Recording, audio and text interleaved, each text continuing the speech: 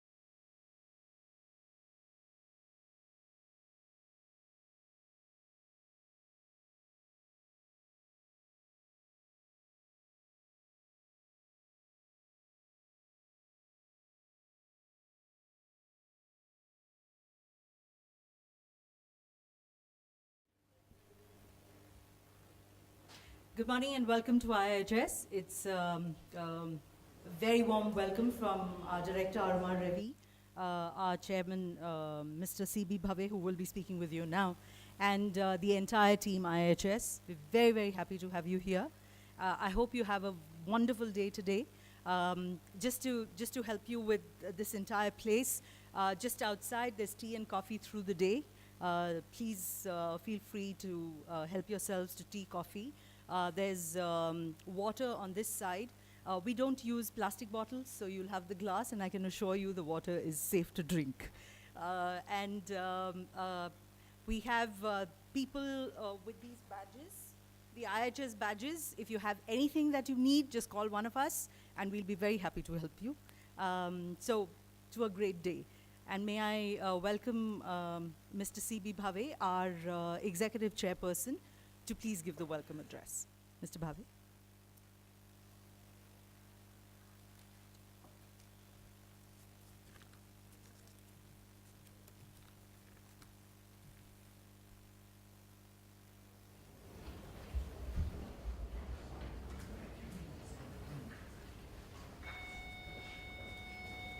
Good morning, everybody.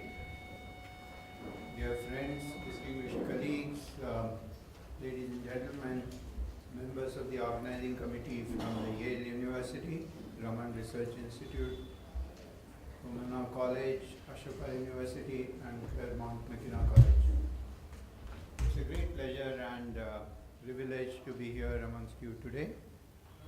As the chairperson of the board of IHS, I take special pride in welcoming you to IHS and hope that the wonderful conversations you started yesterday will continue today as well. This is a gathering of some of the best minds across disciplines and countries who have thought deeply about the value of liberal arts and sciences in university education. The three-day conference seeks to explore how Indian liberal arts, rooted in its own academic traditions, can create lasting and meaningful impact in society and economy. This is an attempt to think creatively about how liberal arts and sciences can incorporate technology, humanities, arts, and philosophies to understand some of the deeper issues facing India. We have among us today university administrators who will take it upon themselves to create spaces for university education to produce knowledge, offer opportunities to provide skilled personnel to the economy, and provide a sense of values to India's blooming young. We are a nation of young people, and therefore there is a special burden and responsibility on the higher education system in India. We are only too aware of its challenges and possibilities, and hope we can engage in fruitful discussion on both. A word of introduction about IHS. We are built on a simple premise that India is urbanizing and urbanizing very rapidly, and we will need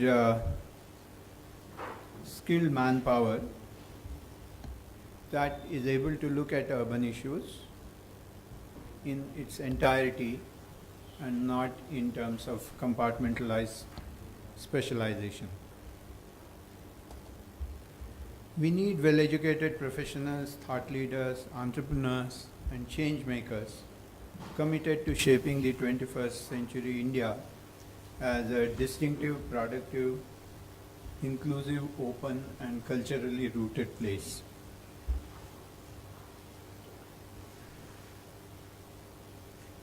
To say that our higher education system today has less than adequate capacity to educate such professionals would probably be an understatement.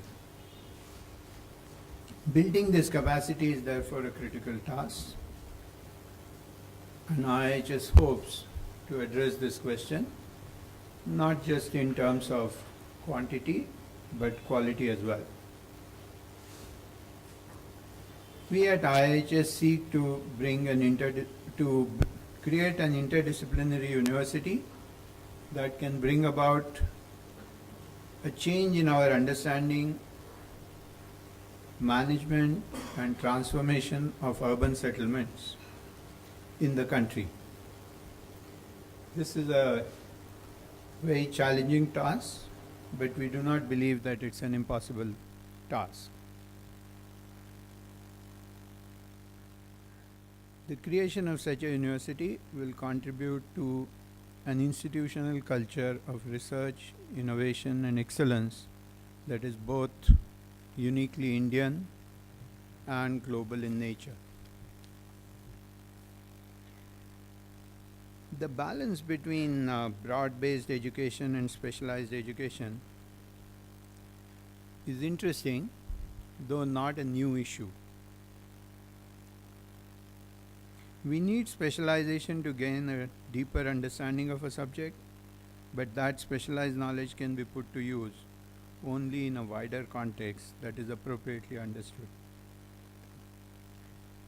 The question is not whether this or that, but to my mind there are two interesting issues that need to be addressed when we discuss the balance between specialization and a more generalized contextual education. The one relates to the level up to which we offer broad-based or what we call liberal arts and sciences education.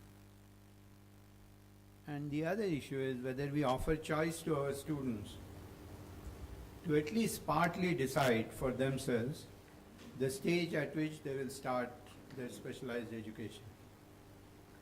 I say this specifically in the Indian context because when I look back on how I was educated, we were required to begin specialization at the age of 12. We were compartmentalized into science students, art students, and even among the science students, we were divided into two parts, those who were headed towards an engineering career and those who were headed towards the medical career. There was little flexibility in terms of switching your choice. So if you made a choice at the age of 12, you more or less stuck with it. So having chosen what I wanted to do, what I thought I wanted to do at the age of 12, I duly did my engineering. And my first exposure to the need for wider contextual education was when I realized that I didn't want to pursue engineering, and appearing for the civil services exam looked like a good option, but the civil services exam didn't have any papers related to engineering at all. So I had to choose subjects like ancient Indian history, Indian constitutional law, and I thought that was not a very good thing I'm doing, though I was very sure I wanted to leave engineering. But I realized 3 or 4 months into studying this subject, but this was fascinating stuff.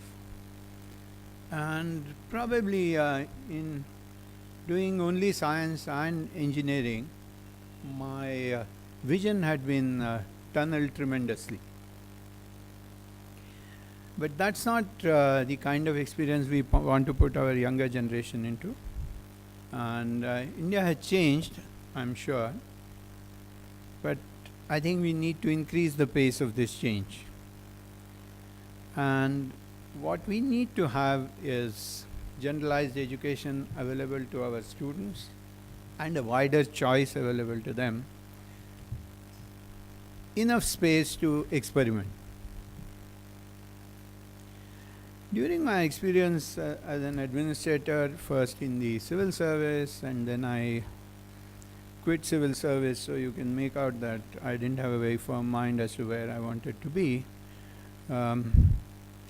I went on to set up the National Securities Depository, which was basically computerization of the entire records of ownership of equities and then subsequently debt and so on in the country. And the one thing that one has come to realize through these years is that we don't need just people who are brilliant, just people who have a lot of skill at doing a particular thing, but more fundamentally, we need people with the right values. We need people who have the courage and commitment to change things, and who can celebrate the plural and inclusive country that we live in. So what should these values be, and how do we inculcate them in our younger population will probably be one of the subjects that you would want to discuss. The other issue that I realized as I progressed in my work was that while we have very good theories about what needs to be done in the society, we lack people with the ability to carry an idea through, to implement what we believe in. And therefore, one of the things that IIHS would like to focus on is the creation of a better interface between teaching, research and practice.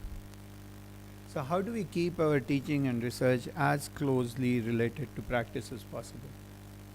In a country of billion-plus people, the efficient administration of the system requires that we not only deliver services to our people, but we have the space in our mind to accommodate the differences and yet address the common issues that people face. Most of the problems that we see here, whether it is poverty, whether climate change, accountability of the government, accountability of the corporate sector,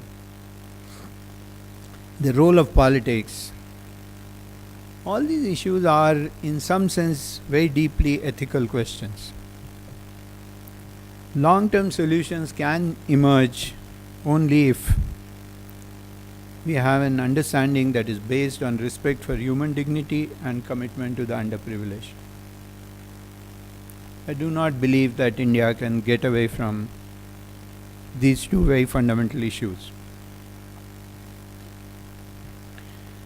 So what is the best way forward and how do we get there? I believe that these are matters of experience as well as education. And it is precisely this that you have all gathered here today to discuss. And it is our hope that this attempt to understand how best our educational institutions must respond to the new and old challenges and provide an environment of learning and application and research that enables change, that all important journeys begin, and we hope the journey of IIHS will also begin this way. Collaboration is the heart of this enterprise, and I hope that today's proceedings are interesting and fruitful and provide valuable lessons to us on how to move ahead. Thank you very much.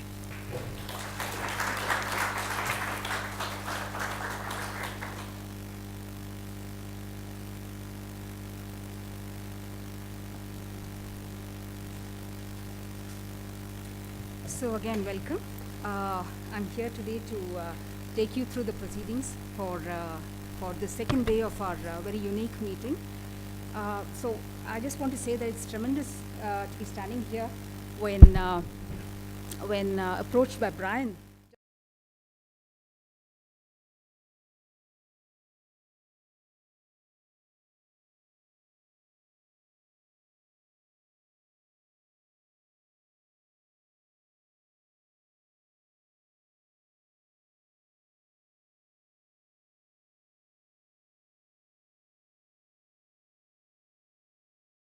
Concerned about it, and so we are happy we've got here this gathering of experts in their own special fields. That has been the core theme of the meeting that we have been planning. So I'd like to just say this, that in India we have this unique relationship with education. It's our culture. We have even a god, Saraswati, for education. So it really is baffling that there's such a disconnect between the classroom and what you see outside. It's baffling, it's puzzling, it's concerning, it's really disturbing. And so if you take a snapshot of the society today, you see inequities, you see, of course, poverty, you see sanitation problems, health problems, nutrition problems, you name it. It's unacceptable. And so it's high time we looked at this. I'm sure there are such gatherings happening around the country frequently. But what do? We are all touched by this education aspect of whatever we do in our careers. So let's put our heads together and see what we can do and how we can address this. And so in this regard, just recently, I found an article by Sukhdev Thorat, some of you might know, who had this article in which he said that undergraduate education today in our country probably is missing a very important aspect, which is, he calls, unlearning of undemocratic values, which is that we come from, I'm just in his own words, it is simply put, students, we are a hierarchical society like what we have been seeing and talking yesterday. So students come from this unique community-based background and then come to the colleges, spend a whole day there where there's this narrow focus on individual subjects, performance, marks, competition, and then they go back to that divided society. So where do they learn how they relate with one another, with divisions which are there in our society? How do they learn to accept these divisions and to live with them? So there is something that is missing. And so it is in this regard that I consider this meeting so apt, and hope we meet more often. So I'm myself an astronomer. I take students, I take PhD students, undergraduates, both in India and abroad. I interact with 17-year-olds, highly impressionable, among the best students in the country, who have been through this grilling of 2 years in closed walls, preparing for the IIT exams. And they have told me that they have missed out a lot of things, music, sports, arts. It is really very disheartening. So with that little bit of background, let me just take you through today's events. So what we have now is the morning. We have experts from the United States, experts in liberal arts education. So we want to hear about their experience, their insights, what they have to say. And then we are equipped with this, and then we move on to the afternoon, where we look into the aspects of curriculum, we look into the aspects of science in liberal arts institutions, and we have humanities and experiential learning in this setting of liberal education. So these 4 topics will be divided into 2 parallel sessions. So that covers the afternoon. And then we also have a special plenary session on a topic that's really favorite for me, and that is addressing environmental and economic issues.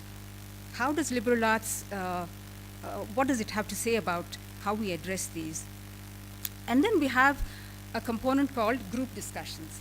So for that, you might have seen that yesterday and the day before, we had sheets of paper pinned onto the wall with topics against which you all were requested to sign, topics of interest to you. And so they are still put up here. We haven't received too many signatures on them. So please, I urge you to go. And the idea there is that we will be selecting 6 of these topics. These are topics that you have put in your registration forms. We couldn't accommodate all of them. We have just 9, I think, and of which we choose 6.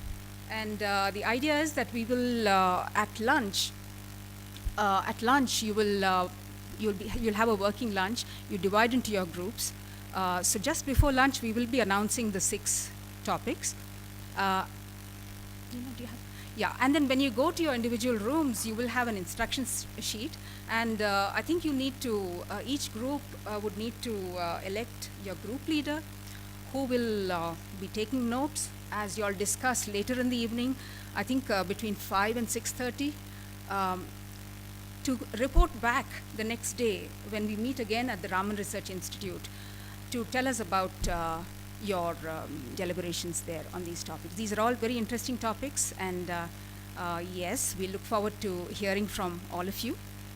So thank you, and I don't want to take up any more time. Nina, would you like to say some? Right, so I think, yeah, we will move ahead with today's program. And so we have, the first speaker is David Oxtoby, the president of Pomona College.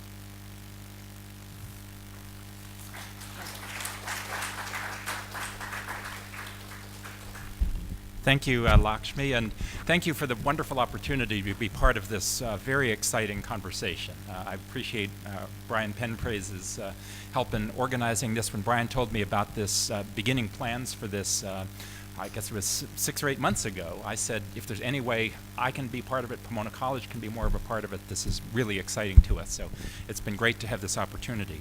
So I'm going to speak relatively briefly about Pomona College, and I want to give a little bit of the history because as was mentioned yesterday, history defines what we are now, and so we really need to look at our history to think about our identity at the present time. Pomona College dates back to 1887, okay? It's interesting to hear about the history of some of the Indian institutions as well yesterday. Pomona College, like virtually all private institutions in the United States, is a college originally with a religious foundation. Like Harvard and Yale, when they were established in 1600s and 1700s, it was church groups that established them, and Pomona was no exception. We were a Congregationalist founding. The very last one, they went all the way across the country, starting colleges in the Northeast first, and then in the Midwest, and then in the West. In 1887, they reached California. And so it has an original religious foundation. But the religious connections have, long since disappeared. I think they persist, though, in some of the values that we have. The idea that we're dealing with the whole student. It's not just about professional training for particular jobs. It's thinking about the role and the value of the entire student, their personal development as well as their intellectual development. That's a core aspect of a residential liberal arts college in the United States. So we describe ourselves actually as a college of the New England type, although we're located in California. So we're a successor to all of those colleges, beginning with Harvard and Yale and Amherst and Williams and other colleges, some of which have remained small and some of which have grown and become universities. So there's been a change in character for a number of institutions, which originally started out very much like us. If you look at Harvard in the 1850s, it wasn't too different from Pomona College in the 1890s. But whereas Harvard eventually grew and made the decision to become a big university, Pomona College made a very different choice, and it actually led to a rather dramatic experiment in higher education that I'd like to say a few words about, and that is the Claremont College's experiment. So Pomona College, founded in 1887, became larger. There was pressure. A lot of students wanted to enroll, and there was a small graduate school that we were running, and we could have, at that time in the 1920s, grown into a university. We could have become like some of the Eastern and Midwestern universities. But the president at the time, our fourth president, James Blaisdell, had a vision that he felt there was real advantage in staying small, but having an advantage of scale. And so the concept that he created, this was in the 1920s, was to create a group of colleges connected to each other, working together with each other, so each one would have the advantage of small scale, but that together we could be a much larger institution. So that was the vision in the 1920s, a very dramatic and bold educational experiment, which, as far as I know, has not taken place in exactly this form in other places. There are others which are exploring these opportunities now in the 21st century, but this was back in the 1920s. And so instead of allowing Pomona to keep growing and become a university, in a far-sighted way, he said, let's take the land that we have, and there was a gift of land by one of his donors, Ellen Browning Scripps of the Scripps Publishing Company, a gift of land to start an entire group of colleges. And so we have the advantage, the Claremont colleges, we are located right next to each other, immediately. Across the street from us is Claremont McKenna College, immediately to the north is Scripps College, and so forth. So the colleges started in the 1920s. Scripps and Claremont Graduate University were the first established in the 1920s. Then with the Depression and the war, there was a pause in establishing new colleges. Just after the war, in the late 1940s, Claremont McKenna College started, originally as a men's college. Scripps has always been and remains a women's college. Claremont McKenna was originally a men's college that later became coeducational. Then in the 1950s, Harvey Mudd College, which specializes in science and engineering. And then in the 1960s, Pitzer College is the fifth undergraduate college to be established. And we now have Keck Graduate Institute for Biotechnology, which is a second graduate college. So we have 2 graduate institutions, 5 undergraduate institutions. Each of us is small. We have different areas of focus. Pomona, I would say, is the broadest in terms of curricular coverage. We are a full, broad liberal arts college. We have a balance, fairly equal numbers of students studying the sciences, the social sciences, and the arts and humanities, so broad curriculum. The other colleges have specialized a bit more, and you'll hear a little bit from Hiram Chodash, my colleague here from Claremont McKenna, about some of their directions, especially in some of the social science areas of emphasis. Scripps College historically emphasized arts and humanities, although they've broadened as well. Harvey Mudd, as I mentioned, science and engineering. Pitzer College has emphasized areas like sociology, psychology, anthropology, and experiential learning, and a lot of international work. So those are the brief introduction to Pomona and the Claremont colleges. And as I say, each of us is small. Each of us has different missions. We have Each has our own president, we have our own board of trustees, our own governance, our own faculties, but a lot of close collaboration between the colleges, so that we have the advantage of small scale, that we can treat students in a very personal, individualized fashion, but we have the advantage of larger scale, that students can take courses on any campus. Our calendars are completely coordinated. You can take literally a 9 o'clock course on our campus and a 10 o'clock course on the Scripps campus, and then go over to Pitzer for an 11 o'clock course or whatever it might be.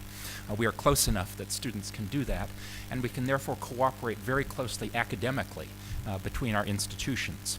Together, if you look at our entire Claremont College's configuration, we are comparable in scale to Princeton University, okay, with graduate and undergraduate programs, and that balance as a group of Claremont colleges, think of us a little bit like Princeton, okay? So that's an interesting way to think about our scale and the way in which we take advantage of that. So to me, that's one of the very exciting things about the Claremont colleges, and that Pomona College, as the founding member of this consortium, it'd be really interesting to see whether there are opportunities both for collaboration and perhaps even for establishment of consortia in this country. I think it's an exciting model for us each to stay small. Pomona College is actually the largest of the 5 undergraduate colleges, but when I say large, I mean 1,500 students, okay? That's the largest. The others range from 800 to, I believe, 1,200 is the range of size of the other colleges. So we are the largest, but ourselves still small. We are virtually fully residential. 98% of our students live on campus, and that residential experience is a key aspect of what students have on our campus. 1,500 students at Pomona College, 200 faculty members. So there's very close interaction between faculty and students. Our instruction is based on discussion-based classes, small discussion-based classes, faculty-student interactions in and outside the classroom. We have a broad curriculum, but a lot of individual attention. Students are able to get involved very early on in research with faculty. For example, in the sciences, students after their first year may be spending the summer engaged in research in labs with faculty. So we have all of those opportunities at Pomona. We have one of the things we encourage as a liberal arts college is different pathways for students. There are many different ways to get to a given goal, and students can change, as you know, in the course of their 4 years on campus. They can change their minds about what they want to do. But for example, if you have a particular professional goal in mind, suppose you have decided you want to do medicine, you don't have to be a major in biological sciences. Maybe you will choose that, but you could be an English major and go on to medicine. If you want to study law, maybe a physics background would be a great combination, a great background for an eventual law degree. Or if you want to go into business, we have many examples. One of our trustees in Hong Kong, who was a major businessman, Bernie Chan, studied studio art. He was a studio art major at Pomona College, and he will talk about how that major and the creativity that it developed in him has affected and changed his own business career. So that's part of the goal. We are not against professions. Our students go on to do many different things, but they come from many different paths to get to those points. Okay. So we have smallness, we have the scale with the Claremont colleges, and I think we have many of the advantages of the small college as well as of the bigger Research One universities. There was some funny conversation that took place over the summer because we've talked a little bit about rankings yesterday, and I'd be the first person to say rankings don't mean that much, and if you're up 1 year, the next year you're likely to be way down, so I don't want to emphasize this too much. But Forbes magazine last summer came out with a ranking which purported to compare all the colleges and universities in the United States for various factors, including the rate of graduation, how many people graduate in 4 years, the affordability, financial aid, diversity, and outcomes. They looked at who was getting things like Fulbright fellowships and so forth. And this ranking came out with Stanford University #1, Pomona College #2, followed by Princeton and Yale and Harvard and others and so on. So we really enjoyed that. Not that it proves anything, but it led to some conversations about what is the value of a particular college and that experience. What do our students get out of it? And so it led to some interesting attention and conversations. So those are some of the comments about the institution. I'd like to spend a few minutes showing a few pictures, if that's set up. Is that set up? Just to give you a little flavor of our campus over a few minutes so you can see the way we work together. So let's see, how do I advance? I'll move fairly fast. I just wanted to give a little image of our campus, which we have. This is California, but we have mountains. This is Los Angeles area. We are 35 miles, 50 kilometers east of Los Angeles is our location. This is some of our academic buildings. One of our oldest buildings, Marston Hall of Music. One of our academic buildings, Carnegie Hall, where we have economics and political science. Use that building. This is our big auditorium, which also serves some of the other Claremont colleges for big meetings, 2,500 seats in our auditorium. This is our theater. We run the drama program, the theater program, for all the Claremont colleges. It's an example of a joint program run by one of the colleges rather than all of us together. This is some science buildings. We have biology and neuroscience and chemistry behind that. This is our building for the languages, modern languages, and for history department in this wonderful building. Here we have a small discussion in office with an advanced German class. This is a very small class, as you can see, and a bigger discussion. This is a religious studies class. One of our faculty members leading a discussion around the table here. Here we have a geology class. Eric Groffies, professor of geology here, with students, in this case, working on computer-related work. Our new biology lab opened about 10 years ago. We are now building a new physics and math laboratory. Here is our chemistry laboratory. Again, this is a faculty member and a student doing research here. We have a lot of students, several hundred students doing research each summer. They do a poster conference in which they show their results at the end of the year. This is our orchestra. We have an orchestra and a choir and a glee club, a lot of performing arts as well as theater. I mentioned dance in those areas. This is the Sky Space, James Turrell, a major artist who's a Pomona College graduate who designed this space on our campus. The residential life is very important. This is one of our new residence halls for undergraduates, for our students.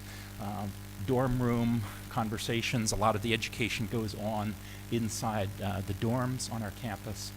This is one of the student eating spaces on campus in our campus center, which again brings students and faculty together in different ways. This is our campus center, which has all of those different activities, including meeting rooms in it.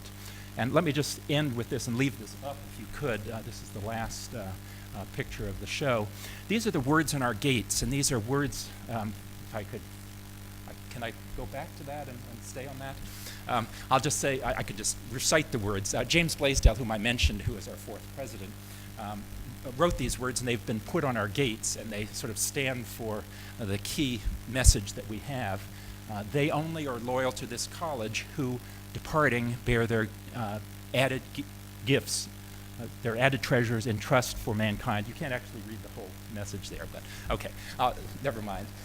I just wanted to say that the commitment that Blaisdell said, bear your gifts in trust, the added riches that you've been given through your college education is something, it's not something that you own, that you possess. It's something that you hold in trust for the future and for the rest of the world. And so there's a real commitment to giving back, to helping the world in different ways. And I'll just close with two examples of that, which have interesting international dimensions. One of them is one of our alumni, Brian Tucker, who has created a firm called Geohazards. And he's working internationally to reduce the effect of major tsunamis and earthquakes. And he works out of Palo Alto and has had a major impact already in Indonesia in developing infrastructure for the next tsunami to prevent the extreme damage that took place from the most recent one. So that's one example. Another example is something that came to my mind when I was, a week or so ago, I was down in Trivandrum in Kerala and opened the India Times on Sunday and saw an article, Dateline Trivandrum, which talked about a student coming from Trivandrum, and it talked about a project he'd worked on, which was having an impact in India, and his several collaborators, one of whom, Jane Chen, I said, Jane, I know Jane, she's a Pomona alumna, okay? So here we have a collaboration of several students, including one of our alumni, who've developed a baby warmer idea. This is something where for prematurely born babies, rather than the very expensive hospital type of treatment that's required, would be used in the United States, in a developing country or in a country with fewer resources, much less expensive way of saving lives, and it's already saved 40,000 lives. So it's an example of the international collaborations that we have. I think the liberal arts liberal arts colleges have been described in the past as distinctively American. I think that's really changed over recent time. It's great to be here, part of this conversation in India. We've been having discussions with Hong Kong about changing their education, moving in a more liberal arts college direction. Next month, the Princess of Thailand, Princess Sirindhorn, will be visiting the Claremont colleges. Pomona will be giving her an honorary degree, and we're talking with Thailand about bringing the liberal arts there. And so these conversations are taking place internationally, and it's very exciting to be part of these discussions. Thank you. So with those remarks, I'd be happy to take any questions from any of you.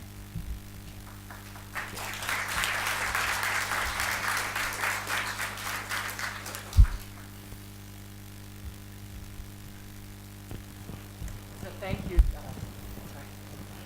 Thank you for this, and it's always inspiring, particularly to hear the vision of the garland. In a way, I think of the Claremont campuses as a kind of garland of different small liberal arts approaches within a broader campus. So we heard yesterday about the basic fact that I hear a lot of colleagues talking about, at least those who are from America, and I have to deal with this constantly, which is just as liberal arts is becoming this very exciting new way of thinking in Asia and other parts, South America, et cetera. It is America's, top global export educationally. I don't believe this statement. I would argue with it on every level, but this is what we hear. Just as that's happening at liberal arts, there's a new consortium, you may be a member of it, of liberal arts college presidents who are trying to make a case for liberal arts in America at a time when it's deeply besieged. Public large research universities are besieged in other ways, but we are struggling with a kind of new credentializing culture. My Duke students talk about their struggle with Duke's credentializing culture all the time. So this group of college, small liberal arts college presidents feel like they need to become activists in the United States. And so it's a deep irony if it's true. I'm not sure it's true, but if it is, let's take the hypothesis for a second. How would you think about re-importing liberal arts back to the United States so that it becomes intelligible to itself? That would be... That's a very good question, and it is ironic, as you say, that at the time when the rest of the world is discovering the liberal arts, the United States, to some extent, has been turning its back, and we are part of that active movement to make the case in the United States for the liberal arts against just credentialing and narrow training and so forth. Sure, people need jobs, but we are successful in our colleges in preparing people for a variety of creative careers. And so the idea that you need to have very narrow training is a complete falsehood. So we're really working on that. And as I say, as you say, we get energy from these types of discussions internationally. I was at another meeting over in Europe talking with some of the university rectors from new institutions in the former Soviet bloc. And they are trying to build liberal arts into their curricula because they are building democracies in their country, and it's a key component for them to build liberal arts education in their universities to prepare for democracy. We have all the same issues, so we need to get some of that excitement and energy from the rest of the world back to the United States, and we're very much part of that effort. Yes.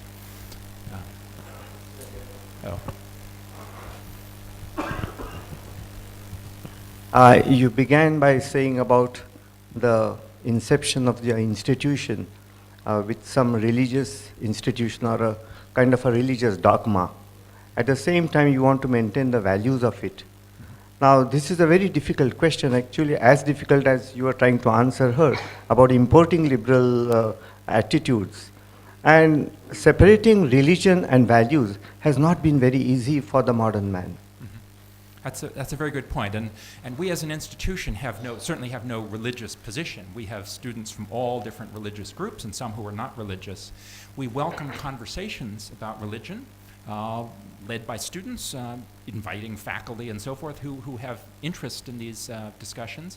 We also very much welcome conversations about values, but we want to have these discussions in a very free and open environment where no one should feel pushed in one direction or feel that they can't speak about some subject. So the idea of free and open conversation, discussion about all sorts of issues, including very controversial issues, is something that's at the very core of our existence. And what Laurie talked about yesterday, some of those conversations will make people uncomfortable, and that's what should happen.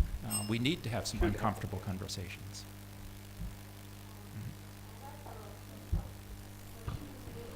Students, even within the United States, the kind of exposure you have to the kind of subjects at your class 12 level, and when you move into college, you have a wider range. And how do you really bridge that gap between the wider range of subjects which they are exposed to during their first year of undergraduation in terms of helping them to make their choices? Given the option also that you also have students who come from international backgrounds, they also come with very different school curriculums, and this broad range of choice of subjects is something that I think students grapple with in terms of making those choices. Yes. That is question number one. Sure. The second is, I'd really would want you to sort of, I know it's not directly sort of drawing on your experience, but would like to sort of get from you the opinion of what would this mean to a country like India, which is actually talking of scale, because we really do not have the luxury of having small classrooms. Given that reality, what is that we can take away from your experience that would be more relevant for India, more relevant for the larger India, rather than relevant for the elite or privileged? Okay, the answers to your two questions. First, I think that we do have students from a wide variety of backgrounds. We don't have a core curriculum for the first year, but we have a curriculum that's flexible enough that it takes students from very different backgrounds and prepares them for the next step. We have writing emphasis, courses with writing emphasis for students with different writing backgrounds and so on, and additional tutoring for students who might not be ready for a particular course. So I think our first year courses do bring students together so that they're ready by their second and third years to be in all the same courses together. Your second question, I think there's a lot of things I could say, and that is that there's the idea of liberal education is something that is very broad in the United States. I was chair of the board of the Association of American Colleges and Universities, which has a wide variety of institutions. Some as small as us or smaller, some as large as Miami-Dade Community College, 200,000 students. It's the largest college in the United States. It draws a very diverse background of students in Florida from the Miami area, and they have a commitment to liberal arts education, which starts at the very beginning. You can teach liberal arts also in big classes. I've taught classes of 250 and taught them in a way that engages students, gets them part of their education. You can break students into small groups in the middle of the class, have them work together on something, and so forth. So there are ways of doing active learning even in much larger classes. I guess my time's up. Thank you.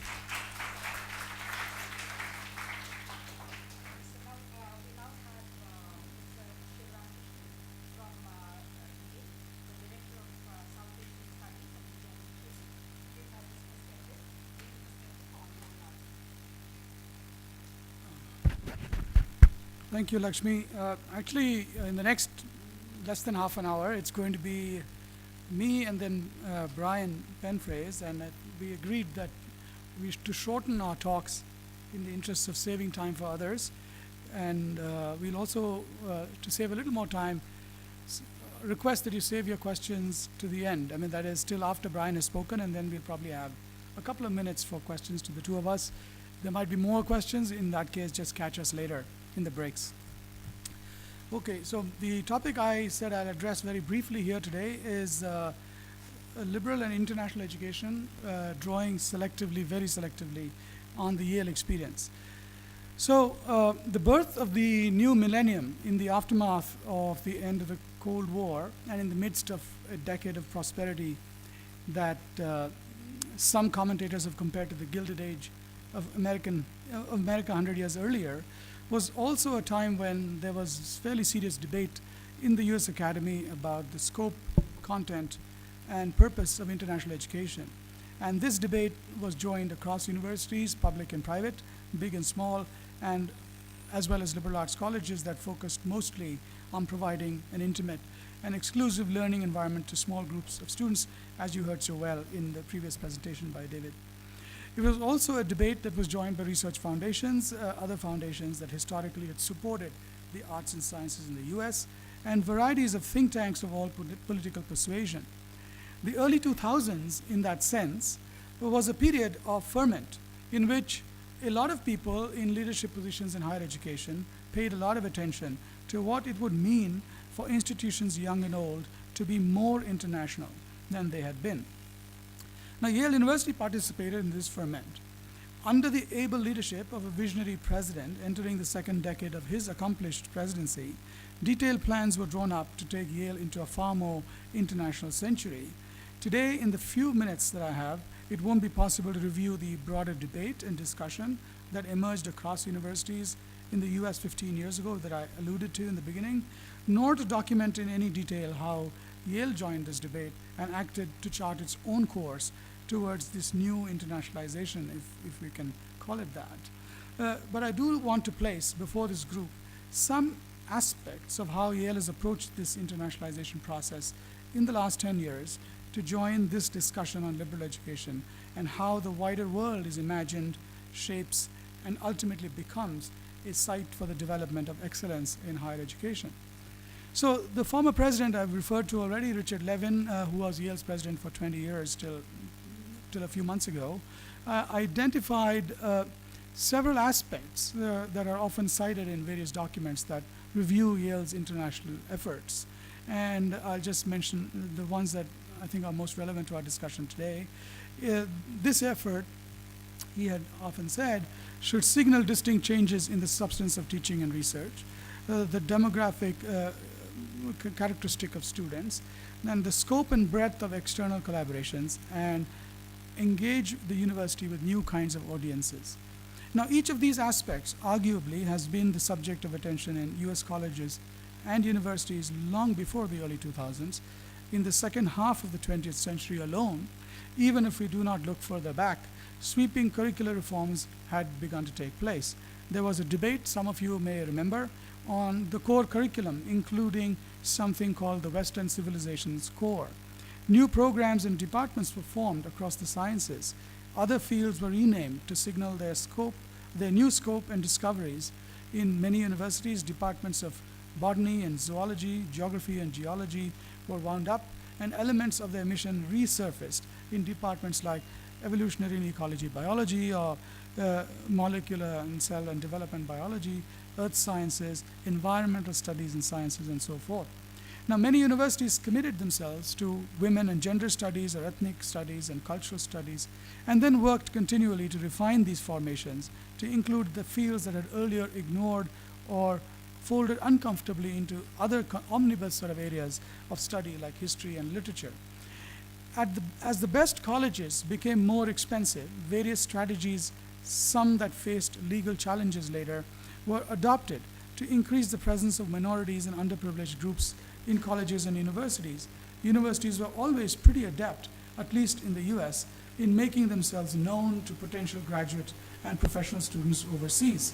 They now renewed their efforts to attract the best college students from beyond the usual foreign countries in Europe, Canada, and a few rich Asian metropolitan centers. So for much of the period between 1950 and 2000, external collaborations were shaped heavily by Cold War strategic concerns and international development assistance. It is well known and well debated that area studies programs emerged from the direct investment of the US government in the learning of foreign languages and the study of foreign societies and cultures. Across the humanities and social sciences, war and development brought the funds that allowed many universities to become centers of excellence in the study of Russia, of course, but also China, Japan, and to some extent other parts of the world, like the Arab world and Latin America. However, it's also the case that these investments were fairly small, their returns greater than expected, and in the long run, they unleashed a host of unintended consequences. Beyond the government, that is beyond the US government, foundations, including national entities like Japan and Korea Foundation, also got involved, and by the end of the 20th century, wealthy and politically mobilized diaspora from different parts of the world had also made small contributions to the enhancement of international studies programs in colleges and universities that showed some willingness to receive these inputs. Now, area studies programs emerged, for the most part, as small and somewhat exotic, often tropical islands in the ocean of liberal arts education. They still managed to create some ripples in the sea, as they changed a few currents and provided a few destinations that did not exist before.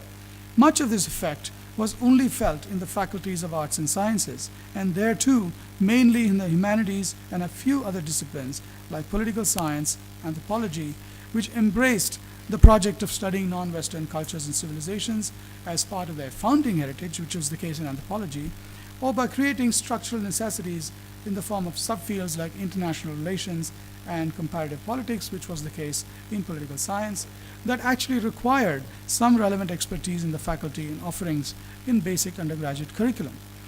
If area studies began to dot the landscape of liberal arts with the odd edifice, it remained mostly on the fringe, beyond the gates of the mansion, and rarely more than a curiosity to be sampled if the fancy took the student.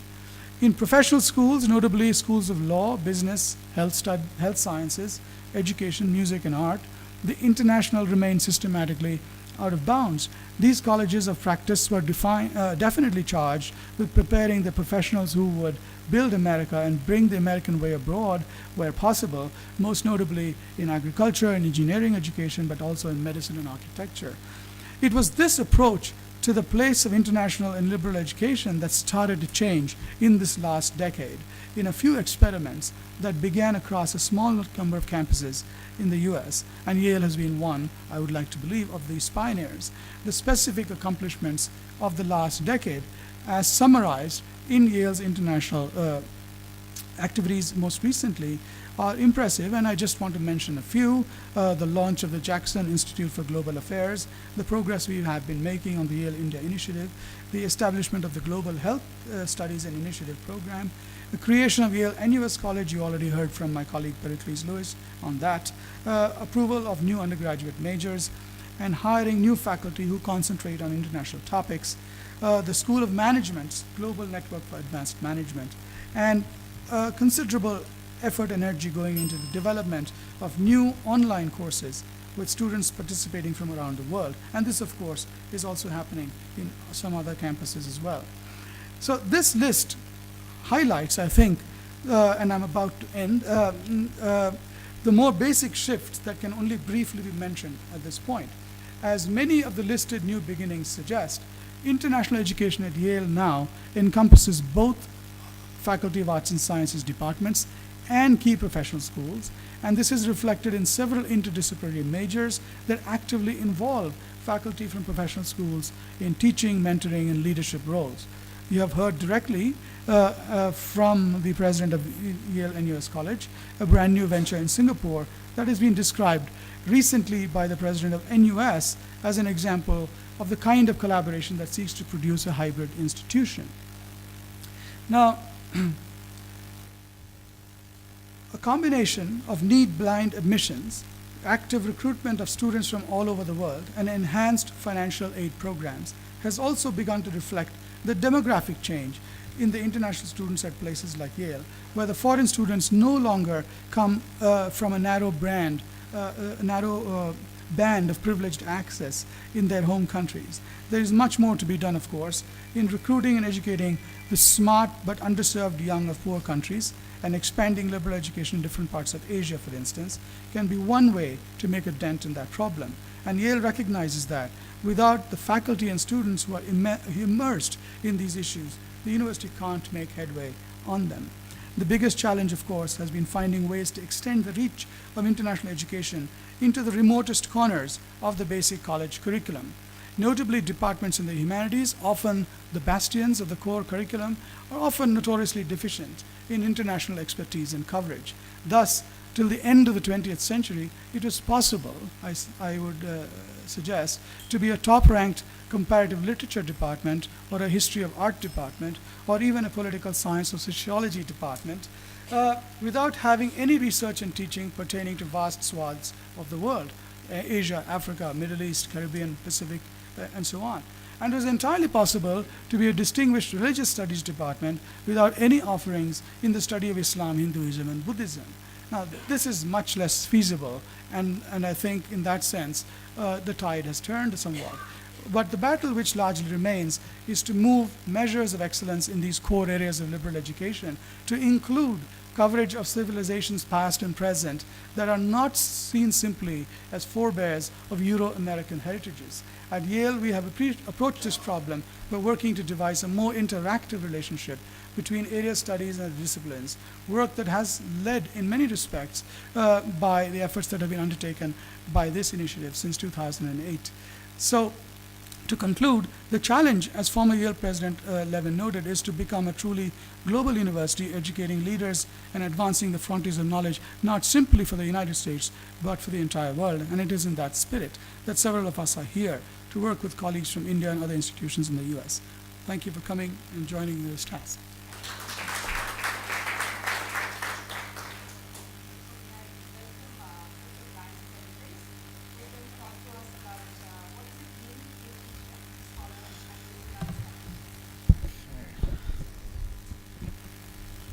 Right, well, hello everyone, and again, I'm so glad to see so many people here at our meeting. It's been really just wonderful having this all come together. I'm talking about what I know best, because I'm a faculty person, and a lot of times when people are building institutions, they'll come up with a site, they'll get funding, they'll put in buildings and curriculum, but really the faculty are that sort of core of the institution. So I just thought I'd talk a little bit about how that particularly looks for our little college, Pomona College, and some of the aspects of that. So my title is based both on my work at Pomona and also from my work at the Yale NUS College, where I was working last year on my ACE fellowship, where, like many of the Indian institutions represented here, an entirely new institution was created based on liberal arts principles. So it's sort of a mix of old and new, and most of you in India, a place with 5,000 or more years of tradition, would not consider a 125-year-old college old. But in Southern California, that's considered old. There are traditions there, some form of academic culture, if you will, aspects of the mix of social capital, culture, tradition were put in kind of a nice way, I think, by one of our former Pomona College professors and famous author, David Foster Wallace. He gave a famous 2005 graduation speech, and in it he gave a story of, as he puts it, there are these two young fish swimming along, and they happen to meet an older fish swimming the other way who nods at them and says, "Morning, boys, how's the water?" And the two fish swim for a bit, and then eventually one of them looks over at the other and says, "What the heck is water?" And Wallace describes the meaning of this story as the most obvious, ubiquitous, important realities are often the ones that are hardest to see and talk about. And these are the aspects of the faculty scholar life that I really think need to be paid attention to. That invisible water that we swim in, that mix of values, of culture, of assumptions. And those in new institutions have to be consciously created. Now, what little I know about Indian cooking, I learned from my wife, who's Bengali. She tried to teach me how to make a curry.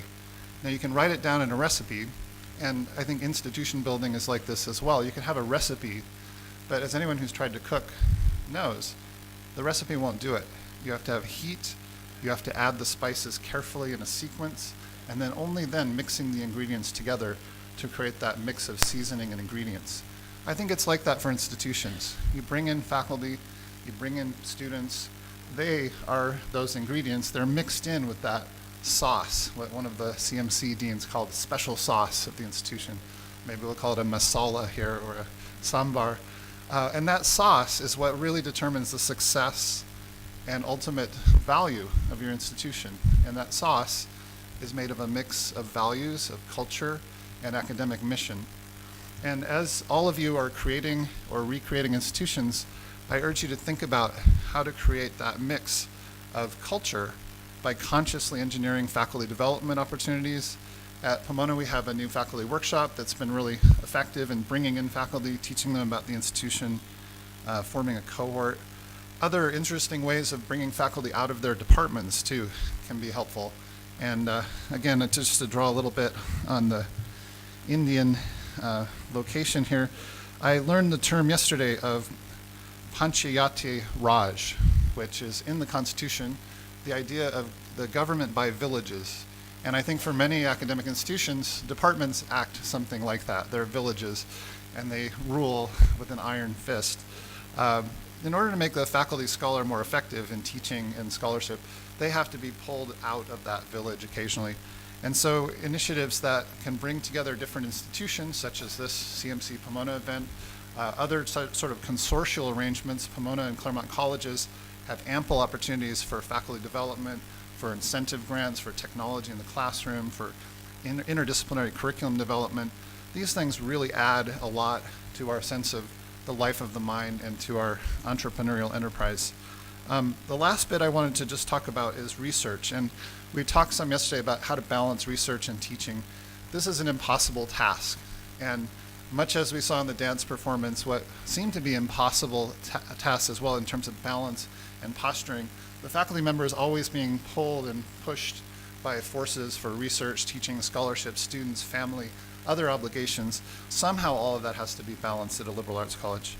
In our case at Pomona, almost all of our faculty are research active, and we receive funding from national foundations.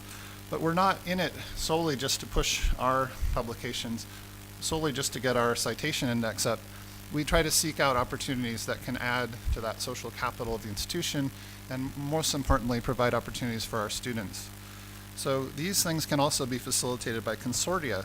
And in the US, the Claremont colleges are part of several consortia. One is a Keck Geology Consortium that allows geology professors to work together, amplifying their power in a sense. They're little colleges, but as a group, they can have sort of a collective mass that allows them to compete with the best departments in the country.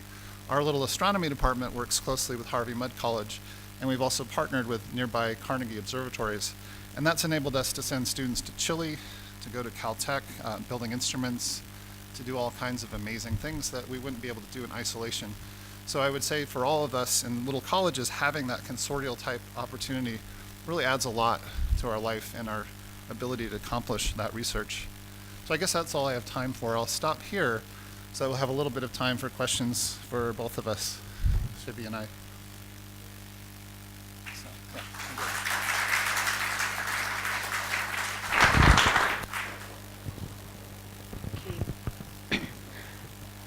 I have a question for Brian. I loved your reference to Indian cooking and the sauce and, and I would just like to say that they also say that the food tastes better when it's cooked with love. And so, to continue thinking about how do you get faculty moving in a place. I was just wondering, we also talked yesterday about liberal arts being about democratization of spaces, right? Yeah. So given that we cannot do away with hierarchy completely, I would just like to hear from you about initiatives about democratizing the space for faculty and for students so that they cook with love. Well, that's a great point, and I like the idea about love. It reminds me too of the dance performance where the fellow was saying there's a science in their posture, but the art is in their smile. And I kind of think there is that mix in institutions as well. Democratization comes naturally in a small place, and that's the advantage of a village-based type government. In a little college, the departments are all very close-knit, very tight-knit. So the faculty do work very much on a peer basis. If you're talking too about the students being democratized and feeling empowered, liberal arts is perfect for that because they have full control over their academic program. They choose their major, their courses. They have more choice than some of them know what to do with. In fact, we try to channel that choice a little bit, make them more intelligent at choosing, and empower them to make those choices based on new skills, quantitative reasoning, critical thinking, advanced skills in all types of disciplines. So I think the democratization of liberal arts goes hand in hand. And when I was thinking liberal arts, I think of it in terms of being able to liberate students. they're able to break out of their past and redefine their future based on their own talents and interests. And so that is such a wonderful model. Our own daughter is at Carleton College, a school I admire much, and I'm just watching her go through that process right now. She's enjoying that exploration, and then out of that exploration comes, I think, a more informed choice of where to go, so that your ultimate destination, your ultimate career is based on those talents and more refined identity that you're able to form. So that's all, again, part of democratization. Anyway, long answer.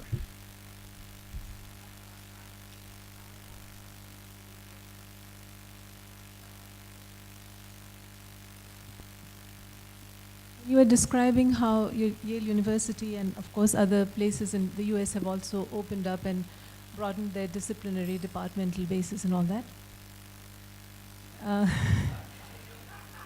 I would have loved to, I want to hear if you have anything to say now, again, as more of a scholar or someone observing those processes, not as an insider building them up, whether you don't think that the pace of slow is extremely slow, unradical, non-transformative.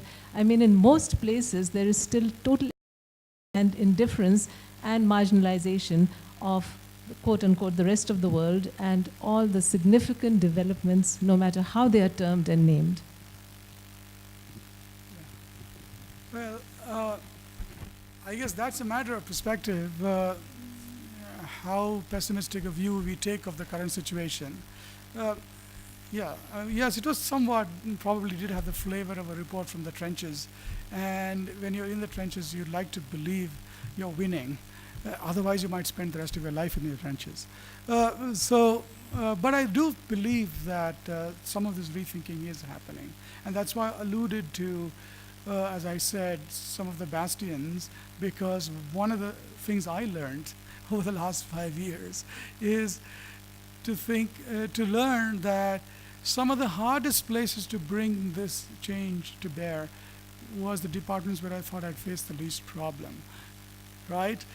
Like history of art. I thought they would know about world art and care about it enough. And political science was an immediate friend. I mean, and I thought that will be where I'll fight a lot of battles with all these game theorists and experimental economics types who believe there's no fieldwork needed anymore. But it was the contrary experience. So I think as we do the work, we realize that resistances come in the unexpected places, but then when you overcome them, it is a movement forward. And right now I'm thinking, it's still possible to have, as I said, a department of religions which ignores 9 out of 10 of the major world religions, but that's also changing. And I think on the whole, I would be a little less optimistic, a little less pessimistic. But as far as what is the character of the change, I think that remains under discussion.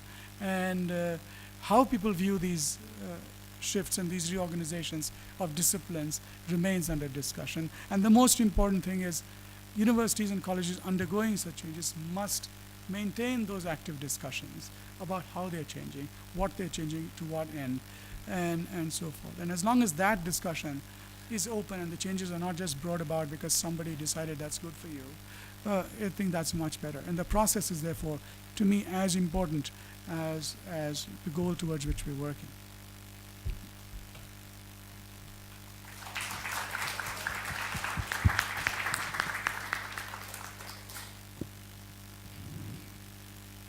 I think we have a 15-minute break for tea, so please feel free to have some tea. But I just wanted to let you know that we're doing a live streaming of this program today. So if you have anyone you wish to inform about the proceedings, all that they need to do is to go to the IHS website. It's being played on the home page.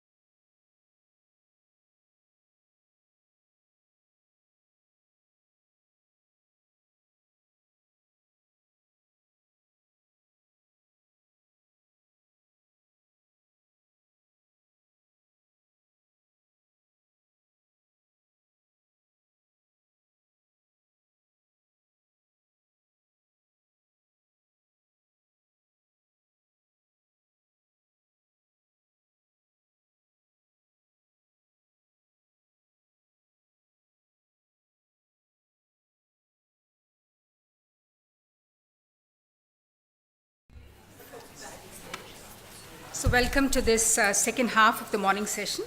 So we have another set of interesting talks from experts in the field of liberal arts education in the US. So the first talk in this session will be Professor Pradeep Khosla, Chancellor, University of California, San Diego. Reflections on Indian and US higher education.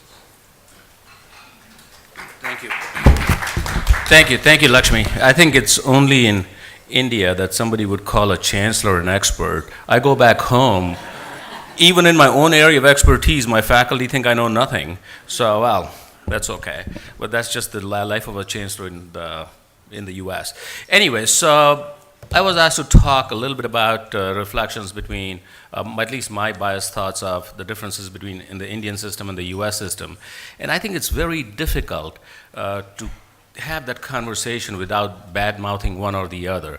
So instead of focusing on that issue, I'm going to focus on UC San Diego, and in that context, bring out the differences between how, for example, UC San Diego, which is barely 50 years old, is one of the top 15 universities in the world. And the question is, and we talked about this yesterday, in India, when we were creating all of these universities right now, could any one of them be in that category in the next 50 years or so? And 50 years is not a very long time frame. 50 years is younger than I am, so it's not a very long time frame. Anyway, so the topic of this conference is actually very interesting and in some sense ironic, because exactly when we are here talking about the importance of liberal arts in the US, there is basically a disinvestment and a talk about or questioning the importance of liberal arts and social sciences in the whole academy. And this questioning is happening not by the faculty, not by the academics. It's mainly happening at the US Congress level, at the state and the federal government level. And it's happening in multiple contexts. One is directly asking the question. The other is cutting university budgets and squeezing and forcing the chancellors and the president's hands to make choices, which usually are bad choices. But anyway, so let's talk a little bit about UC San Diego. UC San Diego is about 50 years old. It was born in 1960, when the first graduate class was admitted, and 1964 is when the first undergraduate class was admitted. So we started off as a graduate-only institution, and in that 50-year time frame, we are right now a university with a $1 billion research portfolio, which is number 5 in the US. We are a university with 30,000 students, and we are part of the UC system, and the UC system has 10 campuses, and my colleague George Blumenthal, who actually is also in some sense a mentor of mine because I look up to him, is a senior chancellor. He's been around for a while, so I look up to him in learning the ropes of the UC system. So what have we done in these, let's see if I can do this. Okay, so in this short span of 50 years, actually, before I go there, I want you to know where the campus is. So right in the middle out here, that building is called the Geisel Library. So Geisel is Ted Geisel, who's Dr. Seuss. So he donated the library, and we have the only collection in the world of Geisel's original works, and they are pretty amazing works. Right, and that ocean out there is not very far off. It's less than a kilometer away, and the chancellor's house is right on the ocean. No, I'm just kidding. It's a 1,200-acre campus, 30,000 students, 24,000 are undergraduates, and 6,000 are graduates, and all of these. This ramp up has been over the last 20 years or so. If you look at our alumni base of 150,000, 75% of our alumni are less than 40 years old, are younger than 40 years. So they've all graduated mainly in the last 20 years or so. So what are we known for? Before I talk about that, we heard David talk about the Claremont colleges. If we had done what the original vision of UC San Diego was, we would be the second round of Claremont colleges. That's why we have these 6 colleges, where the idea was that every college would specialize in something or the other. And then all of these colleges would be based in this 1,200-acre campus.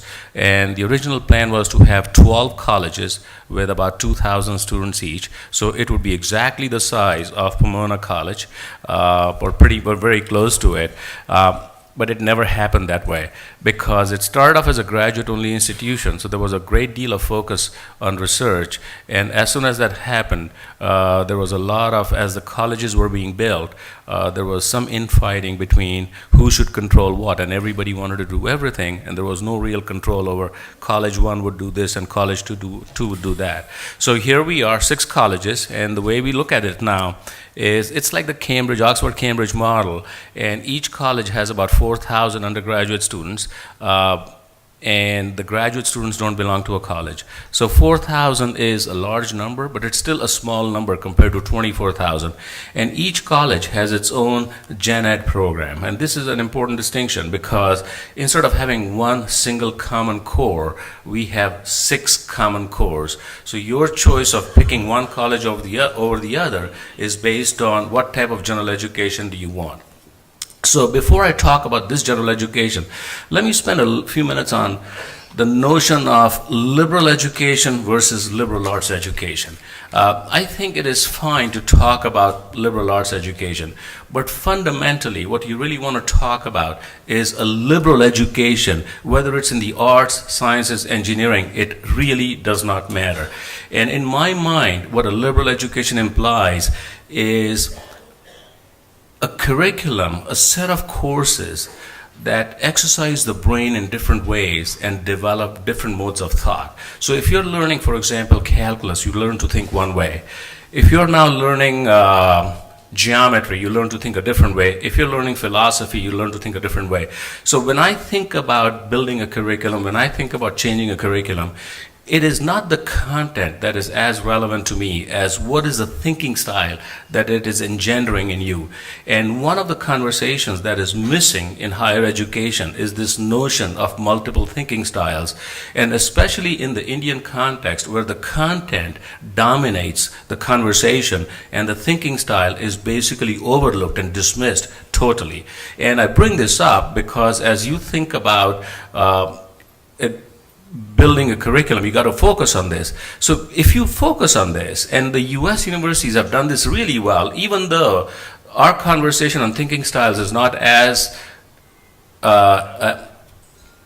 is done as often as I would like to see it being done, but nonetheless it's embedded in our curricula. So that's why it's not a surprise that somebody who does art history at Pomona or music at UC San Diego ends up running a big business in India or China or Hong Kong, because regardless of what they picked as their major, they develop multiple thinking styles. And so that is really an important issue. Second important issue in my mind is in the US, when I think about building curricula, we think about problem solving. In India, we think about solving problems. Two very different things. Solving problem is like textbook type of solving a problem. Here's a problem, tell me what the answer is. Whereas problem solving is defining the problem. It is articulating the problem. It is gathering all the information you need to deal with the issue. It is working with others, and then it's solving the problem. And I think that is also a very important concept. And if you think about education that allows you to problem solve, and if you define problem solve the way I just did, then you are automatically forced to build multiple thinking styles into this. You cannot just think about, let's say in engineering, doing only mechanical engineering and thinking that you're going to be a specialist in that area. So that's the second big difference. The third big difference in India, and you can see this literally in the names of degrees, there is specialization implied on day one in the name of the degree. So, for example, and I could give you an example from my field, which is engineering. So when I was department head, then dean, and I was chancellor, I think degree names should be as broad as possible because the technology, especially in the technology area, the technology changes so fast that you cannot keep on changing degree names. Now you go to the UK, which of course had a strong influence on education, higher education, on the whole world except the US. On the US, it had a negative influence. So then we looked at that and we said, that's not that's not the way to do it. So it's all very specialized. And you see the same in India, where electronics engineering is very different from electrical engineering, is very different from computer science, and these are all separate degree names. And I think it is fundamentally a mistake. So when you think about a liberal arts or a liberal type of education, and you try to then create a silo of a degree which is very special, very focused, you basically undid all the good stuff that you were doing. So even if your curriculum was kind of expanded or pretty broad, you have basically undone that. So in that sense, so let's just look at what UC San Diego, what do we try to do out here? So like I said, each college has its own education philosophy. So what you can do, a student coming in gets to pick a college and they get to pick a major. So you can pick any college and you can pick any major at UC San Diego. So the two are, they're not dependent. Okay, so here are the 6 colleges: Roger Revelle, John Muir, Marshall, Earl Warren, Roosevelt, and 6th College. And naming of the college, probably not of interest to you, but it is where the chancellors have given up their careers because it is such a political problem, naming of a college. So right now I'm hoping that I don't have to name 6th College during my tenure.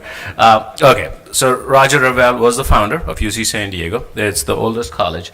And here, the emphasis was, when they were building, when UC San Diego was starting, was emphasizing the need for both scientific and humanistic knowledge.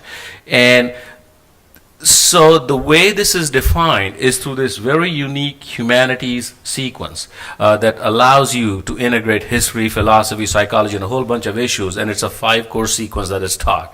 Now, so that's a good part. The bad part about this is that if you're in some other college, you cannot take this sequence, or if you take this sequence, it's not counted towards your major. And I think that is one of those controls that the faculty members have created to kind of define their domain of influence and control. So one of my goals as chancellor is to, over the next 5 years, is to undo that and let anybody take this sequence, because even if you're not in this college, if this is of interest to you, you should be allowed to take it. So John Muir College has a 3-course sequence in social sciences and 3 in mathematics. And regardless of what major you pick, you would have to go take this sequence. So this goes back to the notion that Nikhil was talking about yesterday, and which is, even in the US, is forgotten. When we think about liberal education in the US, we think about STEM, as in science and engineering, being forced to take or encouraged to take liberal arts, humanities, and social sciences. But when we think about social sciences and humanities, we don't think about these young men or women having to take science and engineering, which maybe in the good old days was okay, but today is not. In this technological society, if you think about any problem, it is a multidisciplinary problem, and not understanding technology, not understanding science, is, you will not be as effective as you knew something about it. So just having the vocabulary to be able to talk and have a conversation with a scientist or an engineer is important for a social scientist, and vice versa.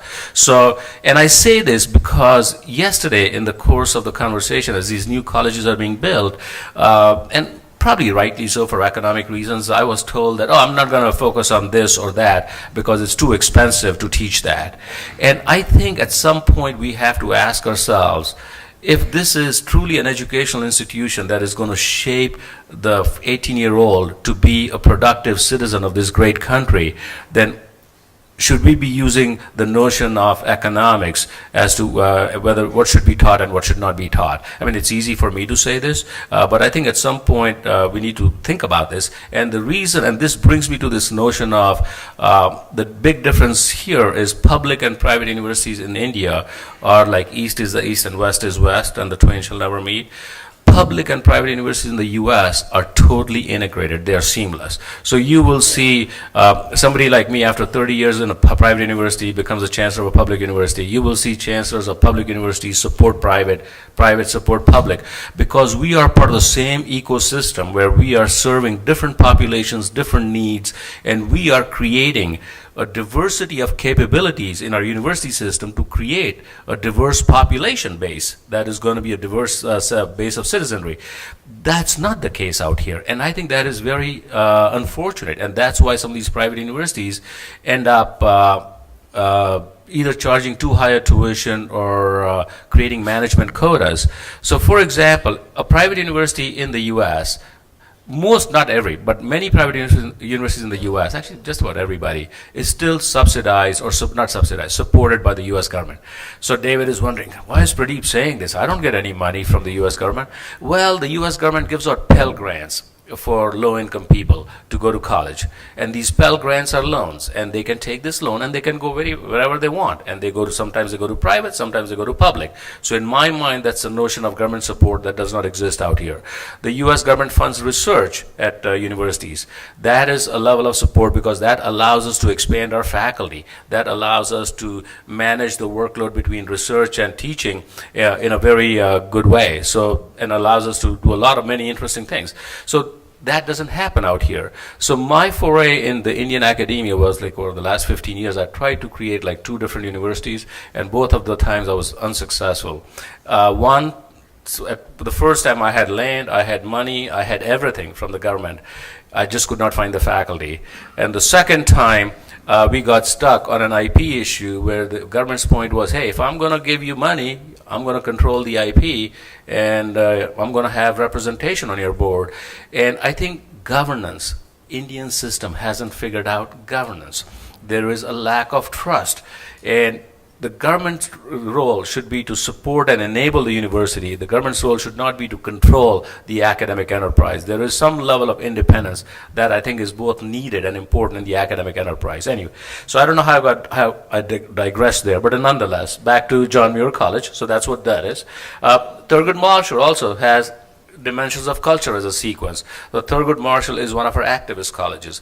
This is the college where students are thinking about social justice. They're thinking about human equality. Why is Africa not developing as much as the US has, and what are the issues out there? So race, religion, ethnicity, you can go down the list, right? Warren College, it's about ethics and society. So it's not to say that every student should not have every one of these things, but what I'm trying to say is that every college has its own special twist on how it looks at life.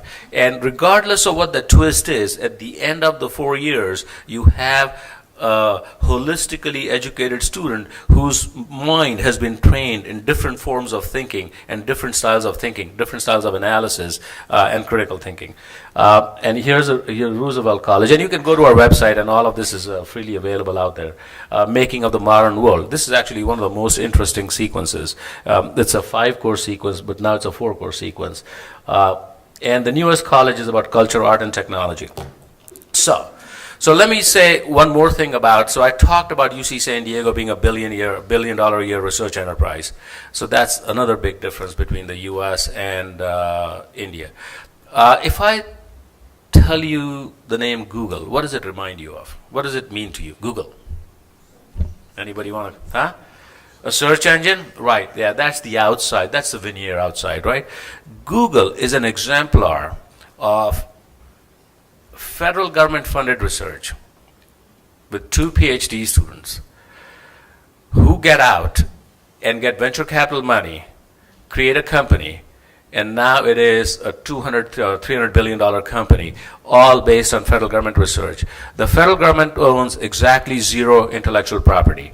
All of the intellectual property is owned by some combination of the company, the students, and the university, right? So economic development, the American university, American higher education has played a very significant role in its community, in the country, in terms of economic development. There is no university in the world outside the US that has created a Google.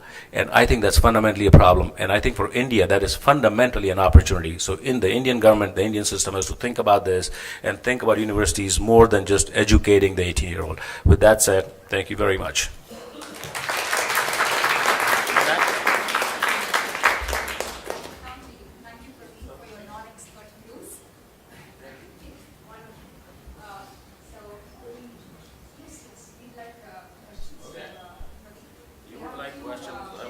Happy to answer a few. Yes, sir. I'm sure my president, Pericles Lewis, would recognize the challenges in naming residential colleges that you're facing also, but I'm looking at the name Sixth College, which I'm sure is not named after Mr. or Ms. Sixth. Are you waiting perhaps for somebody to name the college after? And could you suggest other creative funding mechanisms that might work in India? So it turns out that none of these colleges were named for money, not one. So the first college, Ravel, was the first college. Then it was named Ravel. The second college was whatever, and then it was, right? So none of these were named after, named for money. Pardon me? I personally would love to, but my community of 30,000 students and 2,000 faculty would hang me by my toenails, because this is a serious issue, right? So for example, right now there's going to be a big debate as to should it be named after somebody of Mexican/Hispanic origin because of our location. So these colleges, they make a statement. The name makes a statement. Thurgood Marshall, one of the Supreme Court justices, that college made a statement because he was after equality and equal opportunity, and that's what that college is all about. So these college, the names make a statement. But then could you suggest also something, is there a way that India could perhaps use the endowment funds to also increase? So look, I have to tell you a story. So the Indian chancellors, the vice chancellors and directors of IITs, they're into raising endowments, which is great, especially the IITs. I am on the advisory board of two IITs, and they're named, and two named centers of research. They have the money sitting in the bank. The donor is upset because the right things are not happening, and I'm the one who's the impedance match, who has to answer as to why it's not happening this way and tell the donor in the US why this is the right way to do it. I think the Indian system has not figured out what is it to collect an endowment, how to invest it, and how to invest it back into the system, and what is good stewardship. I mean, if you talk to any chancellor or any, I spend more of my time doing stewardship than I do raising money. The day I spend more time raising money, I'm making a mistake. So I have to spend more time doing stewardship than raising money. So now you see why I didn't want to compare India and the US, because it just goes downhill. I'm sorry, there was somebody out here. Go ahead. Thank you.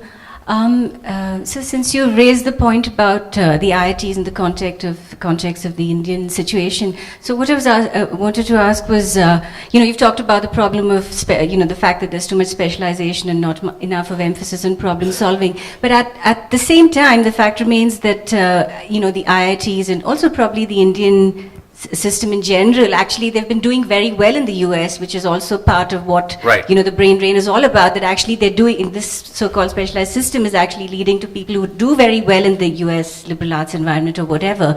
And so the question is that, but obviously it is not something which is conducive to them integrating into the Indian system, because we're not looking at the problems related to the Indian context that much. For instance, I went through IIT and I did loads of quantum mechanics and all that, which was really not very applicable at that time or whatever. So are you suggesting that we need to actually, of course now what the IITs are trying to do is they're trying to integrate more courses in humanities and for instance archaeological sciences, design and this and that, the other.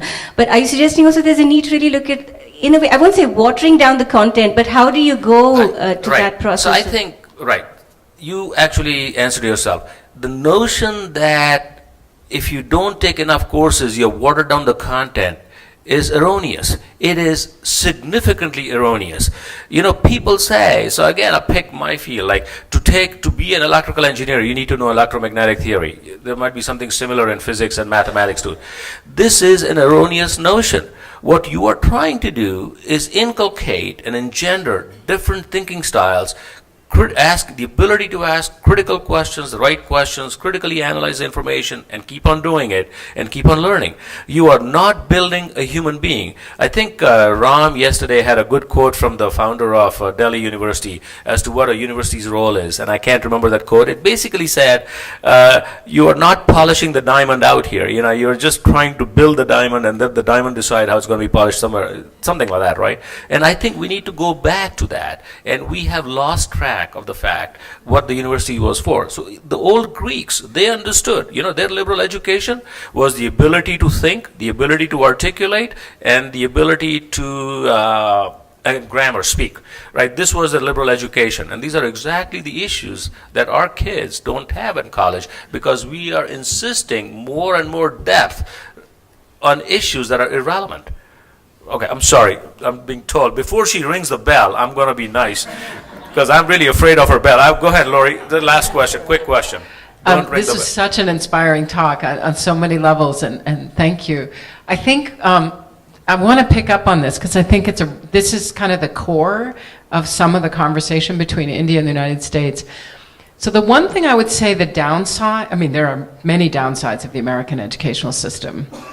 One of the downsides that I have experienced is, I agree with you 1,000%, and you are a brilliant advocate of this question of learning how to critically think. And it's related to what I was saying yesterday about when people say I wasn't trained that way. I don't accept that, because if you can think that way, then read a book, right? So I completely agree with you. The one thing that I think we sometimes inadvertently communicate to our students is that they don't have to know stuff in order, because the critical thinking is so essential that they think that the mastery of knowledge, which is part of the critical thinking, is to be finessed in a certain way. And I worry about that. And in that way, I think the Indian educational system actually has it over us. Right, and I think you should worry, because seeing my kids go through high school now, like a grade school and high school, when I was young, tables like 2 times 2 is 4, and I used to know like 20 times 20, like across the board instantaneously. My kids don't know that. Dad, we have a calculator, I don't need that. And I think that is lost. So there are certain things you got to know, what the answer is, like right that. I agree with you. So thank you. Thanks. Thank you, Pradeep. Thank you. We now go on to the next talk this morning, and this is by Professor George Blumenthal, Chancellor, University of California, Santa Cruz. The view from the University of California, Santa Cruz. Great, well, thank you. It's truly a pleasure to be here, and it's always interesting to follow my friend Pradeep, who is the leader of my alma mater, UC San Diego. But there are some real distinctions between UC San Diego and UC Santa Cruz. And those distinctions are reflected by the fact that UC San Diego started in 1960 as a graduate institution. UC Santa Cruz started in 1965 as an undergraduate institution. And there's some really interesting distinctions that come out as a result of that. But you'll hear a number of similarities as well. UC Santa Cruz is doing remarkably well. Times Higher Education consistently ranks us among the top 10 young universities in the world. And we also draw top marks consistently in terms of research impact, citations per paper by our faculty. So we're doing some really good things, even though we're only 48 years old as a campus. And I believe that it's our commitment to a liberal undergraduate education that really has been central to our success. So let me tell you the story, and I want to really break it down into 3 parts. First, I'll present some of the background about UC Santa Cruz. Secondly, I'll share some stories of areas where we've developed areas of expertise. And I'll conclude with some lessons learned and best practices, which hopefully will be of benefit to other universities. So let me begin from the beginning. UC Santa Cruz is a part of the 10-campus University of California system that includes UC San Diego. We are one of the youngest, having opened in 1965. I would say that collectively, the University of California is truly the greatest public research university system in the world. And one of the reasons that UC was able to do that was building off the success of the first campus, UC Berkeley, and because of the California Master Plan for Higher Education, which allocated the UC system to be the research universities that do research and that offer PhD degrees, but designated the California State University system to be the place where the vast majority of undergraduates get their degree, a less selective system, but a system that nevertheless produces a large number of degrees in California, and all fed by the California community colleges, of which there are more than 120 community colleges, whose role is to provide education for the first 2 years of college. And that's really worked remarkably well over the years, and it's allowed us to specialize and produce quality. At the core, UC's mission is teaching, research, and public service. And we are steeped as a system in the liberal arts tradition. And I think the key point is the one that Pradeep made so eloquently, namely that we teach our students not what to think, but how to think, and how to think critically. And that's the thing that we're most concerned about as we educate our students. So let me turn back now to UC Santa Cruz itself. And we are located in a rather nice location, 2,000 acres overlooking the shores of Monterey Bay and the Pacific Ocean. And most of our campus remains open, undeveloped space. We're consistently ranked one of the most beautiful campuses in the country, with towering redwood trees and expansive meadows and architecture that reflects that, those facilities. We currently have about 15,000 undergraduate students and about 1,500 graduate students. And much like, it's kind of ironic because you're hearing this morning 3 talks from 3 American universities that have undergraduate colleges. And if you're not familiar with the American system, you might think that this is just the way things are organized. Not at all. You are actually hearing from 3 of the unique universities in the United States that have really developed a well-developed college system. Our college system at UC Santa Cruz is a little bit different than UC San Diego. Our colleges are smaller, typically around 1,500 students each. We have 10 undergraduate colleges.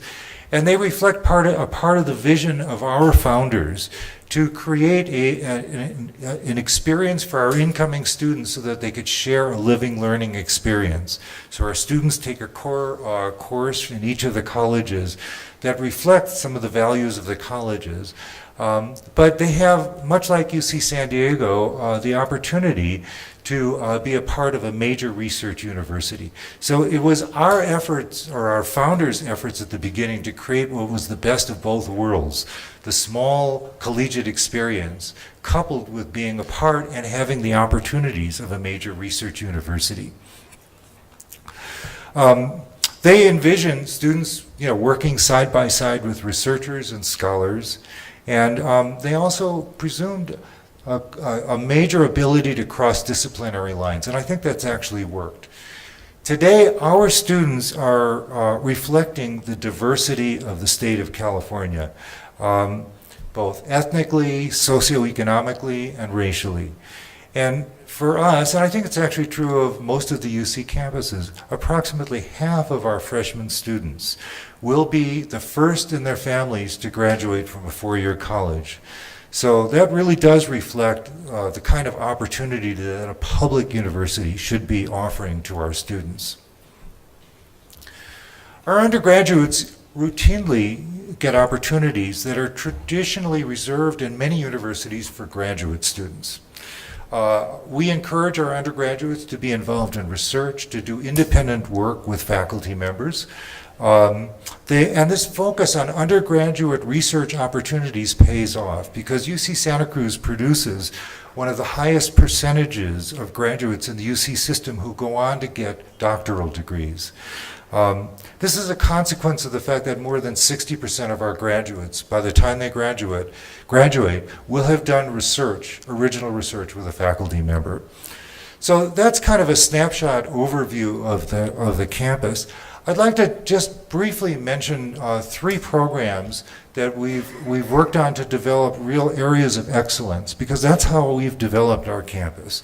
One of these I can't help but mention is in astronomy, both because of the organizers of this conference and because that happens to be my own field as well, so I'm totally biased here. But we were fortunate as a campus when we opened to become the headquarters of the University of California Lick Observatory, which was the observatory of UC. But since then, on our campus, we developed the concept of a 10-meter telescope, which 20 years ago became the two Keck telescopes in Hawaii, which have been leading ground-based facilities for all of astronomy around the world since then. And we've developed a world-class astronomy department as a result that's revolutionized the design of telescopes and has really been at the forefront of active research, both in terms of the discovery of new planets, the development of understanding of how structure formed in the universe, and the discovery of some of the earliest galaxies that have ever been formed. So that's the kind of research and research impact that puts a campus on the international map. You don't have to be great at everything, but you do need to have centers of excellence that can really do that. And the kind of unique facilities that we've developed actually invite international collaborations. One of the great things that the University of California system is doing now is we are developing a 30-meter telescope, which will be built in Hawaii and will see first light in 2021. And one of the partners, I mean, this started out as a partnership between UC and Caltech, and now includes several countries as partners, including India. So this is going to be a major international partnership. But one of the things we've done at UC Santa Cruz is taken it to the next step. We've also been among the leaders in a subject called astronomers hate the fact that stars twinkle in the sky. I mean, there's a song, Twinkle, Twinkle, Little Star. It's very beautiful, but astronomers hate twinkling of little stars. So we have a Center for Adaptive Optics which developed techniques to basically take the twinkle out of the little star. And that has really been extremely successful. But we've even taken it further and used that technology to develop microscopes that actually can probe into cells, see individual chromosomes and study individual chromosomes. And that's one of the key things, the kind of that allows you to take a subject matter in one field and really apply it to other fields as well. And that's what we've done with adaptive optics microscopes. Let me turn now to the second area that I wanted to emphasize, because my point again is the importance of developing centers of excellence. And that has to do with the Human Genome Project and genomics. When the world completed the Human Genome Project in the year 2000, what you may not know is that project was actually completed at UC Santa Cruz. Laboratories all over the world were measuring little pieces of the genome.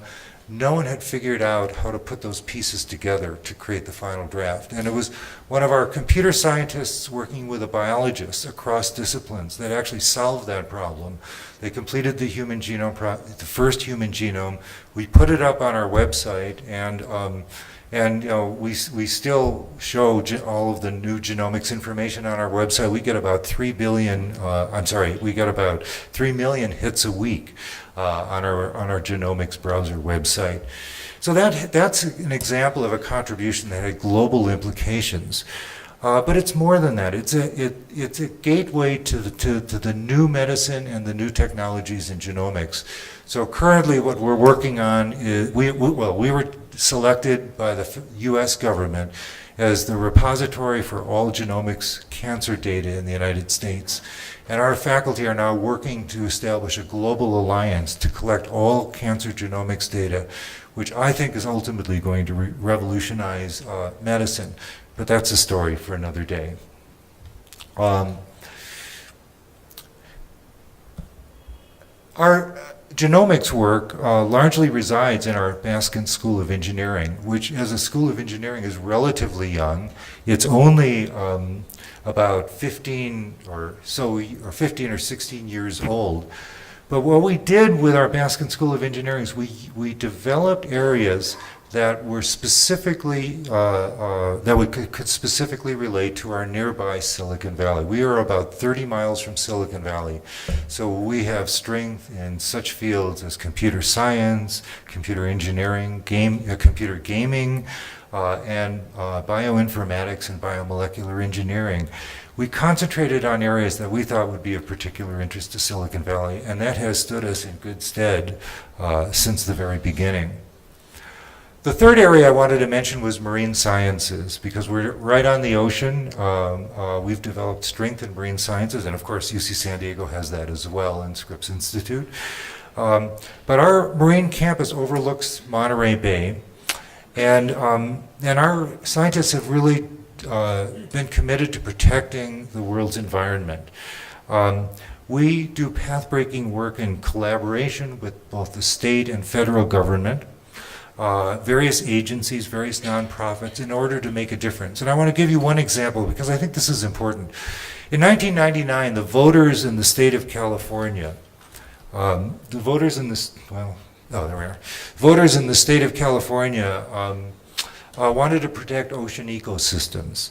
And so our marine scientists helped design a network of marine reserves, which now are along the California coast. And those reserves are home to one of the largest conservation networks in the world. And as a result, marine life and habitat are rebounding in those marine reserves. So conservation is making a difference. And my main point is this is an example where scientists are working with public policy makers to create something that can actually further the benefit of society. And I think that's a really important point when scientists and public policy makers can work together. Now, I've talked about a number of ways in which we've used our location to build top programs. But I want to emphasize that we have a number of initiatives in other areas other than science and engineering as well. And I want to talk about, just very briefly, about a few that might be of particular interest to this audience. One is that we have earned global recognition for our visionary Satyajit Ray film study collection, which was organized by one of our professors, Dilip Basu. So we've actually restored Ray's films. We have this world-class archive that is dedicated to the preservation and sharing of Ray's cinematic legacy. A second example is our extraordinary program in classical Indian music. We established on our campus an Ali Akbar Khan endowment in 1999, followed by another endowment in classical Indian music a year later. Khan himself was a member of our faculty, and his legacy continues to live on at UC Santa Cruz as a result of those efforts. And a third one is our South Asia Studies Initiative, which is focused on India's role in the global economy, including its emergence as a source of managerial, scientific expertise in entrepreneurship and innovation.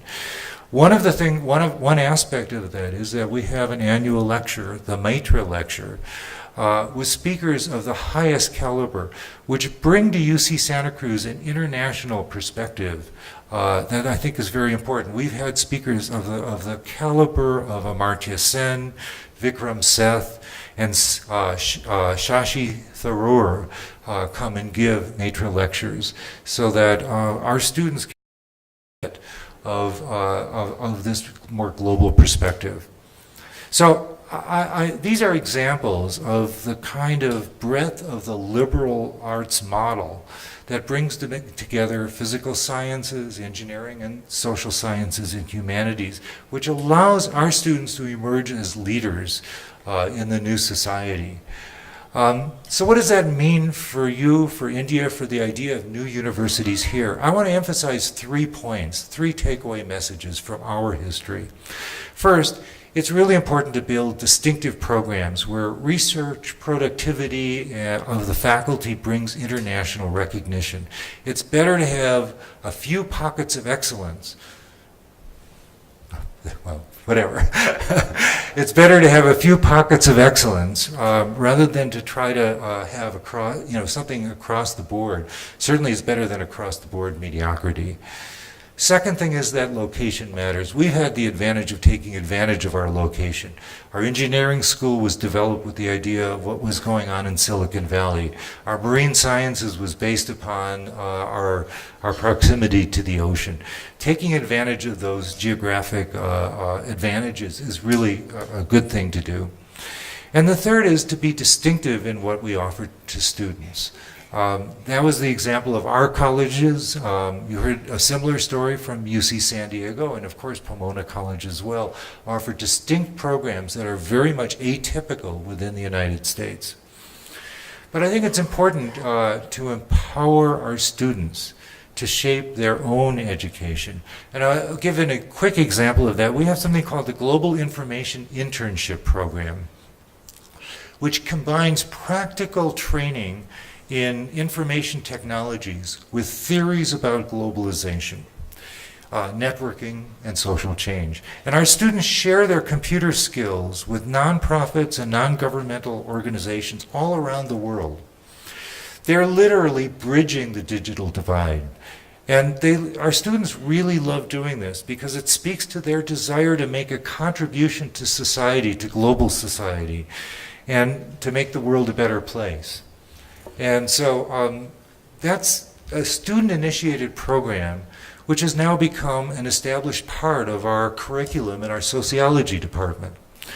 And that brings me to the final point I want to make, which is that a global perspective really matters. We really need to think of ourselves as a place in the world rather than a place in our locality, and that's really needed for our students as well. Because faculty want it, faculty collaborate, our students need it, and everyone benefits. So there's a whole bunch of things that we could be talking about, but my take-home message boils down to this. I think for the creation of new universities, particularly in India, be innovative, because innovation does pay off. And do things differently is a part of the pursuit of a vision. You've heard different models here of different visions of how a liberal arts college can operate, I think all successfully. Our founders knew that students would benefit from UCSC's unique approach, and that vision helped attract bright, creative faculty who think independently, collaborate across discipline, and really are an inspiration for our students.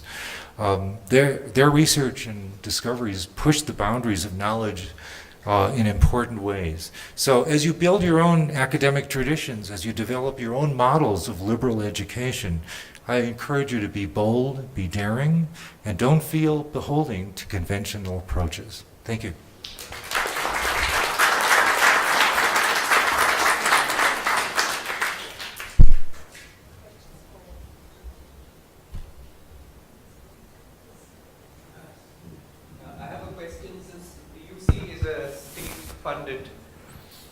It's a state-funded university, it's part of the University of California system.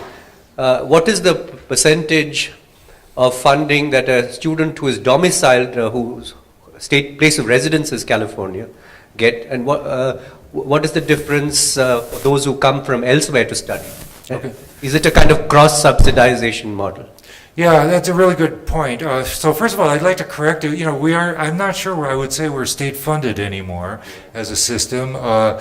Right now, the University of California, all 10 campuses, collect considerably more money in tuition from our students than we collect from the state of California. So we're now a state-augmented university system. And of course, my fear is that we will soon transition to a state-tolerated university system.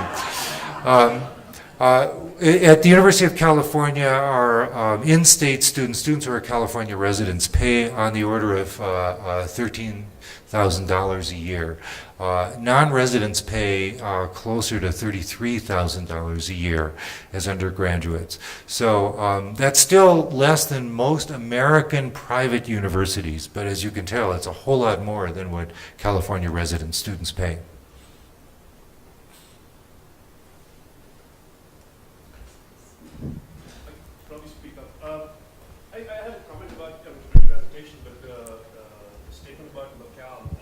Particularly reminded me of Indian bias towards building all universities, including all the new ones, in metros.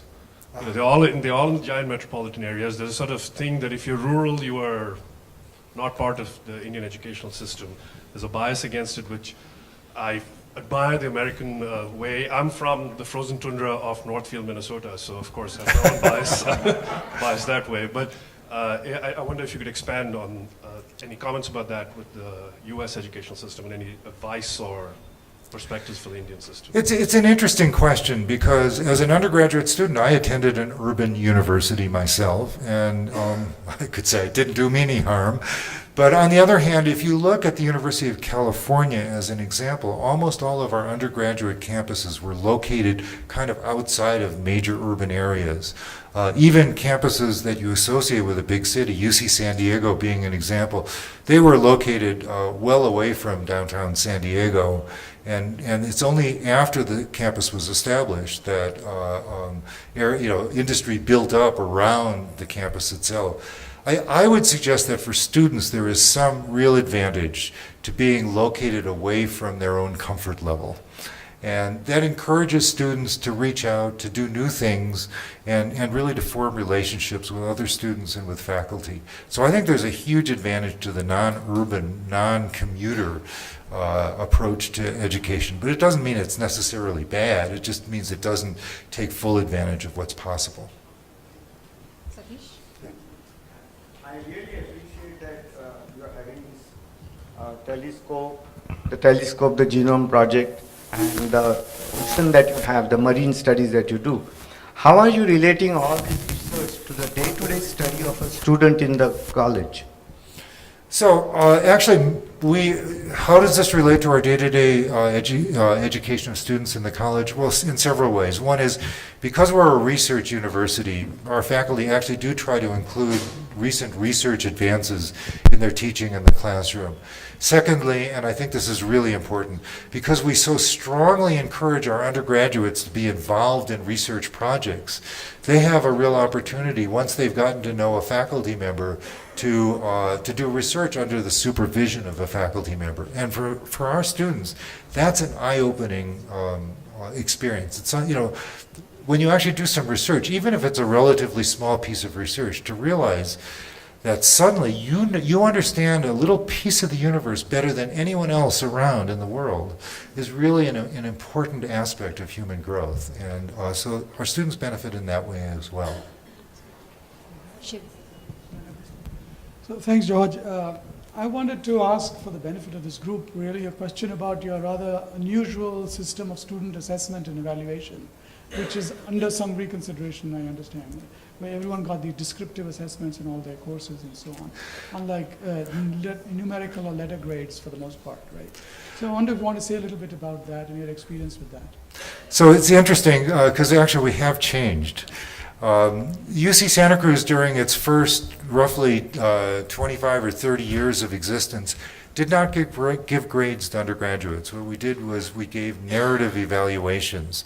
That is, at the end of every term, a student would not receive a letter grade, but would rather receive a paragraph of description of how that student did. And around the year 2000, our faculty voted to change that system so that grades were required, although we also do give narrative evaluations on a voluntary basis in classes. So why did we do that, and why did it change? It's a really good question. We did it because we wanted to be a little bit unconventional, and we thought that there was a lot more that could be conveyed about a student in a paragraph than could be conveyed in one letter. And if you actually go back and read the evaluations of students in that time period, it really was true. There was a lot of information that you could learn about a student just from reading these narrative evaluations. So why did we, if the system worked, why did we change it? Well, I would say two reasons. One reason was concern about whether or not it was disadvantaging students to have to not have letter grades. My wife, for example, is a faculty member at a law school, Hastings College of the Law, and she told me that during that period, whenever they got an application from Santa Cruz, instead of reading the evaluations, what they would do is they would have one of their secretaries read through the evaluations and assign a grade point average. And I don't think that was atypical of other places necessarily. The other reason is that it's very time-consuming for faculty to actually do that. And so I think that as the faculty began to turn over and a new generation of faculty came in, they were asking a question about whether or not this was the best use of their time. So right now, we give letter grades as a default, but we give faculty the opportunity to also include a narrative evaluation, and some percentage of them do. But let me just finally say, I loved that system because I never had students come and scream at me that they should have gotten 2 more points on the final exam because it didn't matter. Their narrative evaluation wouldn't have changed, but their grade might have changed. So I thought it was a great system, but nevertheless, you have to roll with the times. Thank you, George. Thank you.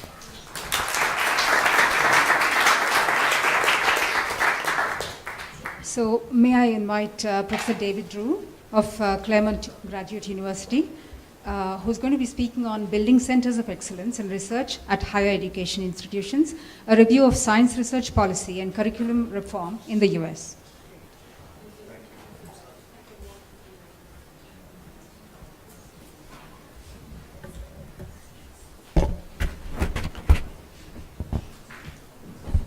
Good morning.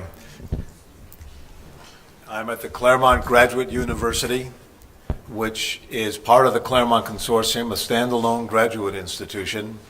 This is a school where we very much emphasize close work with graduate students, and also there's considerable amount of exciting research and scholarship at CGU.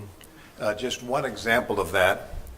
When we changed from 1999 to 2000, there was much celebration around the world about the change in beginning of a new century. The Wall Street Journal ran a front page article in which they asked 8 scholars from around the world to comment on what the new century might bring. 2 of those 8 were from the Claremont Graduate University. The late Peter Drucker and psychologist Mihaly Csikszentmihalyi. So as Laurie mentioned yesterday, those of us who are not very early in the program have had to become adaptive, to restructure our talks a little bit so as not to be redundant, also to try to be consistent with some of the themes that have been developing. And I noticed that our keynote speaker began with a quote from George Bernard Shaw. So I thought, well, I'm going to be talking about evaluation, and I thought of a George Bernard Shaw incident that kind of related to evaluation. Thought I'd begin with that. Shaw introduced a new play in London, and at the end of the play, he walked out on the stage, and there was thunderous, prolonged applause, a standing ovation for 5 minutes, and he kind of basked in it.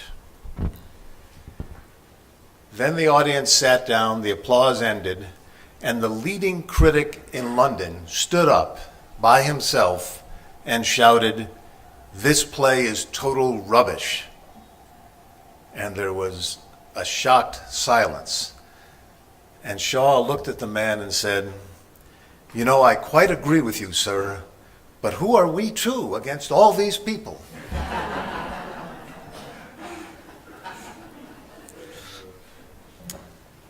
I'm going to talk about creating centers of excellence in higher education. As I say, I've reshaped the talk a little bit from when I prepared the PowerPoints in light of topics that have already been covered extensively. Some of these examples I will give you, programs I will discuss, are programs that I evaluated, that I studied closely. I also was the lead planner for the launching of a new 4-year liberal arts college in Nevada, and I'll talk about that briefly.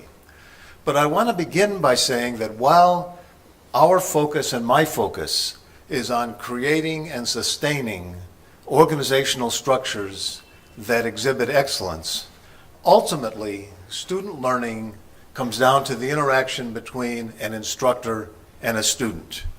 And sometimes the concepts that we instructors are trying to present are difficult. And so I'd like to give one little example of that.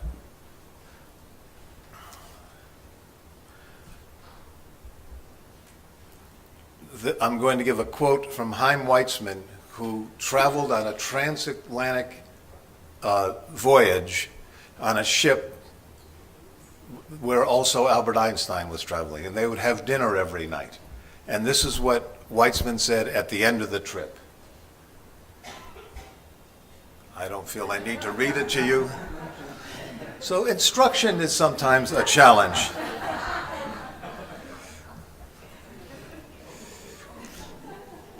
I'm going to talk about 2 extensive programs and one launching of a new college.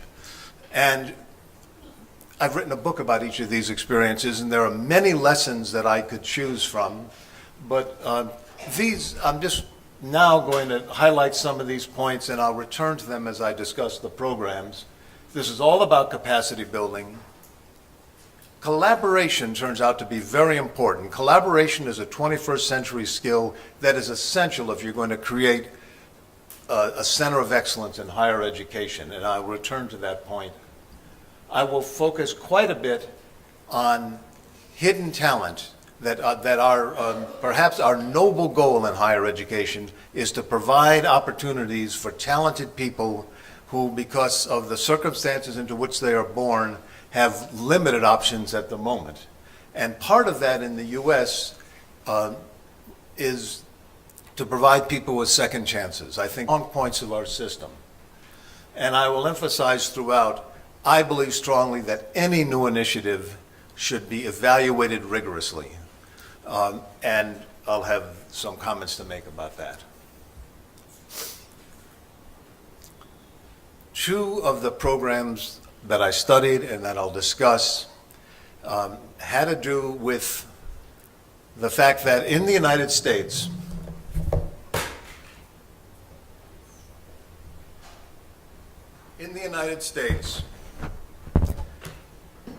at one time, we had a group of elite research universities, and then in terms of scientific research, quite a gap to the other institutions. And there were massive federal programs launched to try to create additional centers of excellence. 2 programs in particular that I'm going to describe. In each case, I directed the evaluation, national evaluation of the program. And I think there are lessons to be learned there. One might say, well, if there are, for example, 20 institutions that get the lion's share of research funding, that reflects peer review. We certainly want to have only the best researchers doing the best research. Nobody argues with that, but there were arguments in favor of additional centers of excellence. One of those was that we want to attract young people into research, and that therefore we needed thriving centers of research activity in each region of the country, and in one of these programs it was focused on in each state. Another was that our universities were producing our leading universities were producing many excellent PhDs who then found at one point a limited job market, and that continued for some time, so that we had outstanding junior researchers in 2nd and 3rd tier institutions. So the first program was called the National Science Foundation Science Development Program. It became known as the Centers of Excellence Program. In today's dollars, that program awarded $1.4 billion. What they said was this: we are going to exclude the top 20 universities from funding. Through a competitive process, we're going to fund approximately 30 second-tier universities. We're going to try to, therefore, greatly expand the number of centers of excellence. In typical Washington bureaucratic fashion, they were a little nervous about excluding the top 20, so they never identified them. Therefore, you had this hilarious spectacle of leading universities trying to find some way to get themselves identified outside the top 20, because for each institution in today's dollars, there were $30 to $50 million involved. The NSF asked the National Academy of Sciences to evaluate the program. I was hired to direct the evaluation. I wrote this book about it. Many lessons learned there. Given one of the sub-themes of this conference is an emphasis on astronomy, I'll give an example from astronomy. The University of Arizona, prior to receiving this funding, had not been ranked very highly at all. After this funding and after they had greatly expanded their activities in astronomy and other fields, they were ranked 5th in the nation in astronomy. This also was tied to the construction of a telescope on Kitt Peak, but nonetheless, they made great advances. The NSF deliberately funded 2 universities in Pittsburgh to create a regional center of excellence there. They deliberately funded 3 universities in North Carolina to launch the whole idea of the Triangles Research Coalition.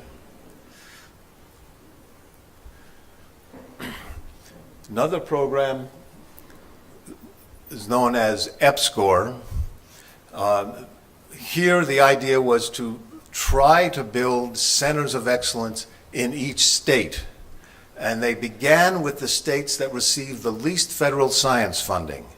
And in this book, I focused on the first 7 states that were involved, that applied. 5 were selected. I studied all 7.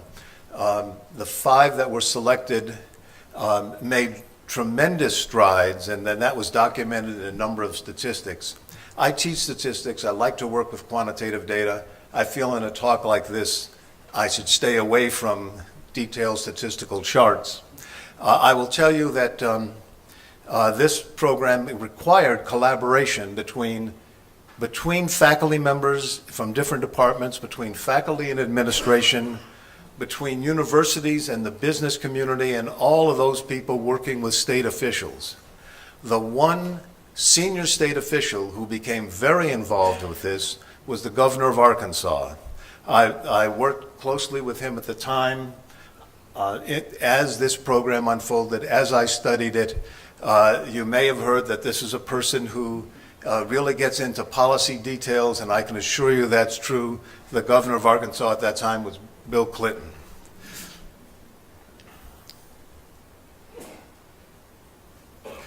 I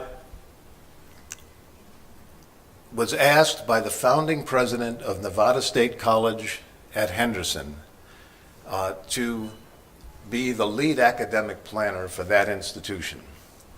And he said, I'll take care of raising the money, I'll take care of the politics, would you take care of all that academic stuff? And it was an exciting opportunity to build an institution from the beginning. I'm going to, in the interest of time, and skip over this. And I want to talk about some of the lessons that have been learned from these initiatives. One, when you are constructing a center of excellence in higher education, remember that this has to be an institutional effort. It's not a collection of all-stars. When we looked at the universities that succeeded versus those that were less successful, the ones that succeeded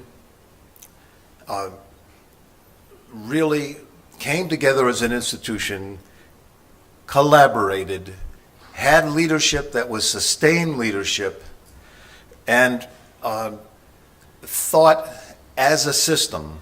A second lesson, trying to abbreviate my remarks in the interest of time. A second lesson is that you want to evaluate each step of the way so that you can make adjustments, you learn what works and what doesn't work. Good intentions by themselves are not enough. And then I want to move to talk about the notion of hidden talent. There was a time when the prevailing model was there are only a few people in society who are talented enough to get a college education. We're going to select them and educate them. Most of my work is trying to replace that model with a model that says talent is widely distributed in society. The people who don't get access to institutions, often that's because of barriers they encounter. How can we remove those barriers? And I thought I would give, in this setting, A striking example, the mathematician Ramanujan. He was from South India. This was a man who early in his life did not seem to show great promise to succeed. He wasn't that interested in school, didn't do that well in the workforce. He had health problems, his marriage wasn't successful, but he loved mathematics. He would sit by himself and work on mathematical problems and ideas, and he kept a journal. And he might have gone through life with nobody noticing him. But he must have had immense self-confidence because he ripped a few papers out of his journal and he wrote to the 3 leading mathematicians in the world. And he said, you know, I've got these ideas, I'd like to talk with you about them. 2 of those mathematicians immediately threw the letter in the wastebasket. The third was perhaps the leading mathematician in the world at the time, W.H. Hardy, and he recognized the work of genius. And he brought Ramanujan to Cambridge University, and where Ramanujan stayed and worked. Unfortunately, he died at a relatively young age, and we were deprived of what he might have done had he continued, but he still produced so much that graduate students in mathematics around the world study what he'd been putting in his journals. Granted, this is an example of a rare genius, but I just use it to illustrate that there is so much talent. People in neighborhoods near the universities where we work who may never go to college, who given the opportunity could. I've worked with a number of colleges and universities who are trying to reverse this trend, and I don't have time to go into all the details, but I will tell you that I've worked with a consortium of universities in Houston for 12 years now. They set the goal in the first 5 years that they were going to try to double the number of underrepresented minority students who got bachelor's degrees in math and science, STEM, and they achieved it. And then I've worked with them, studied how they did this, why they did this, not why, how they accomplished this. I want to bring this back to the interaction between teacher and student. Much of my work is about STEM, science, technology, engineering, and mathematics. John von Neumann, one of the leading mathematicians of the late 20th century. Also, Paul Erdős. Von Neumann, among other things, developed game theory. Paul Erdős, the most published mathematician of the 20th century, to the point that mathematicians have an Erdős number. It's how many degrees of separation in co-authorship are you from Erdős. Here are 3 of the leading physicists of the latter half of the 20th century. Wigner won the Nobel Prize. Szilard developed the idea of chain reactions. The history of mathematics and physics in the late 20th century is quite a bit different now as a result of these 5 people than it would have been had they not done the work that we know them for. And they had one astonishing thing in common. They all had the same secondary school mathematics teacher. And this person was named Laszlo Ratz. I've been trying to learn everything I can about this person. I consider him one of the great teachers in the history of the world. I've been reading, I don't read Hungarian, but I have Hungarian friends. And because this all happened in Budapest. And I have been learning what he did. He was a very intense mentor and friend to the students. He posted problems on the door to the school, and everybody in the local community would compete to solve those problems. Then he thought, well, I can expand this. And he published a newsletter that went out throughout Budapest, and other people became involved in this, and the students became highly motivated. Eugene Wigner Nobel Prize winner, was visited when he was in his late 70s by a journalist who was writing an article about his work and his life. And the journalist said to him, I don't know if you would remember, back in high school, you had a mathematics teacher named Laszlo Ratz. And Wigner said, remember him? And he pointed to a framed portrait on his office wall. He said, that's Laszlo Ratz. Ultimately, we can work on organizational structures, and that is good work. But it's what happens between the teacher and the student. And ultimately, there are so many potential, creative, contributing members of society who could only flourish if given a chance. And so I'm going to close with a poem. Many of you may know Thomas Gray's poem, Elegy in a Country Churchyard. And the whole point of it is he goes to a cemetery, country churchyard, in rural, poverty-stricken area of England. And he writes a poem about these people lived a hard life. Nobody ever heard of them. They never got a break. And yet that person could have been a Cromwell. That other person could have been a scientist. And this is just one portion of that poem.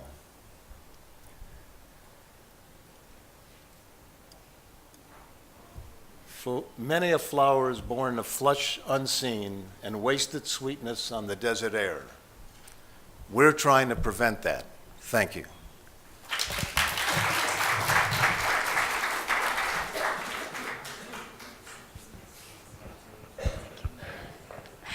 I want you to reflect or give us some of your experience on how the organizational structure actually influences what happens between the teacher and the student. Because I do believe there is a connection there. Absolutely.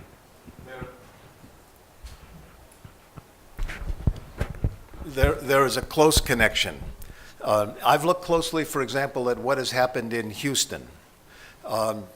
And there needs to be leadership from the university, a clear mission that everybody understands, and a commitment. One component of the success in Houston is what is sometimes called recruiting, but really what it is making young people aware that college is an option for them. And this relates so much to some of the talks that we heard yesterday about the wonderful programs that were started with children from poverty here. Mentoring is critical, and there has to be space made for mentoring and respect given to mentoring. And then there are other more mundane but very important institutional structures. For example, there's huge potential in the community colleges. Yet there often is a discontinuity because there are there's not clear articulation between the community college and the four-year institution. A student, a potentially brilliant student, can finish work in the community college and then be intimidated and lost within the four-year institution. One young man I interviewed in Houston, African American, grew up in poverty, went to a mediocre high school, applied to 2 colleges, was turned down by the first, assumed he'd be turned down by the second, moved to New York State where his father lived and took a job. Then he was accepted by the University of Houston downtown under this National Science Foundation program. He went there as a computer science major. This is a young man who thought he could not get into college. He had to take some math courses. He discovered he loved math. When I interviewed him, he was a senior. He had just won first place in a multi-state undergraduate mathematics competition. He had been offered a very high-paying job by the National Security Agency, which he had turned down because, quotes, I don't believe in spies. Now he's doing graduate work in mathematics. And there are many other stories like that. I wish I had 3 hours. Thank you for that lovely, enlightening, and inspirational presentation. And I wouldn't like to spoil the effect of a wonderful quotation. Yes. But it's worth adding that William Empson, a poet and critic, remarked about this particular stanza, that flowers don't mind blushing unseen, And flowers actually would probably prefer to waste their sweetness on the desert air, whereas in the political economy of scarce human resources, we teachers can't afford to have that happen to our young charges, which we could well afford to have happen with flowers. Just a comment.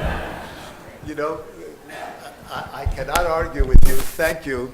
I had thought about ending with a quote from Yeats, because that had been a theme in the conference as well.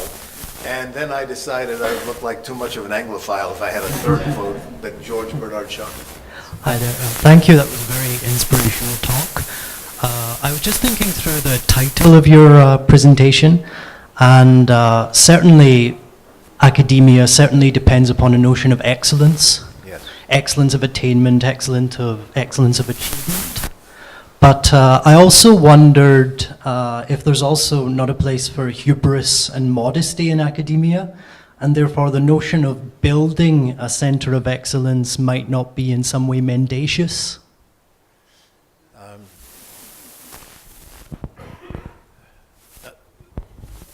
Words, epistemology, very important. This is what I meant to communicate. There are so many people who we could help, and the benefits to society are enormous, but we've got to do it right. And there are higher education programs and institutions that don't do it right, and that fall down on the job. And so when I talked about excellence, I think about what kind of institution I would want my child to attend. I don't know if I quite captured what you were asking. I don't mean to be avoiding it, but I just mean that excellence in academia evolves historically and can come in many different forms. So by prescribing a center of excellence as something to build, rather than let it germinate and orientate over time, if there's not something more single-minded about calling it building a center of excellence. Well, first of all, excellence takes many forms. For example, I've always thought it absurd that faculty members do teaching and research, also service, but teaching and research, and both are noble causes, and yet faculty members are hired and promoted based only on research, essentially, talking shorthand at the moment, or based mainly on research, and institutions are evaluated based mainly on research. Yes, institutions evolve, but I'm thinking if we as organizational planners and leaders and evaluators, if we can make changes more rapidly, we can help more people. But when I was a dean, I used to grumble about how slowly faculty like to move. And you know, there's a very well-known CBS television show, 60 Minutes. I used to grumble that I thought it must take the average professor 3 hours to watch 60 Minutes.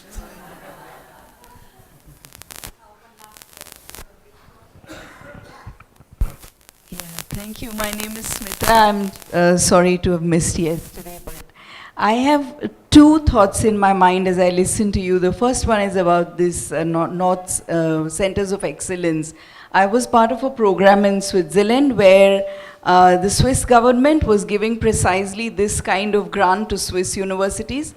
The National Science Foundation was giving a grant to Swiss universities to develop centers of excellence around the world. And as a person from India, I was one of the most vocal people to say that, you know, the attitude was that they are building excellence around the world. In India, in England, in Africa, in wherever, 19 countries that the project was, 40 countries it expanded to later. The idea was that, or the understanding was that the Swiss somehow are more perfectionist, more scientific, more everything than the average African and the Asian. And this was an idea that we challenged very strongly, this north-south bias. The other north-south bias that came in was in the money that was paid to researchers.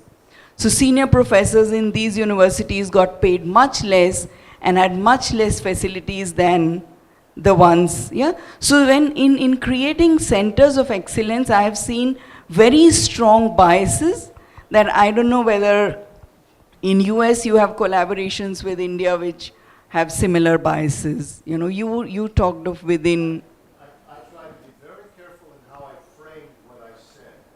I think it would be totally inappropriate and arrogant for an American speaker to come to India and say, this is how you should do things. I really try to talk about what seems to have worked in our country. And so one of the speakers yesterday, one of the early speakers said, a model, and I totally agree, a model from America will not automatically work in India. But I'm totally opposed, as you could hear from the first of my remarks, to that kind of north-south bias or other kinds of unfounded biases like that. Thank you.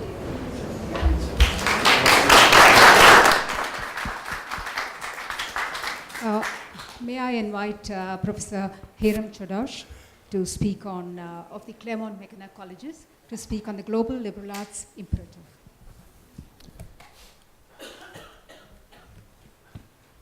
Thank you, everybody. It's wonderful to be with you. I'm mindful that my position in the program is to stand between you and the global imperative of the imminent Indian buffet.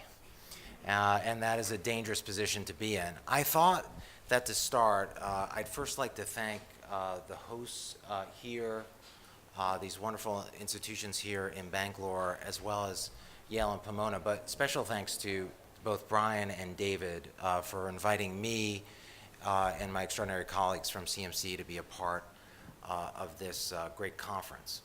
I thought I would start, if the video is ready, by letting our students speak for themselves. We talk about student centricity, so I thought we would let the medium be the message in this case. And this is a short video we prepared of our students of Indian origin who are at CMC talking about their experiences. So I'm going to let them be the stars at this point. Graduating my class of 2014. I'm a junior at Claremont McKenna College. I'm a senior.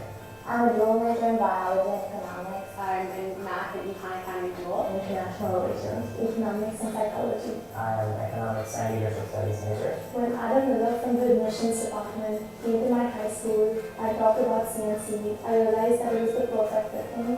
I chose to attend a liberal arts college because I have interests in more than one subject. I definitely needed the chance to explore a lot of different courses coming in as a freshman before I was able to declare my major. So CMC gave me the chance to explore and to become well-rounded. A liberal arts education has mainly broadened my perspective. Before, I would just think as an economist at one point, and at the other point, I would think as a science student. But coming to liberal arts, I can think of a situation, not just accept that it's happening, but think why it's happening from very different perspectives all at once. I used to think, before I came to college, that to work at a company like Google, you would have to be a computer science major. I'm neither a computer science nor an engineering major, but I ended up working at Google for 2 summers, and it was like a very eye-opening experience, and I totally account for that because of my liberal arts background.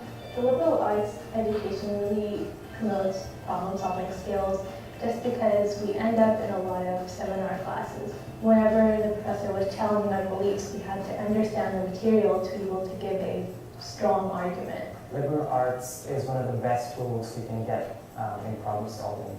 The reason I say that is because traditionally you would build specific skill sets. I would learn how to read financial statements. I would learn how to think about Roman history. But what liberal arts does, it really eases your fluidity and moving across those skill sets and applying all of them or more than one of them at once and attacking the problem with a broadened perspective. They also encourage you to work in teams and groups and have presentations, so then you figure out your strengths and your weaknesses as a team member, as a team leader, and how you can delegate tasks. Most of your classes, your freshman or your sophomore year, first year or second year of college, you'll end up probably not being with people who are going to major in the same things. By default, your collaborative skills and your ability to think outside the box is just exponentially increased. There's a lot of different things to love about CMC. The best thing here is the environment. People here are so friendly. Everyone says hi just walking in the hallways. My favorite thing about CMC is the Kravis Leadership Institute, the professors there, working at the institute, traveling with them. The opportunities that have come to me, a lot of it has been through the leadership development at Kravis Leadership Institute. My favorite thing about CMC would definitely be the Athenaeum. The fact that I can sit down with authors like Jhumpa Lahiri or have a conversation with Condoleezza Rice. The degrees of separation between me and like my idols is just cut short by a lot. The most fun experience at CMC was my first night at CMC. They have something called the Freshman Surprise. So the whole college does something for the freshmen, so everyone's together, everyone's in North Quad. I'm just gonna leave it there, and it's fun. It's a lot of fun. I think the most fun experience I've had is competing on the Model UN team. CMC gave me the opportunity to travel to Vancouver, travel to Melbourne, to compete on an international level. My most fun experience has definitely been my first funding. So funding is when on your birthday you get thrown into a fountain. Something that happened this year, we have a new president, President Chodash, and it was his birthday and he was the first president to be ever funded, and I was present for that. It was exciting, it was fun, it was welcoming for him. The 5 colleges or the 5 Cs being together in the consortium is an excellent idea. You get to take classes in other campuses, you get to meet people from different colleges. Some of my closest friends go to Pomona and Scripps. One thing that I really liked about having 5 small liberal arts colleges here close together was that I could take advantage of the resources at all of the 5 Cs. So I was able to take classes at the other colleges, and it's a very seamless integration. Having 5 colleges as opposed to 1 really enhanced my education. The main reason being I wasn't sure what I wanted to do when I first came to Claremont. And that's an option you can have when you come to CMC. You do not have to know this is exactly what I need to do, but the doors are always open for you to have a wide variety of things that you can choose to do. The amount of opportunities that CMC has given us, it's just unique. The sponsored internships, the study abroad, the research opportunities. I mean, we have so many research institutes, and it's not something that you can start only in your junior or senior year. As a freshman, you can start working at these research institutes. For Indian students in particular who are looking at liberal arts, I would suggest, first of all, do it. Highly recommend liberal arts. Take classes which you initially thought are not your focus or not your main interest, because there's so many interesting things that I've learned from my religious studies class or from my philosophy class, which I thought I would never be interested in. So the main piece of advice I would give to Indian students is I think it's easy to get caught in the stigma of you must have a pre-professional degree when you come out of India, and I think that's something that's very highly valued. And there's a good reason why it's highly valued. Like, you would want to have an engineering degree, you would want to have a medical degree or a business degree. But what sets you apart from being an engineer or from being a math major is having that liberal arts background, right? So you're not limiting yourself when you come to the Claremont colleges, especially CMC, by saying, oh, I'm not letting myself pursue a pre-professional path. If anything, you're enhancing the pre-professional path. So I think that would be my main piece of advice to people who are not considering a liberal arts education. To those who are, I'd say go for it. I think it's the best thing that's happened to me, for sure.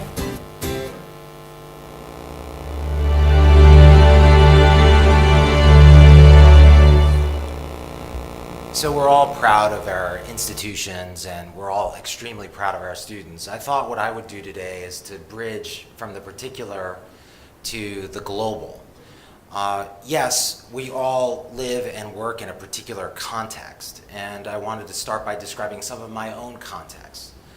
I've spent 20 years in higher education.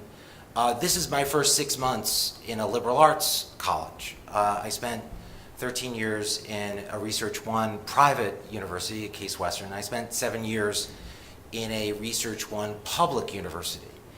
And later on, I'm going to talk a little bit about what I see as a great deal of convergence in the different models, the different modalities of education that we have in the US. You heard some wonderful presentations this morning from our colleagues in the UC state system that could have been given in many ways at the very best liberal arts colleges.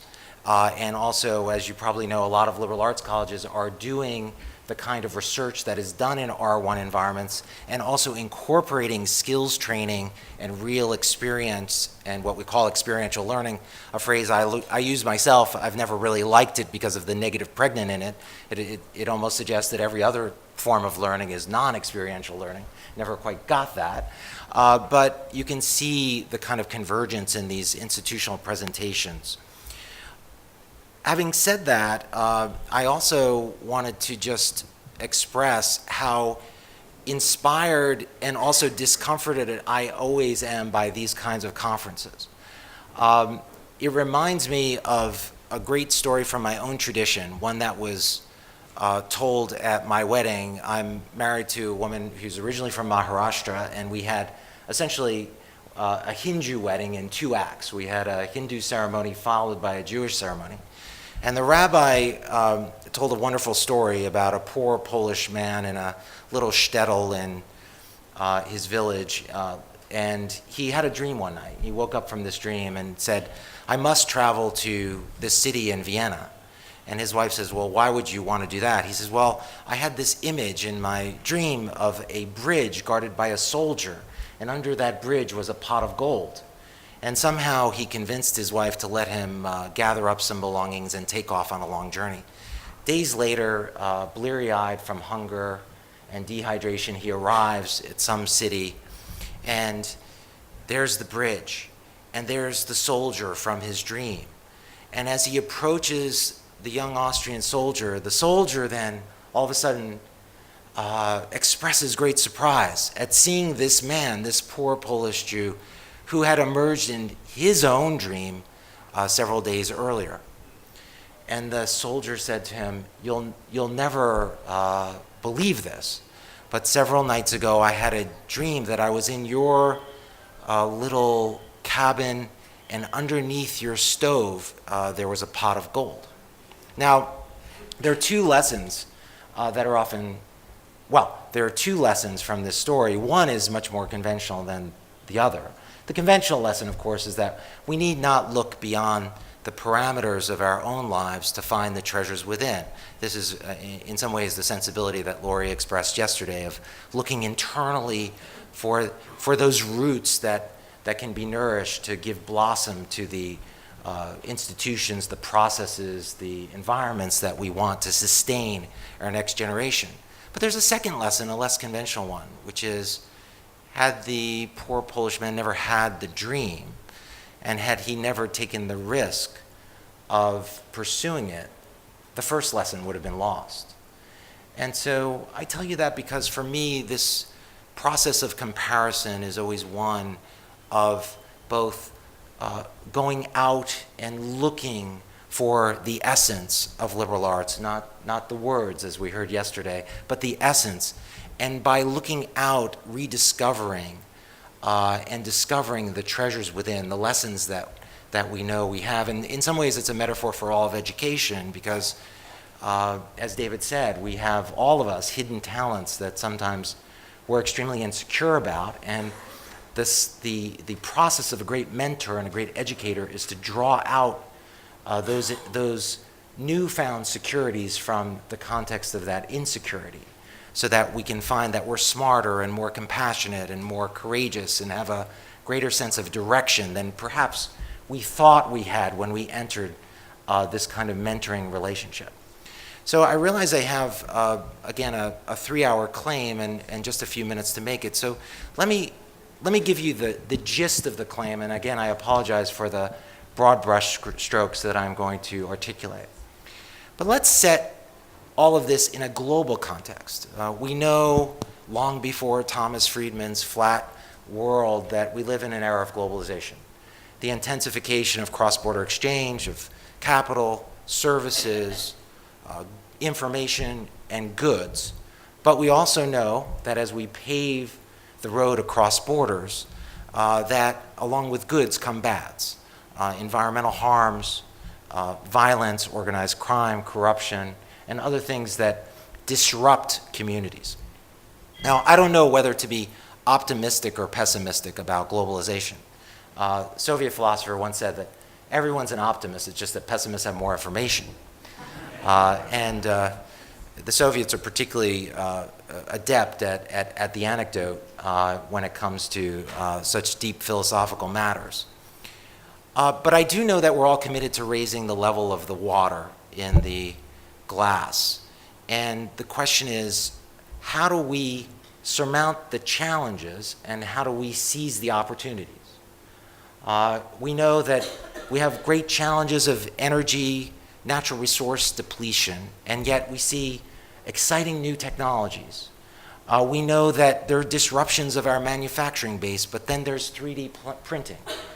We know that we have, on the one hand, a tremendous revolution of information technology, but on the other, we have cybercrime and cyber insecurity, and I could go on. And to me, the one thing that our ability to surmount the challenges and to seize the opportunities depends on is the quality of our mind and behavior. Bobby Jones, the great golfer, once said that the hardest golf course in the world was the 6 inches between your 2 ears. And I think every challenge that we face, we could say the same thing, that yes, it's a severe challenge. We have to deal with physical, economic, political forces far beyond our control, but the real challenge is internal to our own brains, our nervous systems, our emotional capacities. And so with that premise, this places enormous challenge on our educational system, as well as our educational culture. And I think that higher education has a very important role to play. Yes, higher education, even elite institutions in higher education, can never match, can never meet the massive scale of educational needs in this society. There's just no possibility for higher education to do that. However, by establishing that standard, that aspiration to which the entire society, if not the civilization, can extend itself, higher education has a very important role to play. And I believe that when we think about those special qualities of mind and behavior, that the liberal arts have not an exclusive role to play, but a very central role to play in the production of those capacities. What are those capacities? Well, I think beyond content, beyond talking about liberal arts as a residential campus, beyond the internships, beyond the international programs, I think increasingly we have to set our eyes on the true challenge. How do we produce the capacities over a lifetime in the next generation of our students that, again, can meet the imperatives of our age? How do we do it? And what are they? Now, I've started with the hypothesis of roughly 6 capacities, and I've boiled those down a little bit more. But many of you have talked about them. Critical thinking. I would add to critical thinking a notion of methodology. That is, it's not just to be critical, but to have an understanding of the underlying assumptions and processes that give rise to a certain position, belief, insight. Creativity actually comes from that deeper understanding, a second capacity.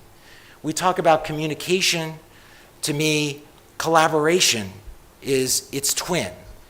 And we also talk about cross-cultural understanding, but I think cross-cultural understanding is really, in some ways, too narrow.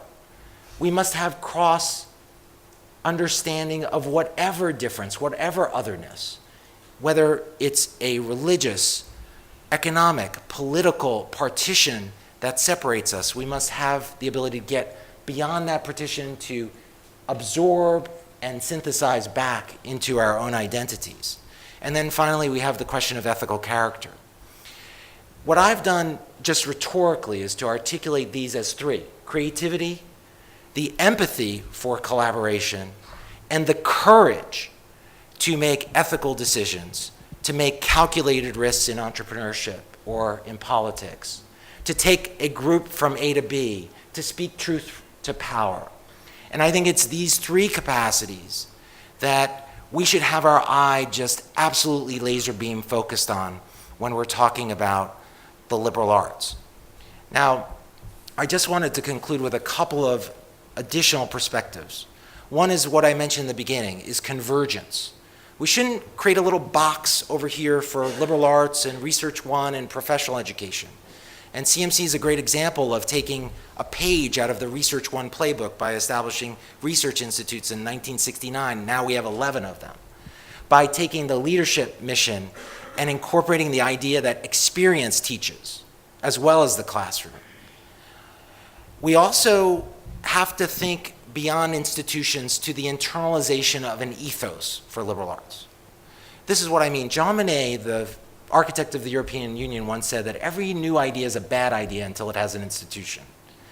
But it's also true that if we equate a good idea with an institution, we sometimes lose track of the idea and its value. And ultimately what we're after is not the growth and success of the institution, but the growth and success of those that the institution serves or serves indirectly by its example. Third, through this ethos, we then have an urge to recreate that ethos, to share that, to convey that to others. I used to say, my whole life I've been trying to relive my undergraduate experience, to reanimate it. And that's perhaps one reason why I've spent 20 years in higher education, is to recreate, to rediscover that learning process and experience that I experienced as an undergrad. To look at a blank page of paper, to look at 5 Euclidean postulates and create a new theorem, then to get rid of the 5th and create a non-Euclidean theorem. To study language not just for global conversation, but suddenly the verb conjugates differently. The verb conjugates at the end. The language isn't inflective. All of a sudden it's not letters but an ideograph. And how powerful a lesson that provides to all of us by challenging the assumptions of what we believe to be the way things are, by disrupting that and then becoming very creative with that. And finally, I think that we have to not only teach liberal arts, but in our academic leadership, we have to be liberal arts. We have to animate the liberal arts. And that means that we have to critically think about our assumptions. What do we really know about the link between our intervention and the results in a particular student or group of students? How can we be more creative? How can we communicate better the value proposition of liberal arts in a more affirmative way? How can we collaborate more when we're so focused on our own institutional settings? How can we get beyond those differences that keep us apart? And finally, how can we exhibit the courage to take those very measured and calculated risks? Now, I know when we think about the world, when we think about India, when we think about the United States, where I believe our educational system and culture is failing, it's very overwhelming. And I leave you only with this thought from Lu Xun, who is a Chinese author during the very rocky Republican period between the 2 world wars. Lu Xun said, when confronting desperation, we have hope. Hope, he said, cannot be said to exist or not exist. It's like a road on the earth. At first, there are no roads. But when many people travel in one direction, a road is made. And I think that's what we're doing here, is we are traveling arm in arm in one direction.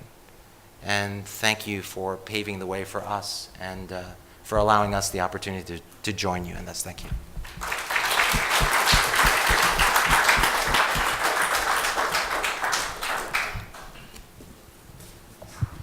Hi there. Thank you for that very interesting talk.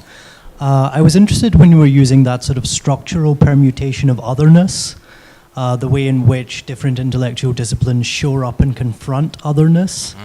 And I was just curious if you think that all forms of otherness are actually assimilable and analyzable, and if not, do you think that there are othernesses and forms of otherness that are insuperable? And if they are insuperable, what do you think the role of the university is in confronting otherness? So I'm agnostic as to the answer, but I have a certain impulse, and I'll just lay it out on the table. And I'll express it this way. I spent a lot of time thinking about the nature of comparison in the heat of my academic career. And I was always troubled by this refrain, it's apples and oranges. I said, well, you know, the refrain is, oh, it's incomparable. You can't compare these things. They're too unique. It's apples and oranges. Well, I can compare apples and oranges. And I think the refrain, or the contested refrain, objection, apples and oranges, is itself highly problematic if you think about it. I can compare apples and oranges. I can choose them when I want a snack. If I want to have, I have land and I want to grow something, I can decide which one to grow. If I'm going to bake something, I can bake it on this question of taste and nutritional content and liquidity and so forth. And when you think about it, it's also a paradoxical objection, because what has the person done? They've compared apples and oranges to another comparison, which itself is arguably less comparable than apples and oranges itself. And I could go on. So I start with the impulse that everything is comparable. I'm not saying it's equatable. I'm not saying that you can necessarily translate otherness into some sort of common denominator of understanding. But the failure to try then would suspend the ability to find that something was truly incomparable. And so I think before internalizing the defeatism or fatalism of making that attempt, I think we have to make that effort. Yes?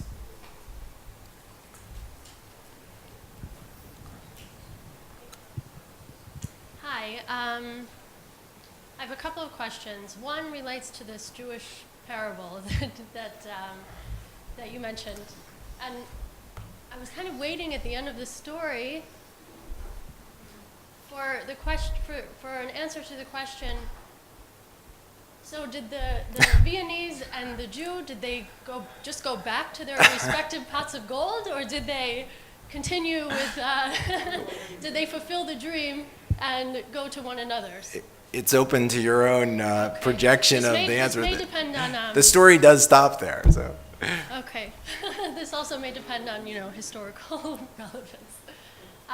And the other thing is when you mention critical thinking as something that is somehow separate or is in a rift with methodology, I don't know if that's how it's really being utilized during the conference. I know there are some differences here, but my concept of critical thinking incorporates, without a doubt, methodology. I didn't mean to suggest that it didn't. In fact, what I tried to say, and maybe I was inarticulate about it, is that when people critical thinking to me, I'm not exactly sure what they mean. And let me pause there just to reflect with a personal anecdote. When I started college, I was probably viewed as very critically minded. My oldest brother, gave me a gift, and it was a stamp, and it had a little red blotter, and it was all capital letters spelling wrong. And I love that stamp, man. I used to, when I read stuff that I didn't like, I'd take that stamp out and I would stamp it, and it gave me a sense of empowerment. That's not what I'm talking about. I matured through that to understand that, yeah, sure, we all get frustrated by things, but ultimately we have to empathically look at what underlies that particular expression or idea or position, and to try to understand the methodology that produces it, and to challenge it at its roots as well as its expression, but to do it in an intellectually humble way that also, by reverse projection, casts self-criticism on us and the assumptions that we carry. And there were certain experiences that I had in a liberal arts context that helped me think about that. Not all in the classroom, some in the performing arts. I studied West African dance. I studied Russian drama in the mother tongue. And that taught me something about getting outside of myself, or what I viewed as those closed parameters of my own existence. Yes, Pericles. All right, it was a wonderful talk. I thought that at the end you said something about U.S. educational system having failed. Yeah. And I was just a little surprised. I mean, we hear that about the schools, the high schools and so on. I think it's actually oversimplified about the high schools too. There's a problem with the high schools and the elementary schools. it's failing in lots of parts of the US, but it doesn't fail universally. But I just saw the wonderful talks about Pomona and the 2 UC schools and then what you've been doing. And it strikes me that these are great success stories, even though I know that UC is under a lot of economic pressure and even elite institutions feel some of this economic pressure. Surely, I'll just say so everybody doesn't think I'm thumping the American chest that I'm Canadian born and I came to the US partly because of the excellent educational system. I've worked 20 years there. And so I just wonder what you mean by saying that certainly the higher education system, it seems to me that it hasn't failed, or maybe there are things that it can't make up for that are in society and equities and so on, but that's not necessarily a failure of the higher education system, it's a failure of society, perhaps. I was, in my mind, and I should have been more expressive about this and perhaps a bit more qualified and less crude in that statement, that I was really thinking about our primary education system, less so our higher education system. I actually think that the higher education system in the US is one of the lasting comparative advantages that we do have in the US. I do think that there is some significant trouble in that system, however, and so perhaps we could just rehearse a couple of observations. One is that beyond the institutions that we've been hearing from today, you can go to a very good public university and some private universities where the attrition rate is appalling. And I taught at the University of Utah, which is a really fine institution, 54, 55% graduate within 6 years. University of Minnesota, not that much better. I think we should all be troubled by that. And as far as our primary education system is concerned, I'm not one to blame the system, but to put much of the emphasis on what I believe is a failing educational culture. I don't think we're producing as many school-proof kids as we should. And when I think about the kids that I know who are high-performing, I'm not so convinced that it was the schools that made them high-performing. And so I think we have to take a very candid look at that as a culture. Now, within the successful elements, we all know about rising costs, about, at times, a failure to articulate to the broader society a convincing set of values, and third, the question of accountability for the value that we think we're projecting. All great challenges that I think we're facing. How to moderate costs, provide full access, how to make sure that we are constantly innovating and improving the value of what we're doing in ways that many in this room are doing, but also that we're expressing that in a way that is truly accountable to the broader society. So I didn't mean to suggest that we're all complete failures, but I think that we have to acknowledge the serious challenges that we have within the US educational system.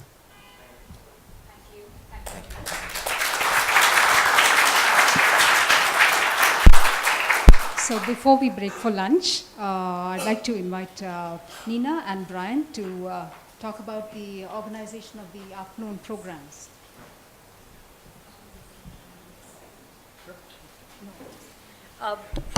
I know we're going to talk to you about the afternoon sessions, but I just wanted to talk about something that's very interesting to us here at IHS. In Chinese and Japanese traditions, the Buddhist traditions, there is this term called satori, which talks about awakening, and the pun is intended.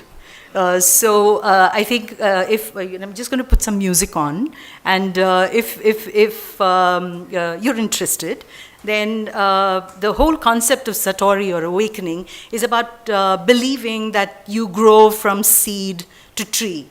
So what I'd like you to do, I'll just demonstrate it here, and those of you who are interested, feel free and awake.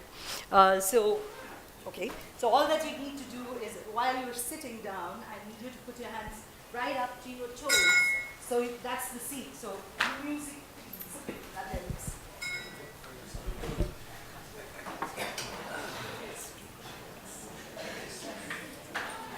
This is the music is a Japanese group, a very well-known group called the Kitaro, and so you will awaken to Kitaro.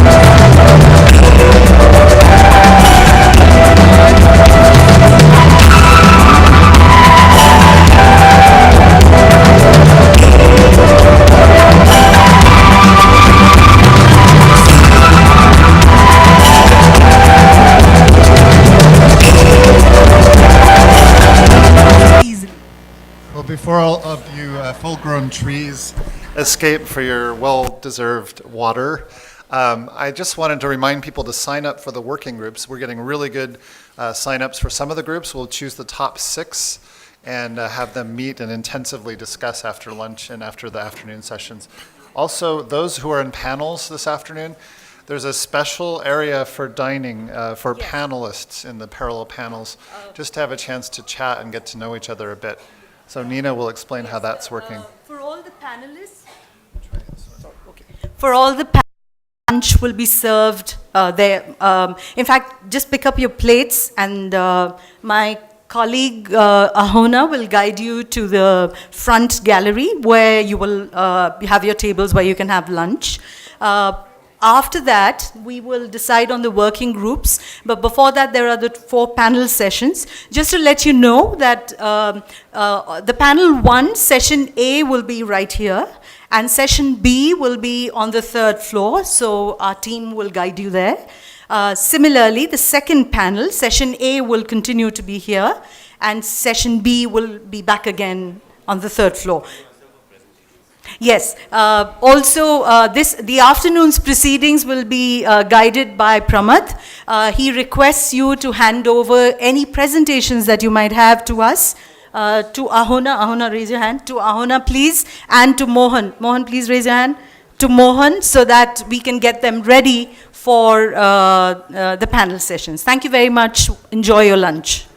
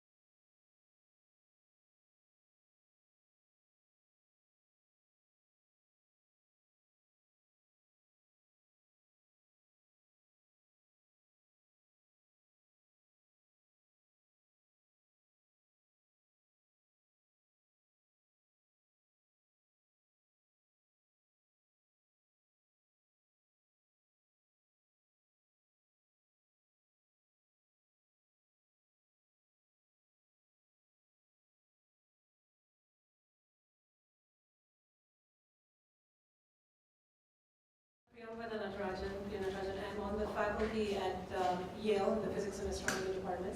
I'm a cosmologist, and I have been interested in science in the public sphere for quite a while, and so I write about that. And educational background-wise, I did my high school in India, but I studied abroad for most of my career, but I do have a good sense of the Indian educational system because my father is an eminent educationalist. Hi, my name is Arjun Patnaik. I, like Priya, and more than that, I did my undergraduate degree from St. Stephen's College, which was praised very heavily on the first day. But luckily, I graduated during the mid-80s phase when it was still good, according to the consensus. I'm at Carleton College, which is in the frozen tundra of Minnesota. It trains a reputation for being one of the best undergraduate, perhaps the best undergraduate teaching institution in the United States, with Pomona College, about which you heard enough so you can get a sense of what it's like. The only thing I will note for the record is both Brian Penpraise and David Oxtoby's daughters go to Carleton College, so you can draw your own conclusions from that. Hi, I'm Urboshi Sinha. I'm from the Raman Research Institute. I'm an associate professor there, and I just joined in 2012. And yeah, I have a quantum information and computing lab, which you're free to see if you had some time. So I did my undergrad in Jadavpur University in Calcutta, and then went on to do my tripos in Cambridge in natural sciences, and also my PhD in Cambridge, and a short postdoc, so I've been there for a while. And then I went on to Canada, to the Institute for Quantum Computing, which is in Waterloo, and spent around 5 years there, again on a postdoctoral position before coming back to RRI. And I'm also an affiliate faculty at IQC now. Okay. Hi, my name is Shumak Rai Chaudhary. Some of you heard me yesterday. My background is that I graduated in physics from Presidency College, the institution I was talking about yesterday. Went and did a second undergraduate degree at the University of Oxford. My PhD was from Cambridge, where I had a little bit of a postdoctoral experience as well. Then I spent 6 years at Harvard. My link to liberal arts is that I actually was a teaching assistant in the core there. And some of you might actually have recognized my Space-Time in Universe course, coming from the famous Gingrich and Latham course in the Harvard core. Owen Gingrich helped me set this course up very, very much. So after, in Harvard, I was involved in part of the construction of the Chandra X-ray telescope. Then I came back to India to work at the Inter-University Center for Astronomy and Astrophysics in Pune, where I was faculty for 5 years. So I have the research, I have an experience of the Research Institute environment in India as well. After which I spent the last 12 years at the University of Birmingham in England, teaching and doing research. Only last year I joined Presidency University in Calcutta, my old college, and I described what I've been doing there yesterday. Thanks. Priya, start.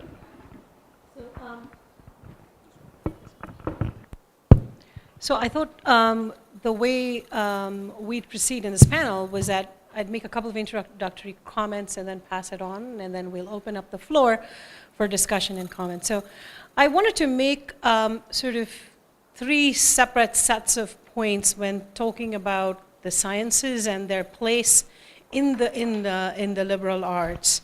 So first, I just wanted to provide a word of caution that, we need to adapt the American liberal education model to the Indian context by understanding the fact, and I think this came up a little earlier, that the liberal educational model is currently facing a lot of challenges in America.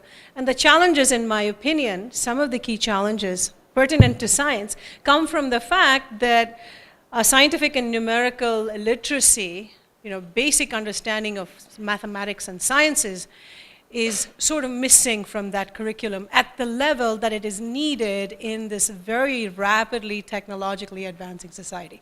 So quantitative reasoning and skills, mathematical skills that are absolutely key for every citizen, every human being, are not quite integrated in the way they need to be there. And I think we should not repeat that mistake here. And the other point that I want to make is that we've also heard a lot about, rote learning. I just want to make two observations. First of all, the products of this rote learning system from India have established incredibly successful careers in Silicon Valley. There are a lot of Indian entrepreneurs who went to IITs, who went through the rote system. Of course, they're the creme de la creme, but the point is, I don't think we should swing the pendulum all the way out and just throw out. There is place for rote learning because of the kind of mental discipline and focus that memorization brings about. So I don't think we should lose that entirely from our system and go back to this sort of, go back away from it completely. So I think there is a happy medium, and that's sort of we should be trying to craft for the Indian setting.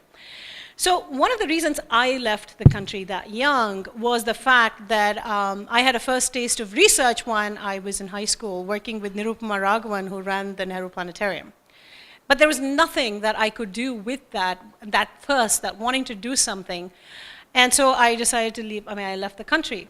And so I think one of the big mistakes, and this has been talked about, and I've written about it a lot before, which is the sort of separation of research and teaching at the undergraduate level has been hugely detrimental in India. And so I think what we need to do now is to figure out ways to reintegrate research.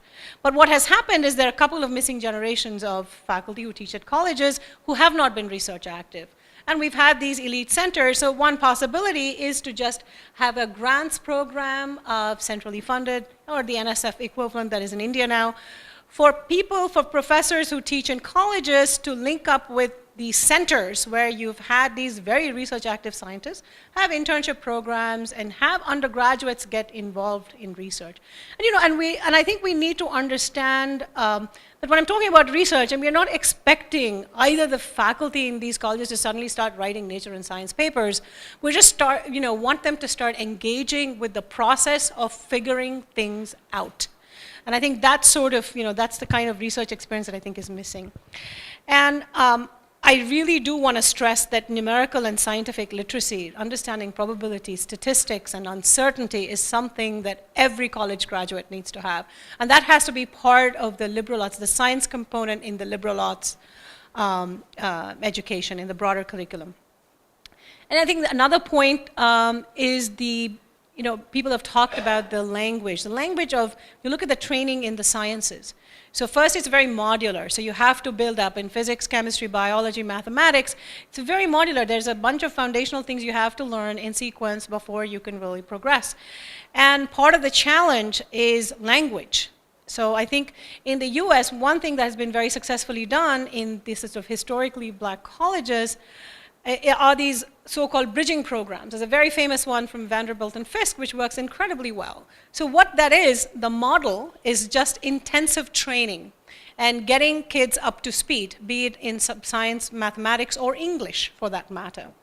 The language of instruction for all science is English. So I think this is a challenge that we cannot turn our backs on. The one other sort of point that I want to make, the final point, is that I think Americans are already in sort of in our usual fashion. You have a fad, you fall in love with something, you fall out of love rather rapidly. And that's happened with MOOCs, and I think they've been very summarily dismissed. But I think there is a place for MOOCs possibly in India. And the way to use that, as I mentioned, since learning in, say, for example, physics or chemistry or mathematics is modular, what one could have, the liberal arts model that we could import is even for the science majors, you could have the MIT version of physics 1, 2, 3, 4 streamed because Walter Lewin does an incredibly good job. And have small discussion sections, so you have, you stream your lectures and you have these discussion sections. So this is just an example. It's an example that I am familiar with. But I think this is the way in which we have to adapt the small discussion model. Because whatever, whatever level, rung of institution you're talking about, even you're talking about the elite institutions here, right? There are going to be tiers, even in India. There are going to be tiers. And even in the private institutions now that are being developed from the ground up, very innovative new ideas, I think the challenge of scale is going to hit them very soon. And so we have to figure out a way to adapt the liberal discussion-based liberal arts education model to this context. And I think that one could leverage these new technologies in an interesting way. And I think those are the kinds of Indian version that we should really be thinking about. Anyway, I should stop talking and pass it on to Arjendu. Okay, thanks. So let's see. I wanted to talk about a couple of things. One was to speak from my own example of being at a small college, what it's like, to some extent, a little bit like what Brian said. But so why should you send your son or daughter to do science at a liberal arts college instead of going to a tech-heavy school? Well, to say the obvious, okay, first, one thing is that we believe at Carleton that the best scientists are those who understand the human and social context of their work. The best scientists are those who have learned how to think and argue in multiple ways, not just in technical ways. And finally, those who have a sense of the creative and the aesthetic in them as well, not just the technical. The second point is something that's also obvious but worth repeating, that unlike all of us PhDs, not everyone in the world does exactly what they did for their undergraduate life for the rest of their life, right? And so to assume that the only thing you need to learn is one thing is a very foolish thing. But this is not just about, so it's not just about being a good thing in the sense of being a broadly trained person makes you a good human being in the long run, but it's also the smart thing in terms of how it prepares you for your life, your career, not just jobs. And finally, the obvious statement again is that the problems of society, and this is particularly relevant to socially engaged students from places like Carleton and we hope the liberal arts people that we're talking about now, when they look at society's problems, the problem in society doesn't announce itself as a physics problem, as an economics problem, or a sociology problem. It just is a problem, and you've got to deal with it with multiple disciplinary perspectives and in multiple disciplinary groups. There's no choice. And to have not experienced life from those angles is a serious loss intellectually. A little bit about how we teach people at Carleton, or just a quick reference to something here, which is, there are many ways of talking about it. One I grabbed onto a few years ago, so I'll just trot it out for your criticism if you like. There's one reading of how people solve problems that say that you can do it procedurally, analytically, collaboratively, or innovatively. And procedural is usually what we mean by rote learning. You know exactly what to do when you're handed something. And if you don't have that, you're pretty much screwed for the next step. So you've got to have that basic procedural stuff, whether it's diagramming a sentence or conjugating a verb or differentiating an equation. You've got to be able to do that. Then the second step is really what most people pride themselves on as a good education, is analytical, is transforming a word problem into procedural steps. And most places strive to do that. But what's becoming increasingly true is that you have to be collaborative, you have to work in teams, know how to solve a problem when you don't know the other person and their perspective. And innovative, which is the last point I'll come to a little bit at length, which is to work on open-ended problems when no one knows what the answer is, not even the teacher at the front of the room, right? And so that's the last thing I'll talk about just a little bit. Why do research at small colleges? I can't compete with Priya and her team. I mean, okay, thankfully I'm not in the same field, but I don't have grad students, I don't have postdocs. What I love doing, what the plus side is that I don't have to write grants and worry about whether my thing is the next hot thing and keep going. I get to work on what I love. I'm an amateur in the good old sense of the word. I love what I do. But also, I struggle with questions that no one else knows the answer to, and my students see that. And my students also experience that. The undergraduate students I work with, they struggle with questions, and they have the pleasure, as someone said, of knowing the answer to something no one else in the world does. And at age 19, that's an amazing feeling. Even though it's a very simple problem, and there's a lot to be said about how hard it is to take a huge open-ended problem and slice it something that a 18-year-old can actually look at in a period of 6 weeks. But these are things that are critical for our thinking and worth thinking about. Despite that, one thing, I wanted to apologize for something because I feel always weirdly out of place. I was associate dean for 3 years, which is where I learned to wear a tie. Physicists don't wear ties, but anyway.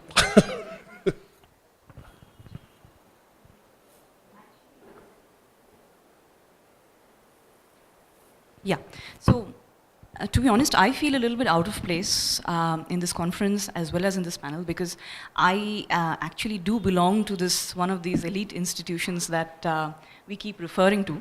You know, we have the privilege of doing research, and you know, we have a lot of resources at our disposal, and we can afford to do cutting-edge research and compete with the rest of the world.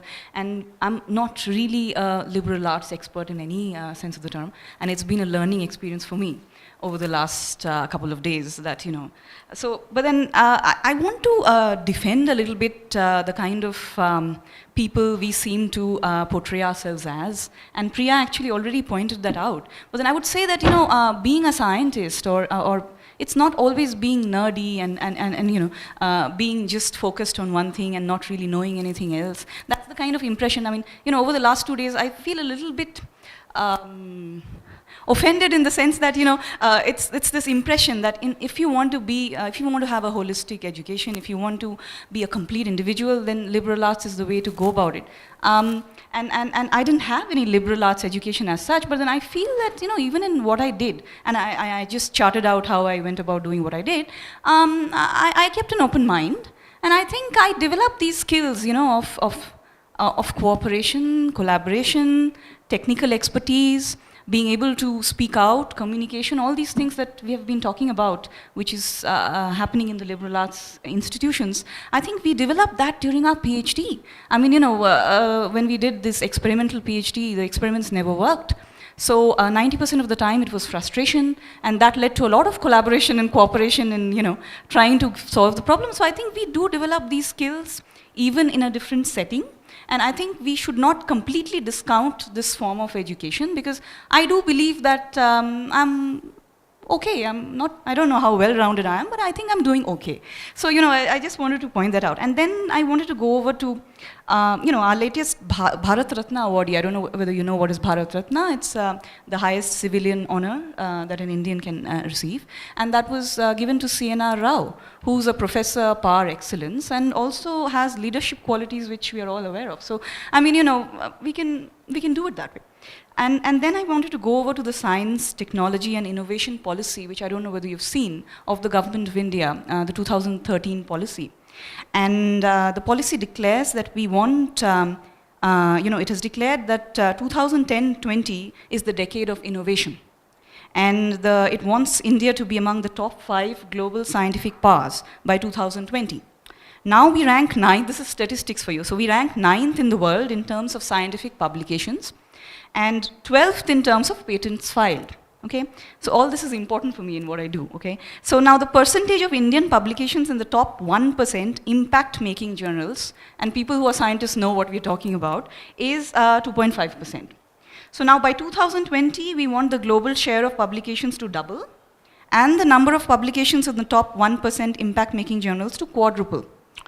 Now, different ways are outlined in this 20-page document that I went through yesterday, just to keep myself abreast of how to do this. But no one really talked about opening up, you know, talked about liberal arts as a means of attaining these figures. So now, what am I supposed to take home from here? I'm a panelist here, but I'll ask more questions, I think, than answers for you. And so what do I do? If I want to attain these figures, then somehow, at some level, I have to be a little bit focused in my research, and maybe I won't have this ability to think about a lot of other things if I want to attain these numbers. So I don't know, I mean, the Chinese have gone a step forward, and what they have done is they've started rewarding people for publications. Nature or science, you get X dollars. You go a rung lower, you get a little less. Now, we don't want to do that in India. I mean, you know, but then that is an extreme. But then what is the middle ground? I mean, how do we attain these figures? Are we really interested in this? As a scientist, that's a question that I have, because I have a new lab. So then, you know, these are questions which come to me. Now, of course, the panel was about science in liberal arts. So we have been talking a little bit more about liberal arts and science and about broadening. But so science and liberal arts is also very important, right? I mean, you know, the people who are actually doing liberal arts education, they should also, you know, this holistic education that we talk about, they should also have core courses in science. I mean, we had some lectures on that yesterday and today, and I think that's very important because to develop as a whole, you need to have both sides of the coin, right? And that, I want to take two examples there. One of them is about movies, about cinema. So we have this new trend of making a lot of science fiction and science-based films in India. The Bollywood, the Hindi film industry, we are doing a lot of science fiction-based films these days. And one of the latest ones is a movie called Krish 3, and some of you may have seen it in the audience. There they talk about how, you know, you can concentrate solar energy and then empower one human being into some sort of a god.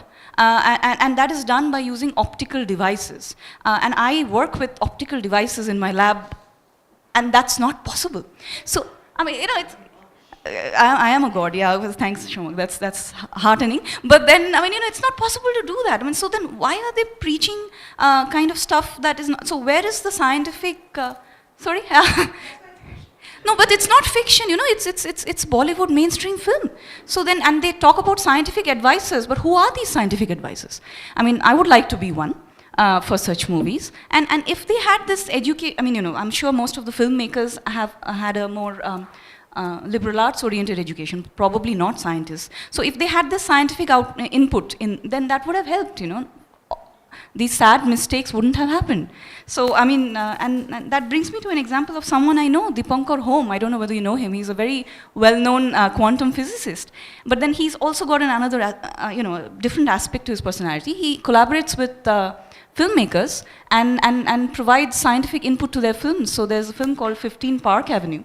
And Aparna Sen, who's also a very well-known filmmaker, she was involved in that. Shabana Azmi was the scientist. And so they went into a lot of details about showing the right equations on the board and making things which actually make sense. And I think we should encourage that. And so this sort of collaboration has to happen.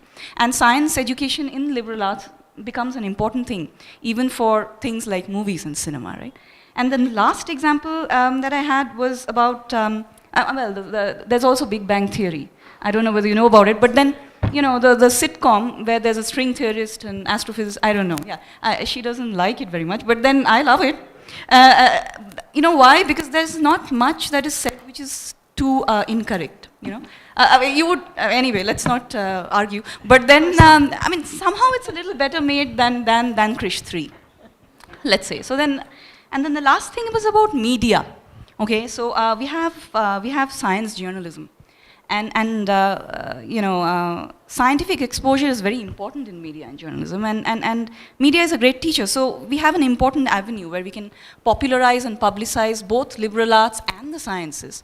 But then have you seen our leading newspapers? I mean, you know, the Telegraph or the Times of India. I think the film review columns are more publicized than the little science section which is hiding somewhere, right? So why is that? Is it because the science journalists are lacking in number, or again, it brings us to science and liberal arts kind of thing. So, I mean, yesterday we had this great talk by Laurie Patton, I mean, and she brought this example of a group of architecture majors who did not know the meaning of short circuit.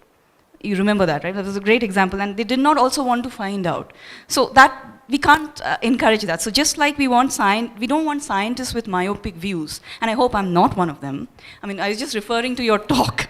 But we don't want liberal arts professionals to miss out on scientific exposure either. So there has to be a balance, and we need to work to that. So that's what I want to say. Thanks, Urvashi. I'll try to keep it brief, and I like the fact that we're raising questions, and I'd like people to talk about them. I'd like to raise two issues, both to do with implementation. And one of them is the fact that there's the dichotomy that's been talked about between research and teaching in Indian academia. But there's a deeper dichotomy, and that's the one between arts and sciences, right from primary school onwards.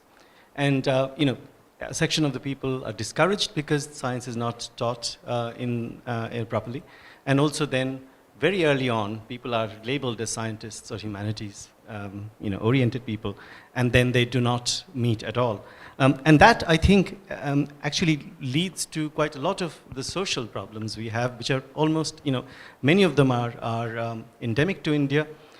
We look at how even middle class or upper middle class people have very unscientific, quote-unquote, views of disease, of health, of of natural phenomena. Very educated university professors would hide in their houses during solar eclipses. That dichotomy then translates into astrology, which you might think is fun, but in India it's big business. It's billion-dollar business because it's linked to the jewelry industry. And it actually takes away from a belief in the scientific basis of many things. People would very easily go towards traditional medicine, which have very little scientific basis. There are forms of traditional medicine which have basis in science. And so we need to think about science in Indian education and liberal arts programs with that in mind. There are problems that are very much deep-rooted in India, which might not be so important in the US context. In the US context, for example, the same thing comes in the context of creationism, for example, and stuff like that. It's a different issue. The second thing is, how do we then implement a level of this kind of liberal arts and sciences in Indian education? Partly because science actually sits uncomfortably in a liberal arts program, particularly because of the angle of labs. You cannot really teach science without having some hands-on practical experience. And laboratories are expensive. My father started a humanities college in Calcutta with 5 students in a room. And it's now one of the biggest colleges in Calcutta. And he could do that because he was teaching humanities, and it was a solely humanities college. He could not do that if this were a science college. And so can we come up with models in which we can actually induct science in liberal arts programs, which would actually fit a low-cost model that Indian universities must adopt. And one of the things Priya has already mentioned, teaching quantitative nature of interpretation, for example, which is very important in the humanities and sciences, can come through, I think, blackboard exercises and stuff like that. I would like to throw this open to the, okay, who should do this? Let's start from that end.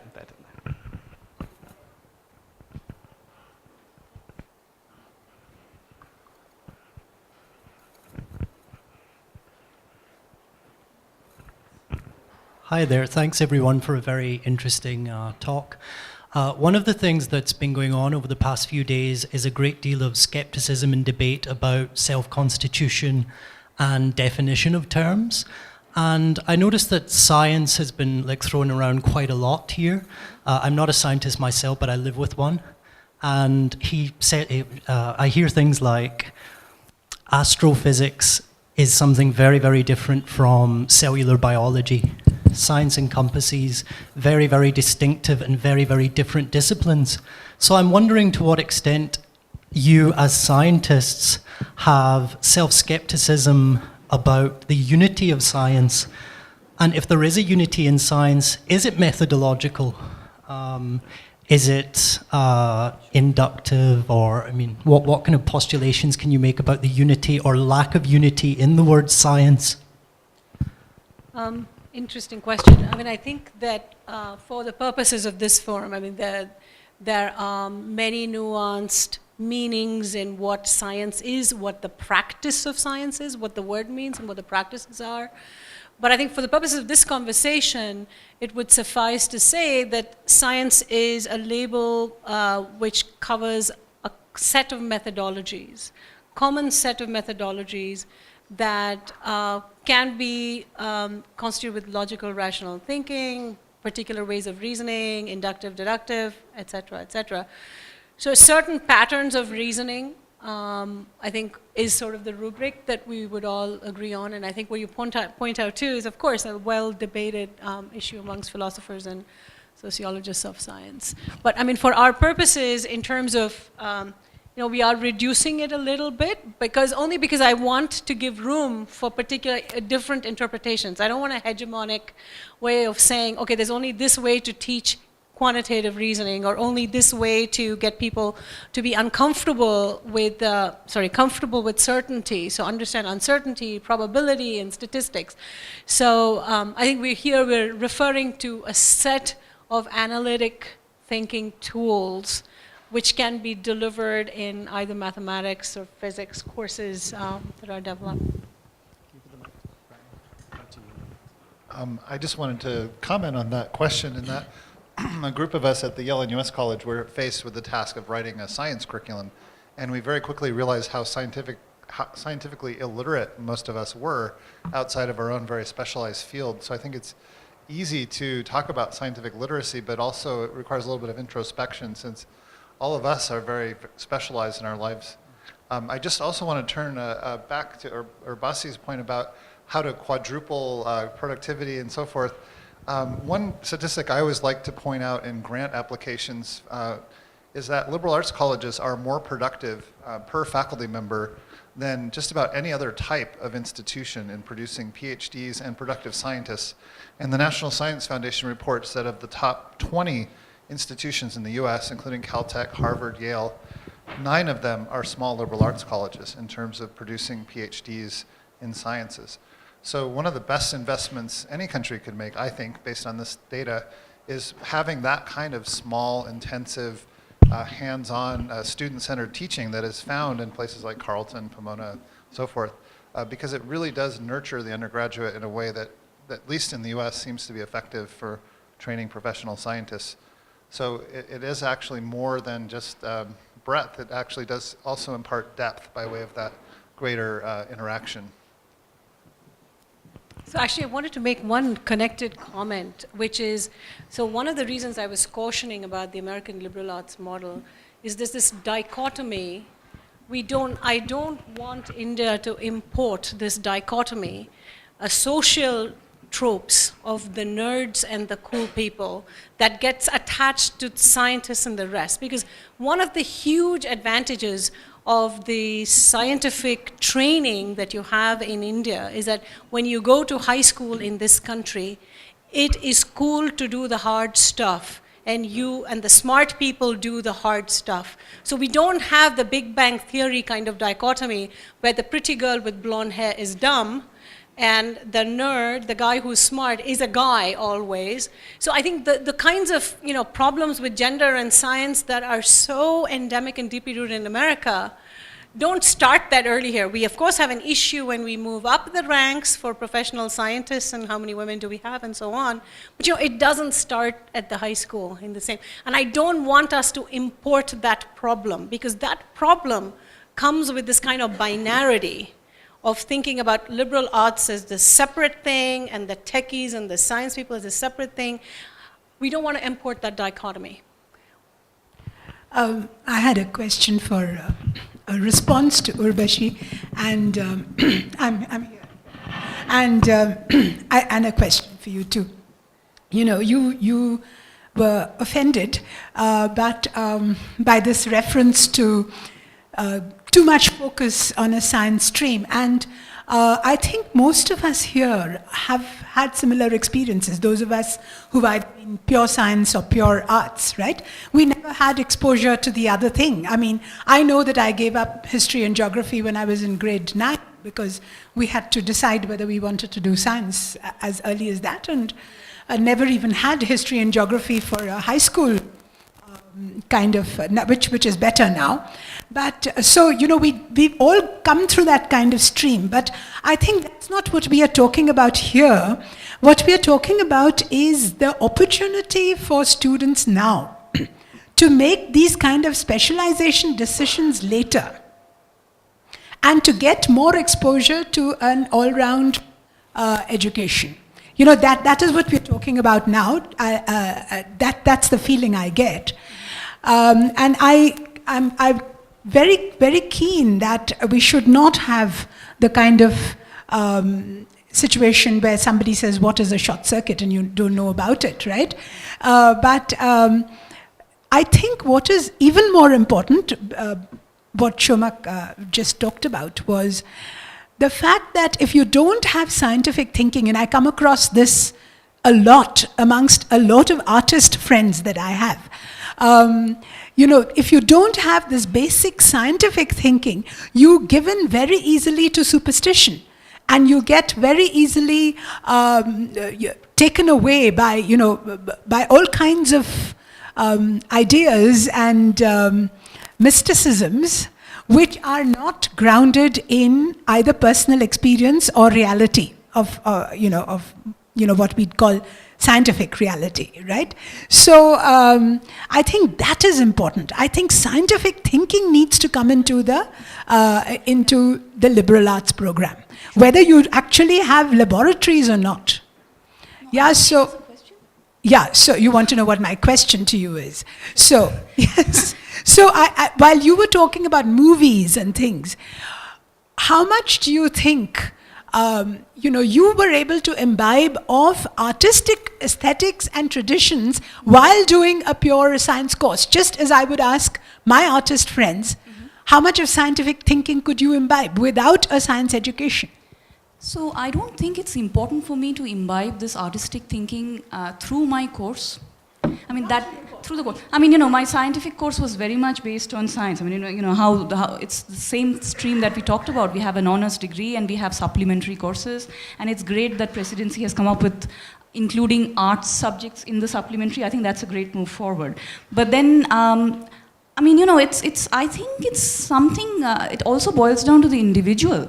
I mean, you don't really need to be taught that you should appreciate more than just what you're studying for your exam or something. I mean, I think I gained a lot more about physics itself than what I was taught, because I also read outside the syllabus. So then, similarly, I also, I'm a great fan of movies. I mean, that's why I brought the thing up. And there's a lot of other things that I like to do and that I have learned about.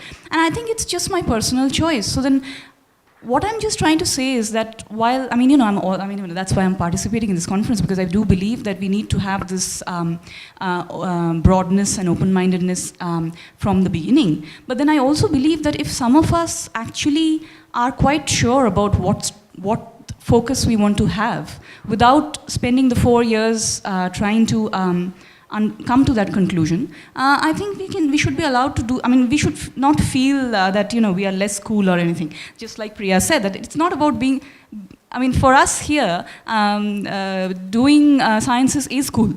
Okay, so then I think I agree with what Priya just said, that, we should not have this dichotomy in our education, even if we are opening up. So, yeah. Yes, could I just make an intervention here?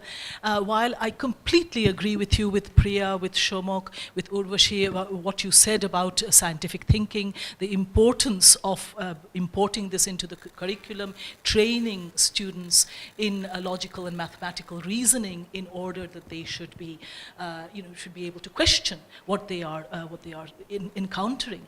I'd like to suggest that the place of science is not just, I mean, its function is not just one way. Within the humanities curriculum, the humanities can also influence the understanding of science. Science is very often an extremely rigid and inflexible mode of study. It's often taught in that rigid and inflexible way in Indian schools, high schools, and colleges. So it is from the humanities curriculum, particularly from philosophy, perhaps from literature and the arts, that one can also come to question some of the verities, the eternal verities of science. And after all, these verities don't last very long. Everyone is aware of that. Science is constantly modifying itself, and science's sense of time is very different from history's sense of time. Can I briefly address that before moving to Laurie? I'm just, because it came from a comment I made, and I apologize for not completing what I intended to say. And I intend to say that I think scientists have to gain as much as humanities students from a liberal arts program. Because in my 30 years of teaching science students, I'm firmly of the belief that we are not taught to write, to think, and think critically.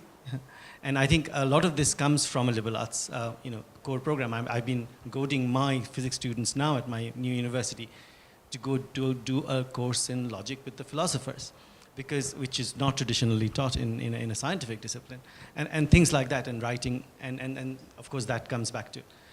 I think we have to. I started by saying science sits uncomfortably in a liberal arts course, and that's why it's not put there. But I think it needs to be put there for both the sake of the scientists and the humanities students. Shomuk, if I may add, I think just a small point is that we are used. There's a sort of a colonialism or a perspective that can happen without this leavening of humanities, which is that you can march in and say, oh, whatever problem you have is a technological problem. Let me engineer a solution without taking into account the anthropology of the situation or the local heritage involved in trying to solve a rural issue. And that's the sort of thing I'm talking about. It's not that you needed to only to change your way of thinking, but actually to be aware that the problem is fundamentally a human problem, even though there's a technological thing you're looking at.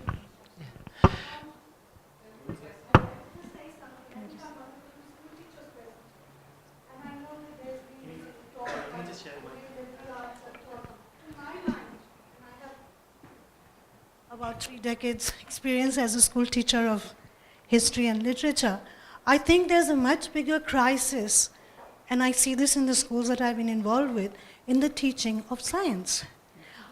From what I can gather is that all they spend their time doing is endless numericals, and the sheer love of science, that is not communicated to them. They're only, and all they actually do, they're doing science because they've been told that medical and engineering or biotechnology now are the paying professions. They're not doing it to gain an insight into scientific method. That worries me. And that worries me because quite a lot of the most obscurantist politicians and leaders we've had in the past few years have had scientific backgrounds. There was a PhD in physics from Allahabad University who wanted to introduce astrology as a degree subject in Indian universities, and he was the education minister. So, I don't think it's a question of you're just doing science humanity. I think it's very important how you're taught and that the subject, the value of the subject that you're doing is so important. And I find that this is conspicuously lacking in science students as well as their teachers. No, absolutely. No, point extremely well taken, yes. That the science teaching at the school level. After all, Osama bin Laden was an engineer. Yeah. No, but I think, there's another pet peeve of mine is that, India, we are not producing enough people who will do basic sciences. We need to reach a generation of those because we need that intellectual powerhouse for ideas and for innovation. There's not enough interest because it's not seen as a lucrative career path.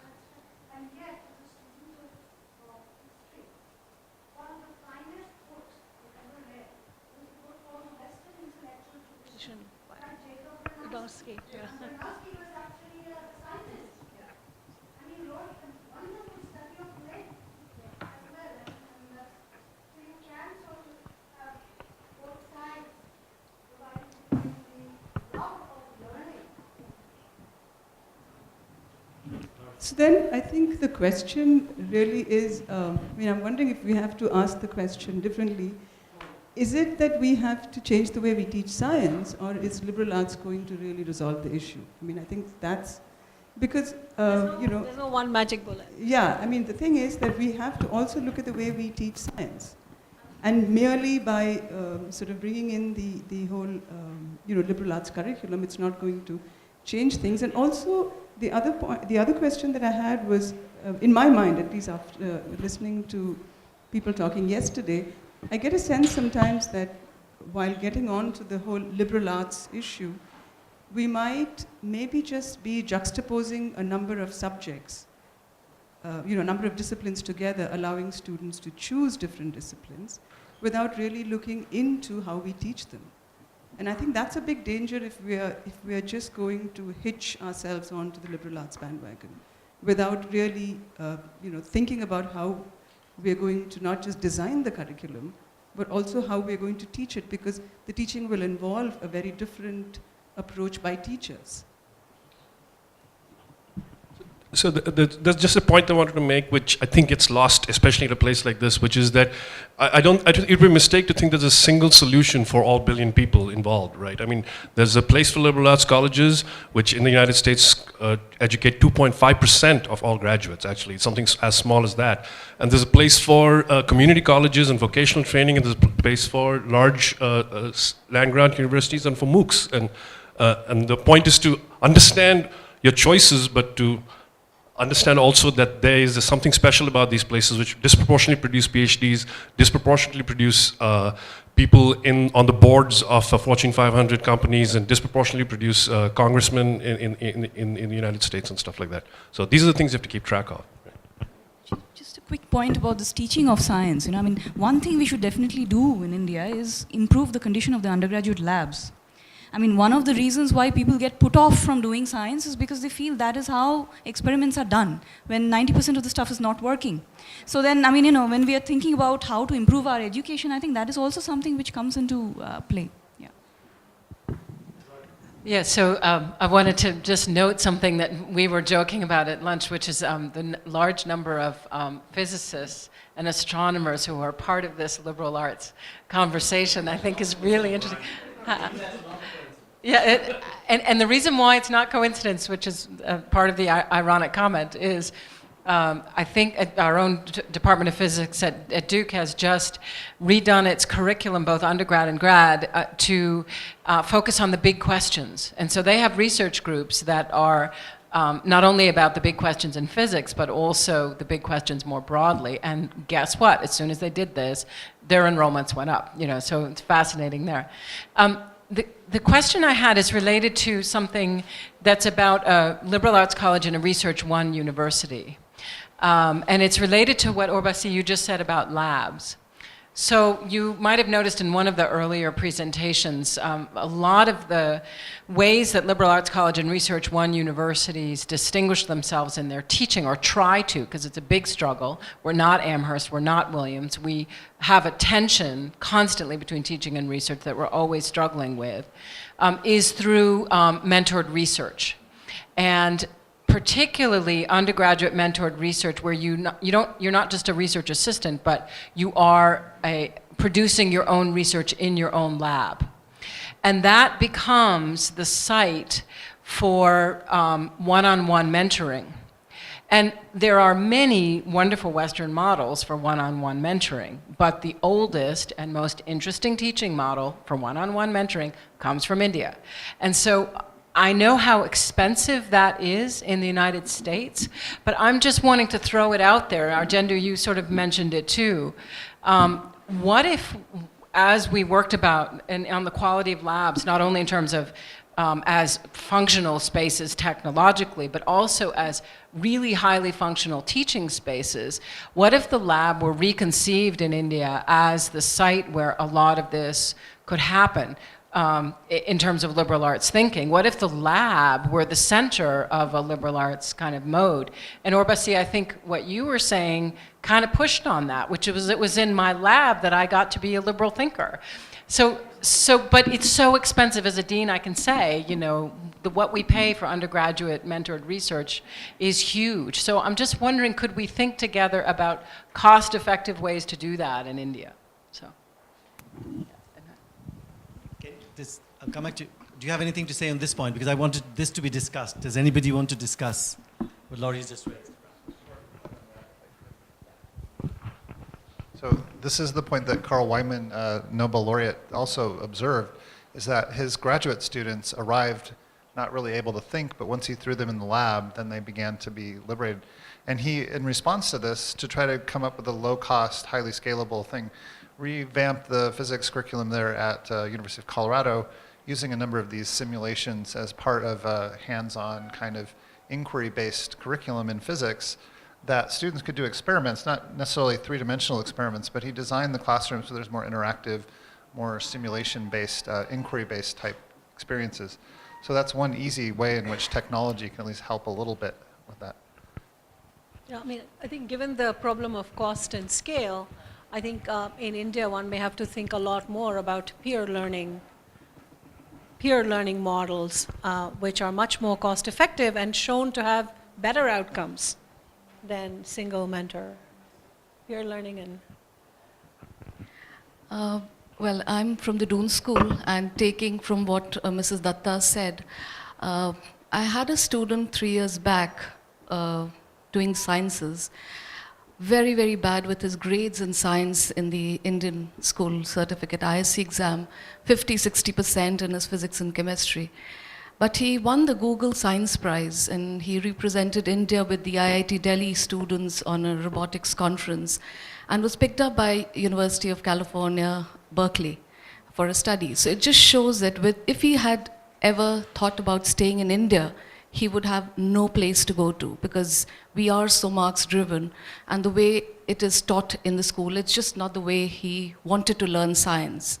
That's one point. And the other thing that I've been wondering for the past 2 days is that when I talk about a liberal arts college in the US, it's actually a liberal arts and science college. And its sciences are an integral part of that particular college. So why is it here that we are discussing liberal arts separately? The only difference that I see here is that if you're doing a science program in India, you do not have the flexibility of doing an extra course in maybe biology. If you want to do philosophy and biology, you do not have that flexibility. While in the US, that's allowed. And in the end, you do have to choose a major. So it's not that we are equating it to a BA pass course in India, the liberal arts course. I mean, I feel we come with that kind of a baggage in India, that anything that does not, when you talk about liberal arts and doing too many things, it's like a pass course, be it a science or a math. And so science is always been a part of the liberal arts and science colleges in the US. So I really want to understand how it's different. One of the things is, I mentioned this, I think what happens is that in the Indian education system, the separation between science and arts happens at the age 16 level. And that is too early. And that is why we have to kind of underline the fact that when we say liberal arts, it's also a misnomer from just a misunderstanding of the word liberal arts. These are from the classical tradition of the 9 liberal arts, and one of them, the Greek tradition, one of them was astronomy, the second was math. So it doesn't mean anything about arts, but it's an old word. What you're saying is important. It is important to label things. Yes, exactly. I wanted to say the same thing. Particularly in India, liberal and then arts. Unfortunately, parents would look at both of these with some level of yes, right. So that's why you have to put in the sciences bit. Yeah.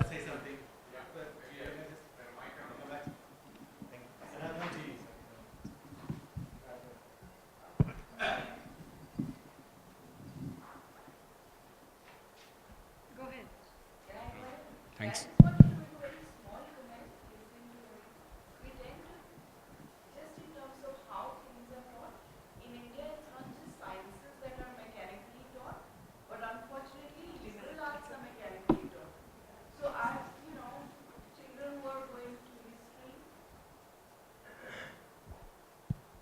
Children who are going to learn history or sociology or even literature, and they come back after the first year, even in a place like Delhi University, and saying, oh, now I hate Indian history because the way it's taught is terrible. But I mean, I've taken the wrong example actually, because Delhi University, the way it teaches English literature is amazing. Some colleges teach, but it's a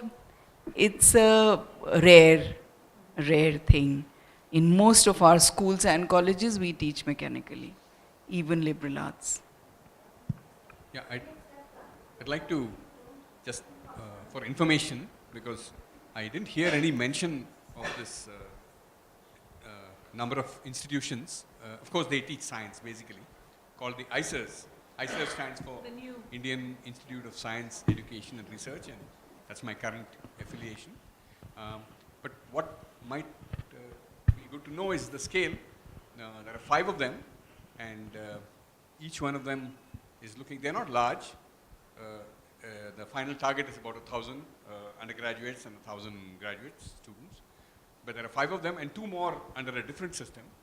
So that's not insignificant in terms of combining research and teaching. Because Absolutely. in every one of these, there's very serious research going on, and there is serious undergraduate research going on. Yeah. And they do have a fairly elaborate system of mentoring. They do have some humanities courses, but I guess it's still like history of science and so on. But like the IITs, I suspect these, I wouldn't call them token, but perhaps they still fall short of. No, I mean, they're absolutely excellent, and since they're new, there's time for intervention, and you could probably have a very strong humanities strand sort of inserted. I No, think just they're wanted new, so yeah, no, they're mention absolutely that. fantastic. They're a move in the right direction.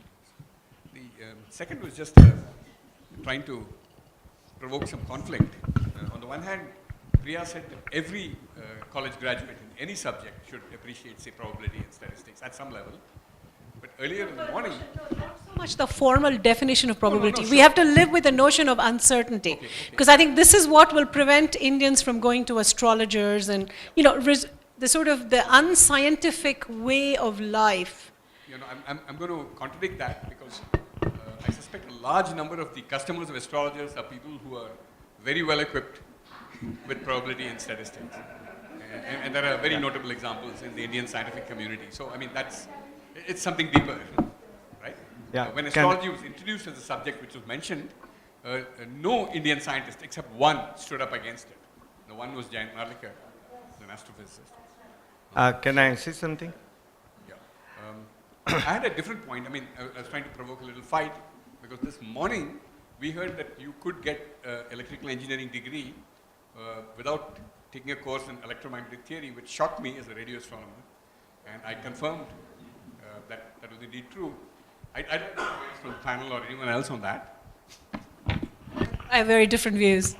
I mean, I think, but the one point that was made earlier, it's just a simple point, that the more we have content available in books and online and through wonderful software packages, the more it's about teaching people how to learn than about dumping content. I mean, it's the obvious statement, but I'll just make it. So the fact that you can take a course without electromagnetic theory doesn't mean you graduate without knowledge of electromagnetic theory. You just learn how to learn it on your own. That's the trick, basically. Yeah, can I make a... There are lots of... Anyway, I've forgotten most of it, so it's easy for you.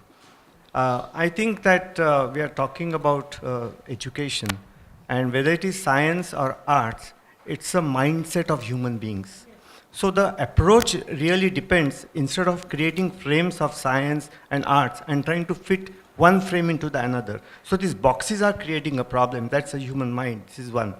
Secondly, if you see the entire school education, we are trying to teach children what we know. We do not try to see what they can learn. This is one. Secondly, we are not teaching children observations. We are trying to teach them what our conclusions have been. I'll tell you my experience at this age. I went to a regular so-called school where I learned about the cocoons, the butterfly, and whatnot. In our school, the children actually observed, and they also saw from that cocoon the butterfly coming up and all that. And to tell you very honestly, they knew much more about the cocoon, the butterfly, the life of the butterfly, and the variety of the butterflies than what I had known ever. So they learned only by observation, not by the teaching of a teacher. We have time perhaps for final two questions, where time is actually up, but if there's any further interest.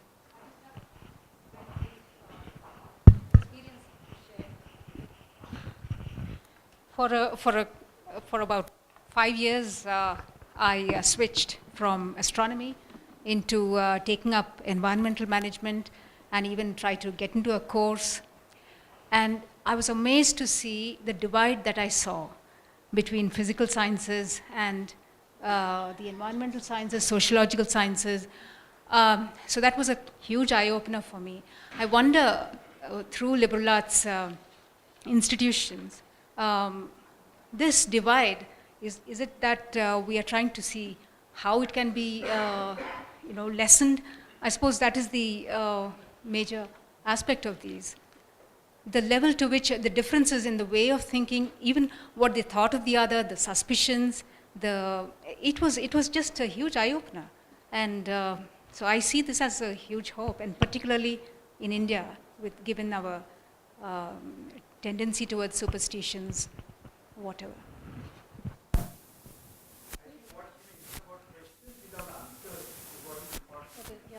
I think I just wanted to conclude with actually your point that one of the objects for all education has to be figuring. Maybe they've timed us out.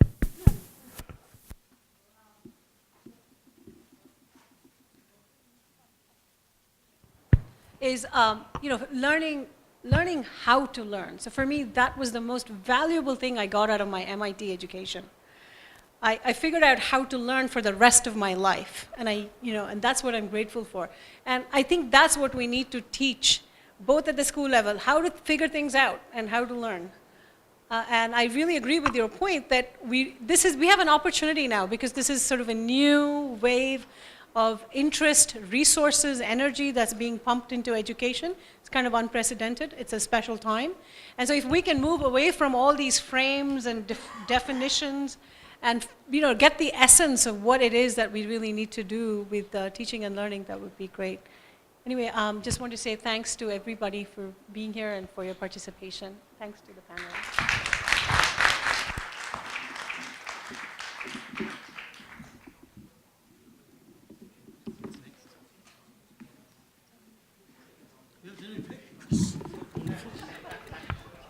So we have a panel discussion happening.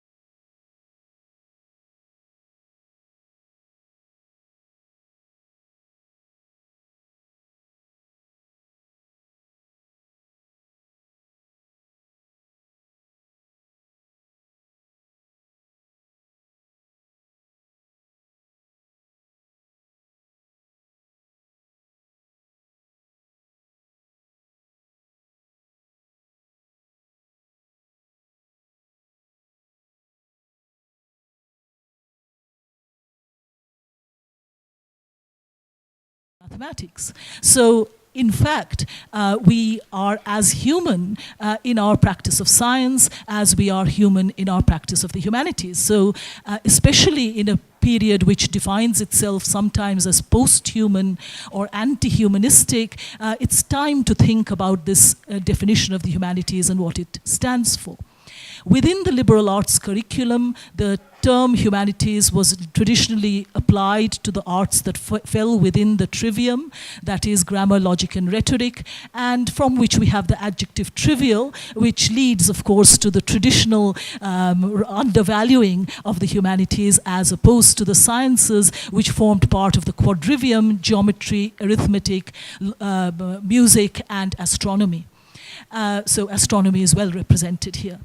But going back to this question of whether the humanities are indeed only rooted in language, I don't think that's true. I think that we need to think more inclusively, in a more searching way about how to redefine the humanities, whether in fact we should see the scope of the humanities as, number one, to be inclusive, to ask questions about the human condition and how we understand and represent it.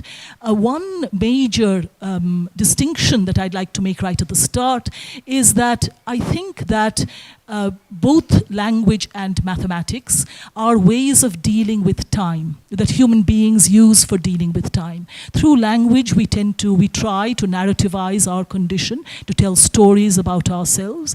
Through mathematics, we attempt to arrive at certain abstract truths which we believe to go beyond time. Yeah.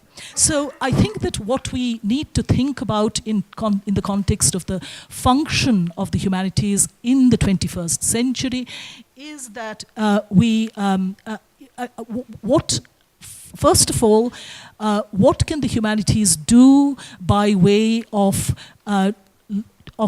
searching, more questioning way about our condition in the world today. Therefore, the social sciences are definitely part of the humanities. So too, the sciences may, in some understandings, be part of a cross-disciplinary understanding of the humanities. And but particularly, when we think in a humanities mode, I think that we are thinking also about value, about ethics, and about justice. So I think that what the humanities brings to the curriculum particularly is the attempt to cope with the problems of being human in a world that is overtaken by technology, that is plagued by injustice, by inequity, and by the fundamental problems of human existence and animal existence too. Thank you. That's exemplary management of time. Thank you, Supriya. Just before 8 minutes were up, it's now Cynthia Hume who's going to handle the next 8 minutes. Thank you. I don't want to. Okay. So my academic background is religious studies, specifically of South Asia. I still do research and I teach in my discipline, but I also am Claremont McKenna College's Chief Technology Officer. So I rather like the fact that society is overrun by technology. It isn't on? I think it is. Do you want me to repeat that? My academic background is religious studies, specifically of South Asia. I still do research and I teach in my discipline, but I'm also Claremont McKenna College's Chief Technology Officer. The career path that led to my holding that position of CTO reflects years of my... Right. Okay. Is this okay? How are you feeling? Okay. All right. Everybody back there? Okay. What's really exciting is that you really care enough to tell me that you can't hear me. That's really great. And it's the technology that's the problem, which is what I'm going to be talking about. My academic background is religious studies, specifically of South Asia. Cynthia Hume is my name. I still do research. I teach in my discipline, but I'm also the Chief Technology Officer of my college.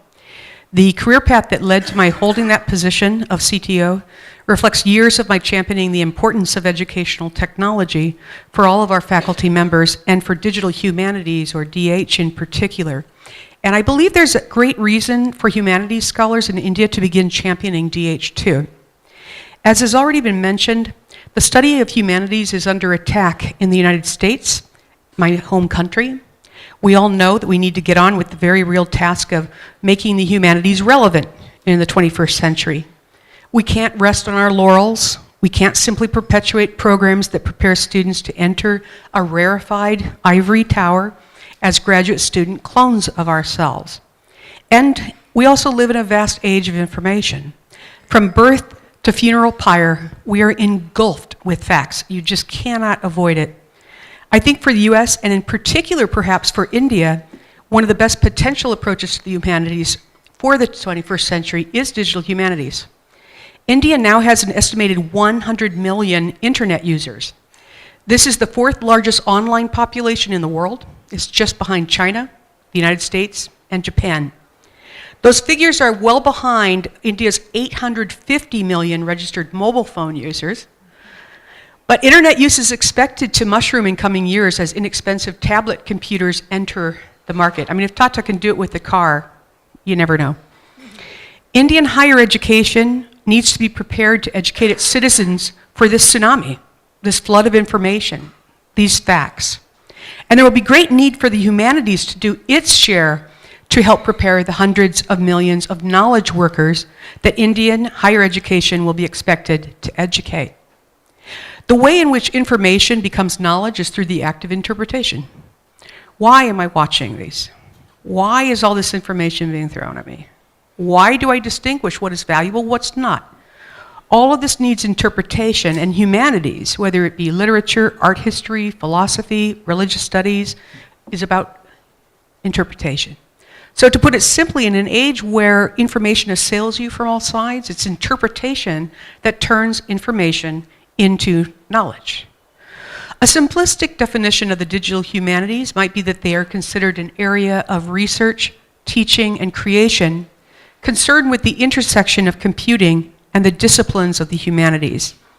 A more complex definition is that the digital humanities per se does not exist, but rather a multiplicity of digital humanities have arisen. These multiple digital humanities incorporate topics such as data mining, games studying, software studies, and digital cultures.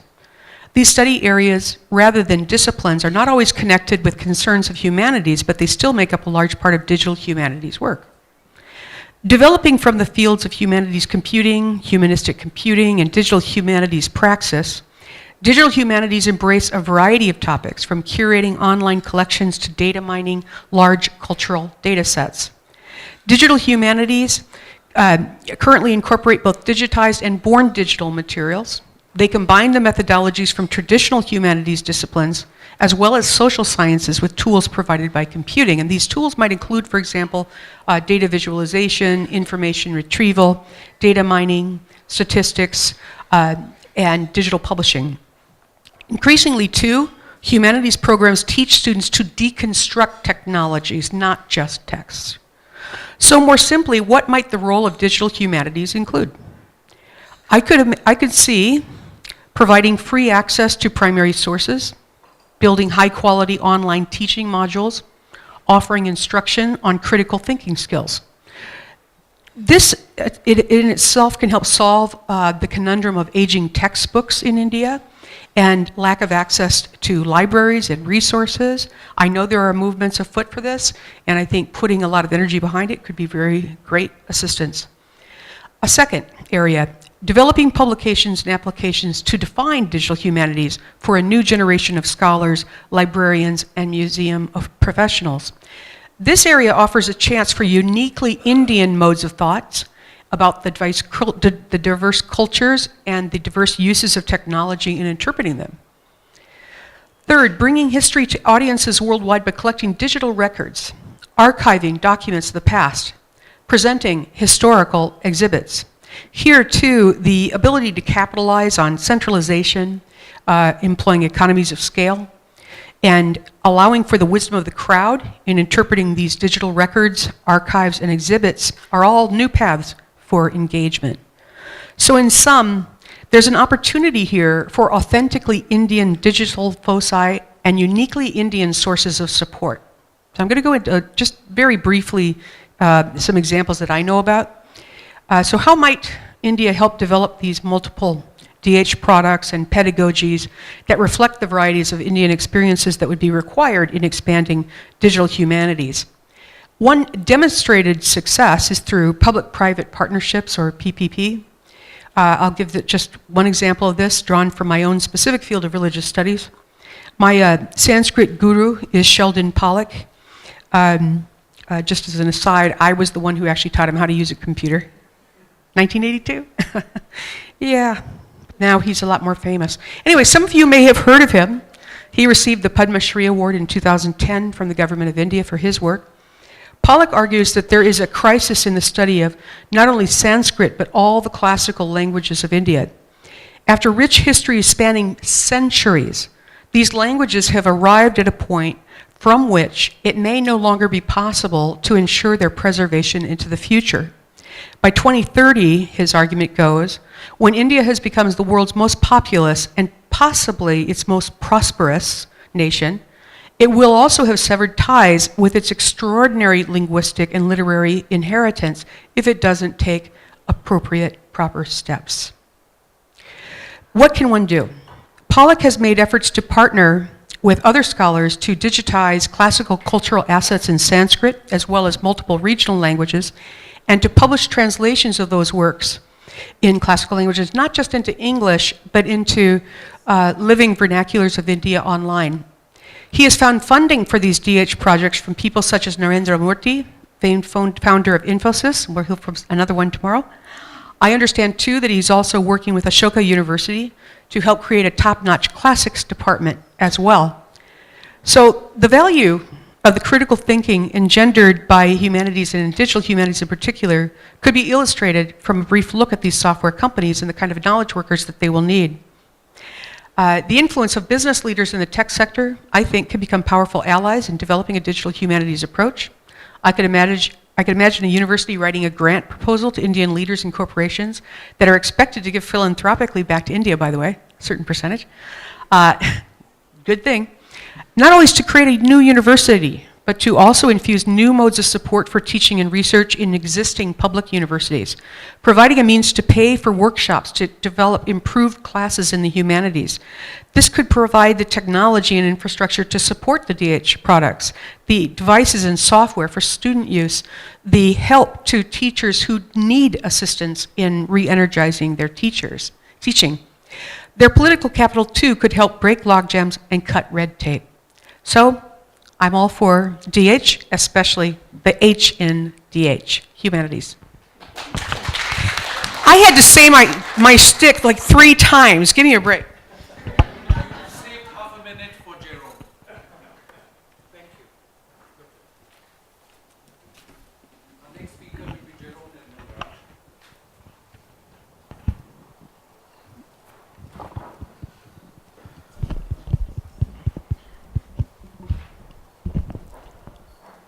Good afternoon. I'm Jerome from St. Joseph's, Bangalore. St. Joseph's is a Jesuit college. We are about 130 years old.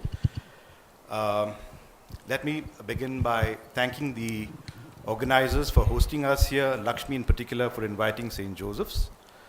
By the way, I teach political science at St. Joseph's and international relations. And now I go on to my presentation on the humanities for the 21st century. I'd like to begin with the remarks made by Professor Andre Beteille in the dialogue yesterday, where he informed us that the university system, particularly in India, is being impacted by the exponential growth of knowledge on one hand, and the rising demand for higher education in a rapidly expanding middle class.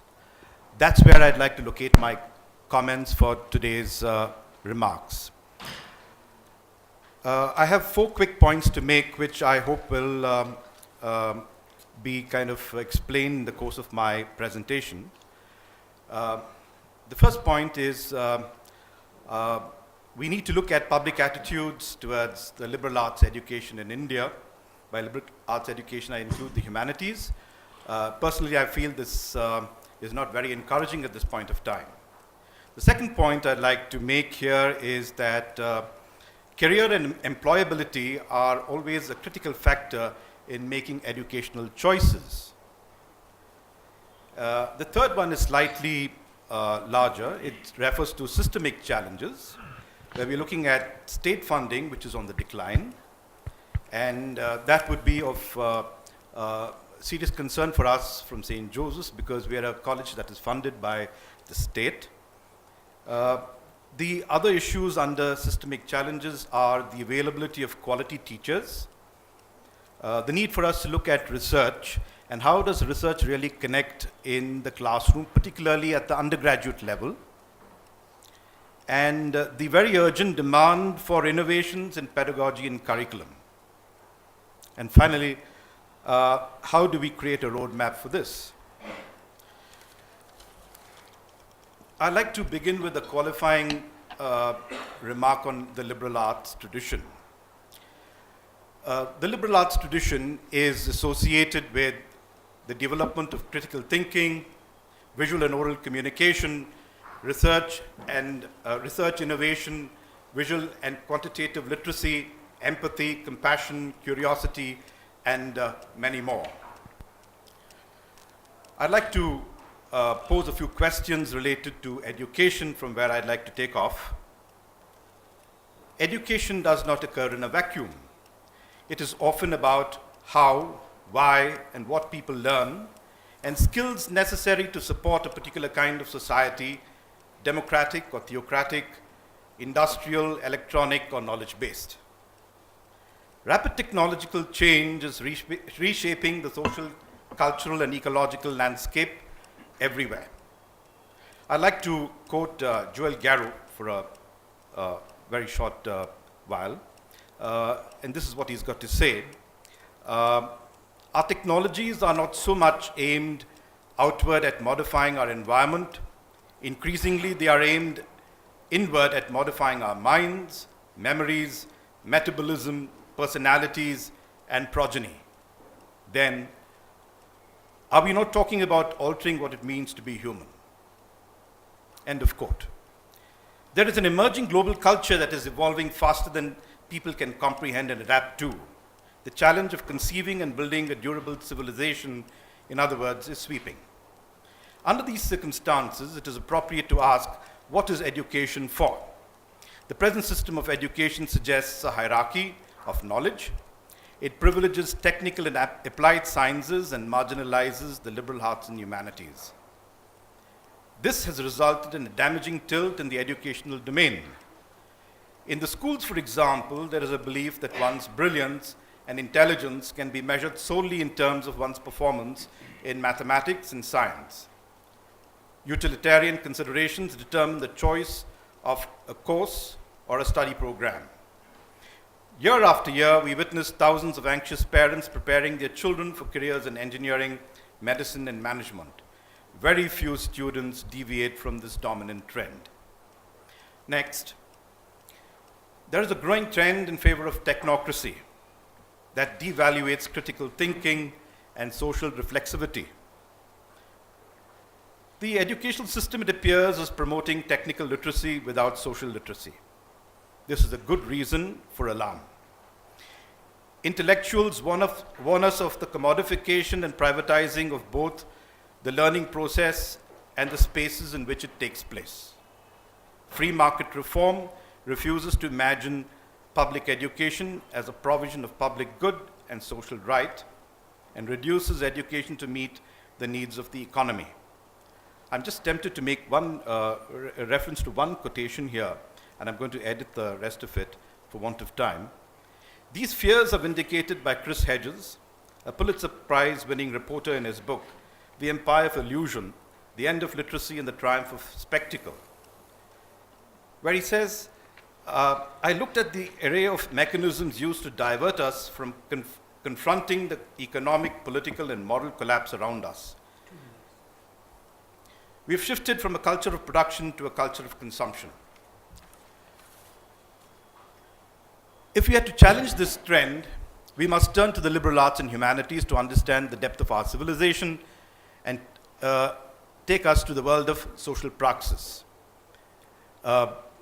Educational processes must cultivate emancipatory traditions of learning. Students must learn to engage with ideas of justice, tolerance, pluralism, and compassion, discover the magic words of symbols and metaphor, and redefine the world.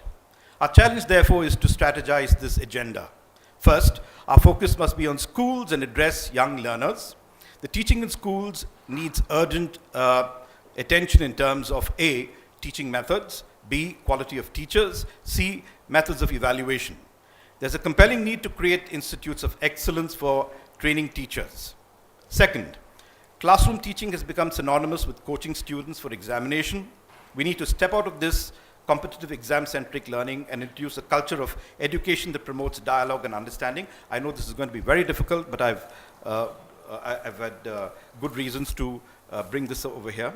The third point, this will require fundamental changes in the curriculum and a more expansive view of the role of educational institutions. Any process of reform and restructuring of the curriculum must equip students to find linkage between education and diverse vocations. And finally, all these inputs must be matched by adequate funding. There is a strong case for greater government funding for the humanities to ensure humanistic values of education. This will facilitate the requirement of competent teachers and provide opportunities for qualitative researchers. I'm confident that this conference will initiate a movement for the restoration of values of the liberal arts and humanities and the humanistic value of education. Thank you. Exemplary time management, unique in humanists. It's your pleasure now, Beth McKinsey. Thank you very much. I'm Beth McKinsey. I'm from Carleton College, and if you read the Deccan Herald, I think it's called Deccan Express headlines this morning, you know one reason I'm really glad to be here, because there the Arctic air mass has taken over. I'm also really glad to be here because I find this conference really exciting. I have a longstanding commitment to the liberal arts, to the humanities. I have a personal interest in India because I lived here as a teenager with my family, not here but in Orissa, so it's been wonderful to bring my family this past few weeks here to come along with me. I went to Carleton in 1989 as the dean of the college. That's the chief academic officer. So I oversaw the curriculum, faculty hiring, faculty development, et cetera. For the past 10 years, I've been teaching English and American studies there, playing out my own commitment to interdisciplinarity and to the humanities. I want to speak really briefly. I think by this time in the conference, I'm going to serve something as a chorus. You're going to hear some terms repeated and some ideas and some emphases repeated. I've taken out a number of them, but some of them will still be here. I want to start by iterating why I think humanities is central to a liberal arts education. But I also want to emphasize that I would never exclude the sciences in favor of the humanities. I have always liked to quote Larry Gould, who was a well-known geologist and Antarctic explorer who was president of Carleton for 2 decades in the middle of the 20th century. He liked to talk about the sciences and the other liberal arts. And I think that encapsulates the sense of unity and dialogue that I feel is really important among all the disciplines. If there is a chance to bridge the two cultures that got referenced yesterday, I think the best chance we have is in a liberal arts setting, and I think that's really crucial. So why is humanistic study so important? This has been said a number of times in a number of different ways. Humanities study is about what makes us human. Studies in history, literature, religion, philosophy, politics, languages, the arts, et cetera, are about ideas, values, ways of thinking. And these subjects, I believe, provide the best education for empathy and for understanding. In our globalized world, and certainly in a society as diverse as India, it's essential that students develop an understanding of other people, other cultures, other times, other ideas, other ways of thinking than their own. In India, which is perhaps the most diverse nation in the world, this cultivation of empathy and understanding is arguably more important than anywhere else in the world for not only national well-being, but also global participation. Second point I would make is, in general, education is primarily understood, I think, by students and by parents as individualistic, as a personal good. But education in the humanities develops not only self-awareness, but also an understanding of human interdependence, of the importance of community, of the social needs of society, and of individual humans too. So it can foster compassion as well as one's own passion. Third, in the United States, liberal education developed specifically as education for democracy, to educate citizens so they would be informed voters, enlightened legislators and leaders, critical thinkers about policy and priorities, wise members of the national community.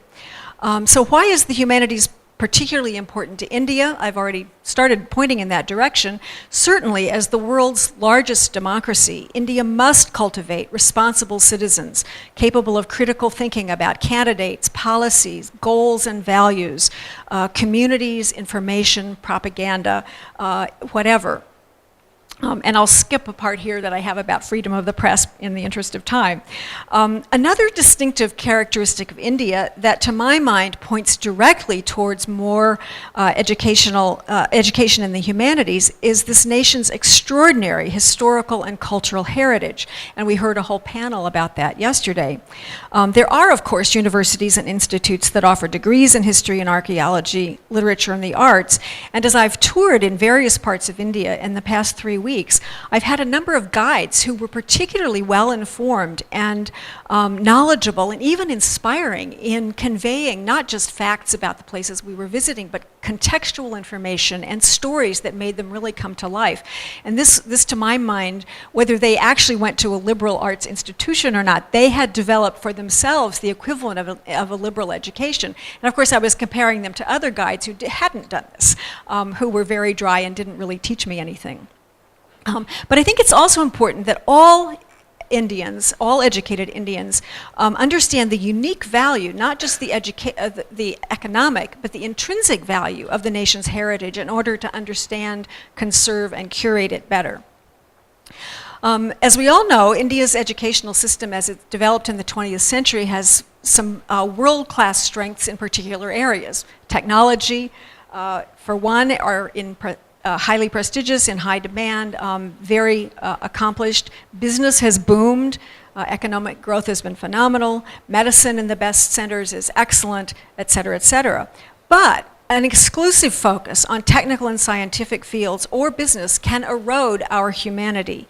In the United States, there's a growing recognition that technically trained professionals must have humanities education in addition to their management or medical training.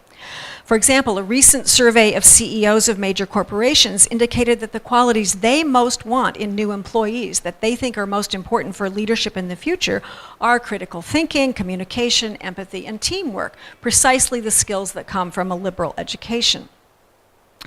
Similarly, U.S. medical schools have recently instituted a pre-med requirement in literature to help future doctors understand their patients as whole people and not just as physical bodies.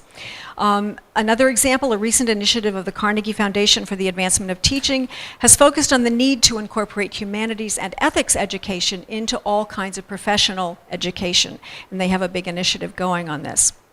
And finally, focusing on India, the early 21st century here, I think, is arguably India's Gilded Age, as the late 19th century was called in the US, and that was a period when a huge wealth gap first developed in the States. Then in the US and now in India, as prosperity increases, materialism is on the rise. The ethos of success has increasingly been defined in material terms, and this erodes other values. The way to address this is to think of our students, to encourage them to think of themselves as whole persons. They need a broader idea of success, and humanities education is one of the most effective means to this end. After all, science and engineering without humanities breeds hubris. Economics without humanities creates increasing inequality. And the study of the humanities is essential to keep these fields in balance. Now, in the time I have left, I don't know how much it is. Oh, 2 minutes, okay. I will talk about very few things that we're doing at Carleton in humanities education and beyond that I think are not necessarily worth emulating or taking and transplanting, but that have been very successful and helpful to us. We have required first-year seminars for all students that are offered in most departments. Many of them are interdisciplinary, many of them draw on the faculty's research interests. They all have a strong writing component. They are all discussion-based. Students use what they're learning as soon as they learn it and help learn it by discussing it. And there's a unit in each of these seminars explicitly about the liberal arts. So students become self-conscious right away about the liberal arts education on which they're embarking. Interdisciplinary study, my own field is American Studies. Everything I do, even when I'm teaching an English course in the English department, is multidisciplinary. Carleton has a structure where everyone chooses a major. Most of them are disciplinary, but there are some interdisciplinary majors. But many of our students also choose a cross-disciplinary concentration, as we call it. So instead of minors in a second discipline, we invite the cross-cutting interdisciplinary thinking. Off-campus study is hugely important. 70% of our students do off-campus studies. Many of them not in their major field, so that's general education, often humanistic study. Advising and mentoring is becoming increasingly important, and we're calling our first and second year advisors liberal arts advisors to help students, again, think broadly and synthesize what they're doing. We do have a couple of moments of holistic assessment, which came up yesterday, which I think are really important. One is a sophomore writing portfolio. At the end of the second year, students must submit 3 to 5 papers that they've written across the curriculum with a reflective essay that they write about their own progress in communicative skills. And then they get feedback from faculty. We have a sort of mass reading by volunteer faculty who are rewarded slightly with lunch and a pencil and a small honorarium that give actual feedback to students on their portfolio. And then every senior writes some kind of a senior project. It can be a project, it can be an essay. The artists, of course, do art, et cetera, and they get, again, holistic feedback, and it's supposed to be the culmination of all of their study. The final thing I will mention is, at a more meta level, about 20 years ago, we established a learning and teaching center, which is the major focus of faculty development and faculty interaction with each other. There are workshops, there are seminars on all kinds of topics, and innovations in teaching, issues in the classroom that come up created by diversity or controversial issues. Sometimes people share their research, but it's like a trading post of ideas for the faculty, and in effect, it has now really taken root, and it's runs the new faculty orientation program, which just expanded from a few weeks in the first year to a whole 2-year series of seminars. And I think what happens there is that the faculty, in a sense, are invited to continue their own liberal learning in a way that reflects, replicates, and then will feed back into the liberal education that we offer to students. I'll stop there.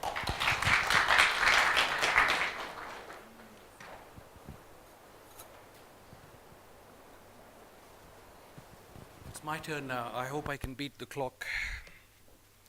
My name is Rajiv Patke. Which institutions I studied at doesn't matter that much. I went through them. Where I have worked matters more. So I've worked for 2 decades at the National University of Singapore, and now I'm enjoying the perilous journey that is Yale and US College. I'm going to, in my 6 to 8 minutes, speak of only 2 things. One is a plea, the other fantasy. The plea is urgent, rational, logical, almost desperate. The speculation is fantastical, hyperbolical, but not illogical. The plea is simple. We in India know more than one language.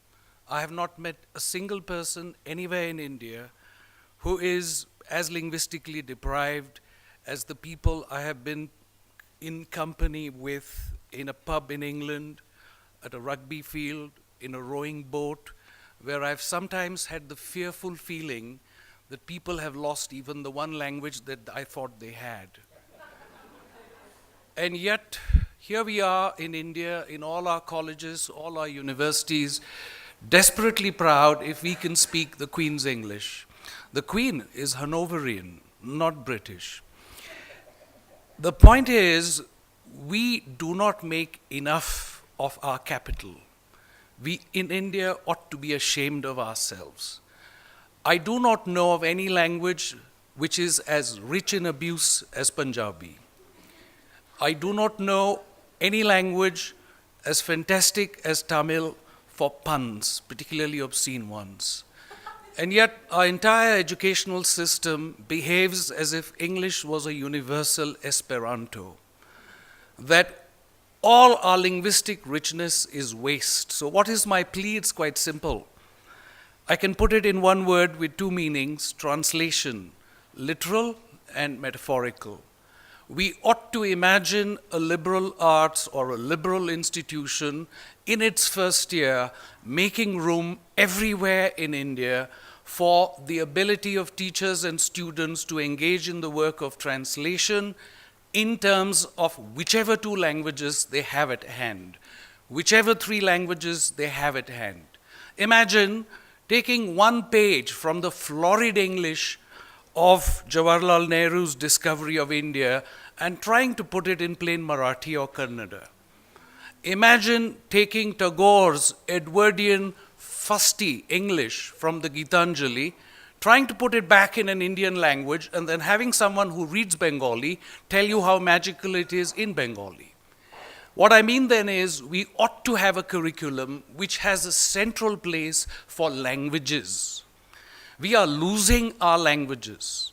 English has killed more languages than peoples that it has ruled or people's memories that it has erased. However proud we are of speaking English, we ought to be ashamed of losing our other languages. Our liberal arts education, our liberal institutions ought to make an absolutely desperate effort to give to the Indian languages the prestige, the respect, the pleasure they can give. Imagine trying to translate Kabir into Marathi or Tukaram into Hindi or Mira into Kashmiri. These would be fabulous activities in which the teachers could learn as much as their students, and wonderful things could happen in terms of recognizing what an Irish English poet once said: the world is incorrigibly plural. Why make it singular? So that's my plea.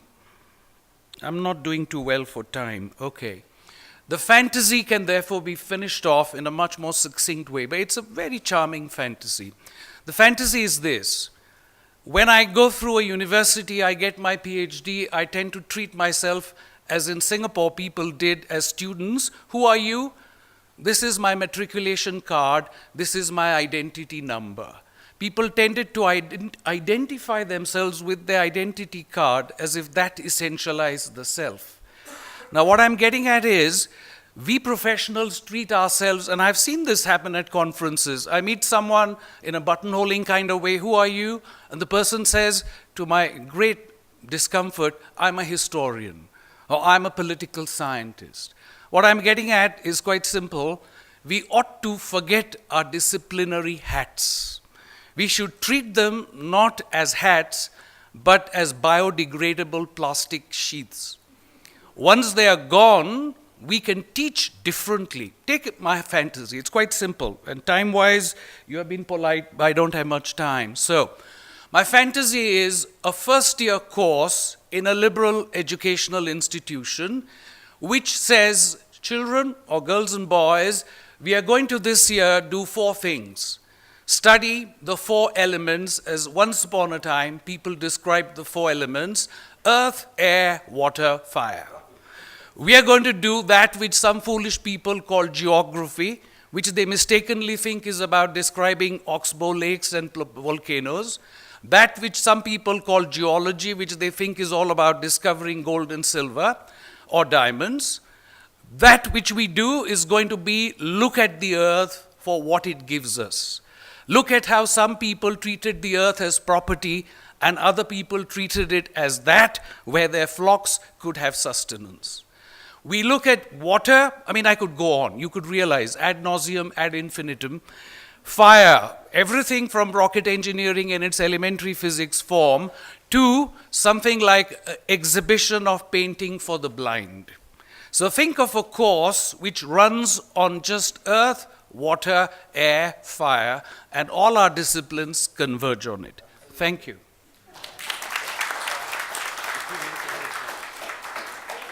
Well, I'm told I had time. Anyway. I'm Satish Nanda. I'm basically a real doctor. I did my... There are quite a few false doctors here. I did my MBBS from Armed Forces Medical College, which Rajiv was yesterday mentioning. Then I did my post-graduation in Bombay University for surgery and super specialization in cancer surgery, which is scary, but still it is there. Then I drifted to rural healthcare in Varanasi Krishnamurti Foundation. From there I drifted to education. And now I'm on the edge of it. I'm drifting into wilderness. Nobody has used the blackboard. I better use it. Now I'm going to write a password for your life.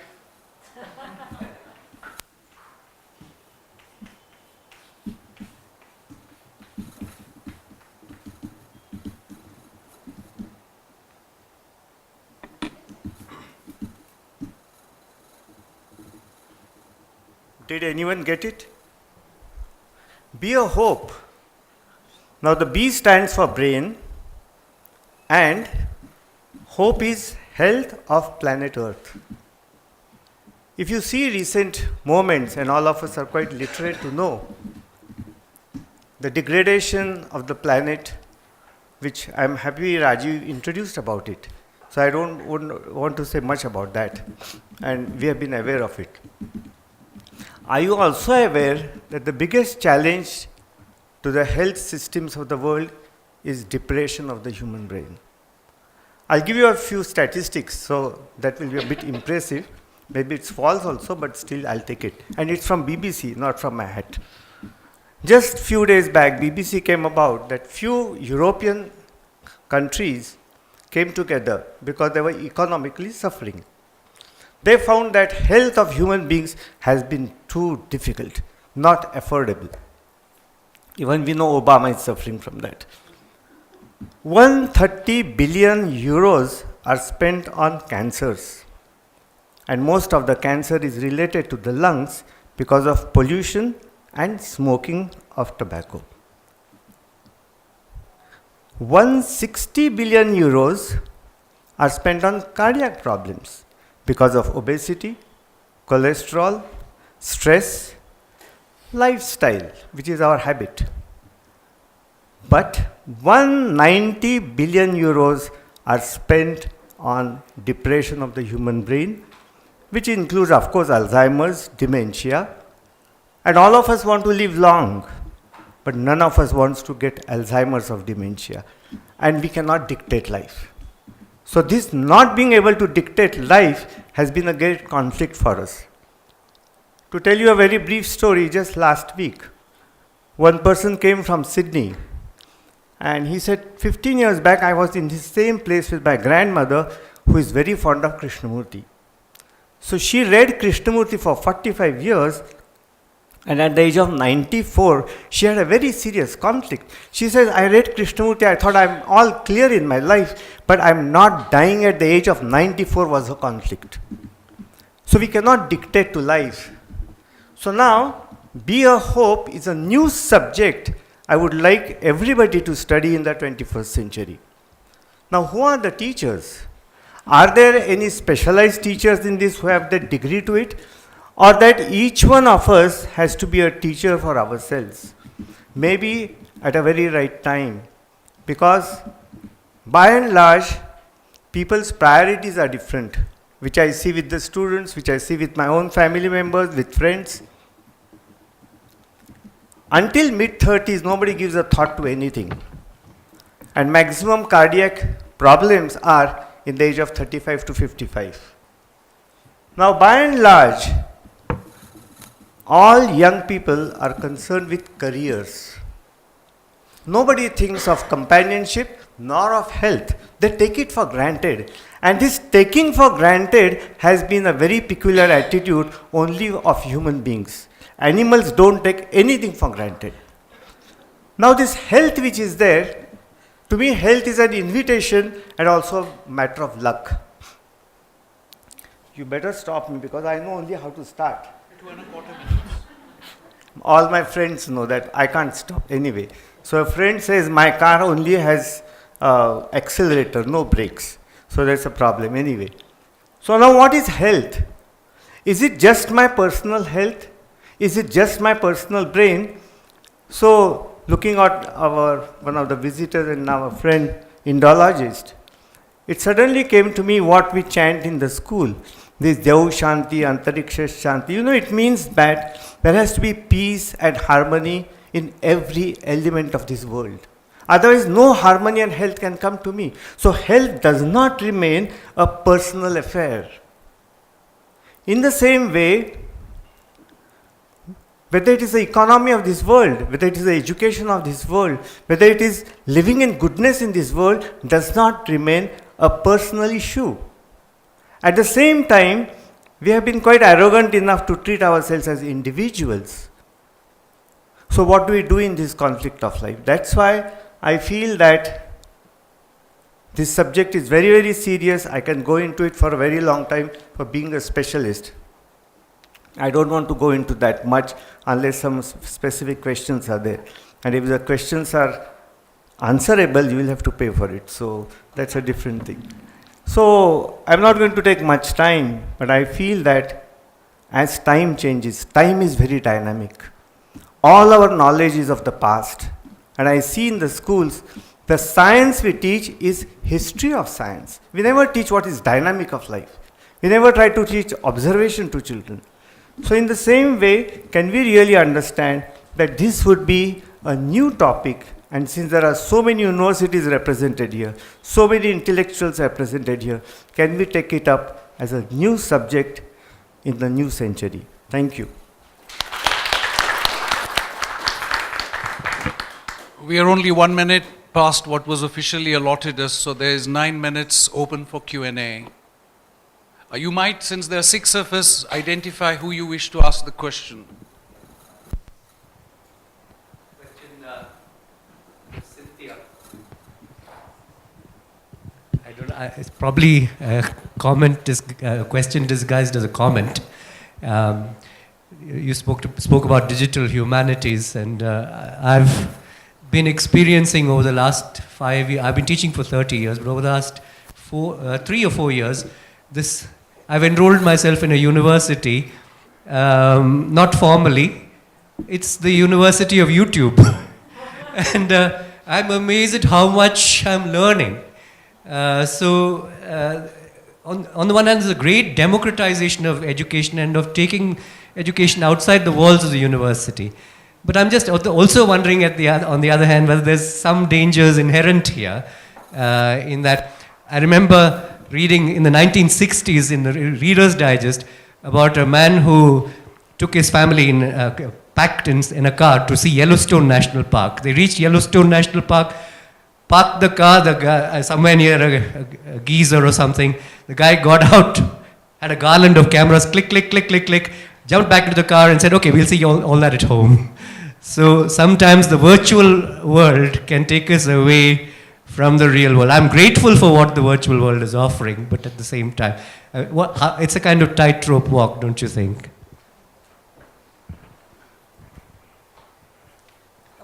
Given the problems of last time, I'll just stand up here. I think you're right that there are many great resources on the web that people can access even now. Going to YouTube, there are a lot of MOOCs, these massive online open access courses that people can take. The statistics are that the people that do avail themselves of those MOOCs are highly educated and very rarefied, and they are often professors who are trying to determine what MOOCs are all about. So that's one of the interesting statistics about that. In terms of YouTube per se, I have a friend, Alex Vujas at Pitzer College, who created a course on YouTube about YouTube. Every part of her course was recorded and uploaded to YouTube. So it was, wow, I mean, that's layers and layers and layers, and it turned out to be a very successful course that she has repeated. There's all sorts of avenues for people to use existing resources to modify people's courses. I think in my remarks I tried to just keep it, well, of course I only had 8 minutes, I mean, for goodness sakes, just trying to explain that the particular abilities of YouTube, they can go to the long tail. The description, the explanation of that is, you don't have to have just the same thing. You can start with things that are quite general, but every individual can add to it. So for example, at a university, you could have a common curriculum where you would agree to 50% of the syllabus, but then you could make changes very easily because they're in digital form. You could make changes very easily to determine once you have your students in your class and do the very kind of thing that was talked about in terms of regional languages. And this is, again, I think I was cut off when I was talking about Pollock's work, but the intent of maintaining these resources of Sanskrit and these regional languages is not just translated into English, it's between languages, because that I think is really critical, because a lot of people have facility in 2, 3, even 4 languages, but when they go into the classical language, they have to read the translation in English. And I think that's an important point, and I really felt a lot of empathy with what he was saying in that. Does that address your concern? Okay.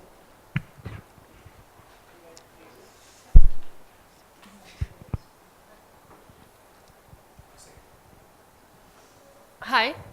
Oh, go ahead. Firstly, I thank all the panelists. It was a very, very relevant discussion. And because I teach literature and I teach in a comparative literature department, it is, to my knowledge, the only full-fledged department of comparative literature in the whole of India. And comparative literature. And you know, as time is passing, I am getting more and more convinced that we are getting divided by languages. So, though Cynthia mentioned that when you are studying classical languages, you have to study them in translation.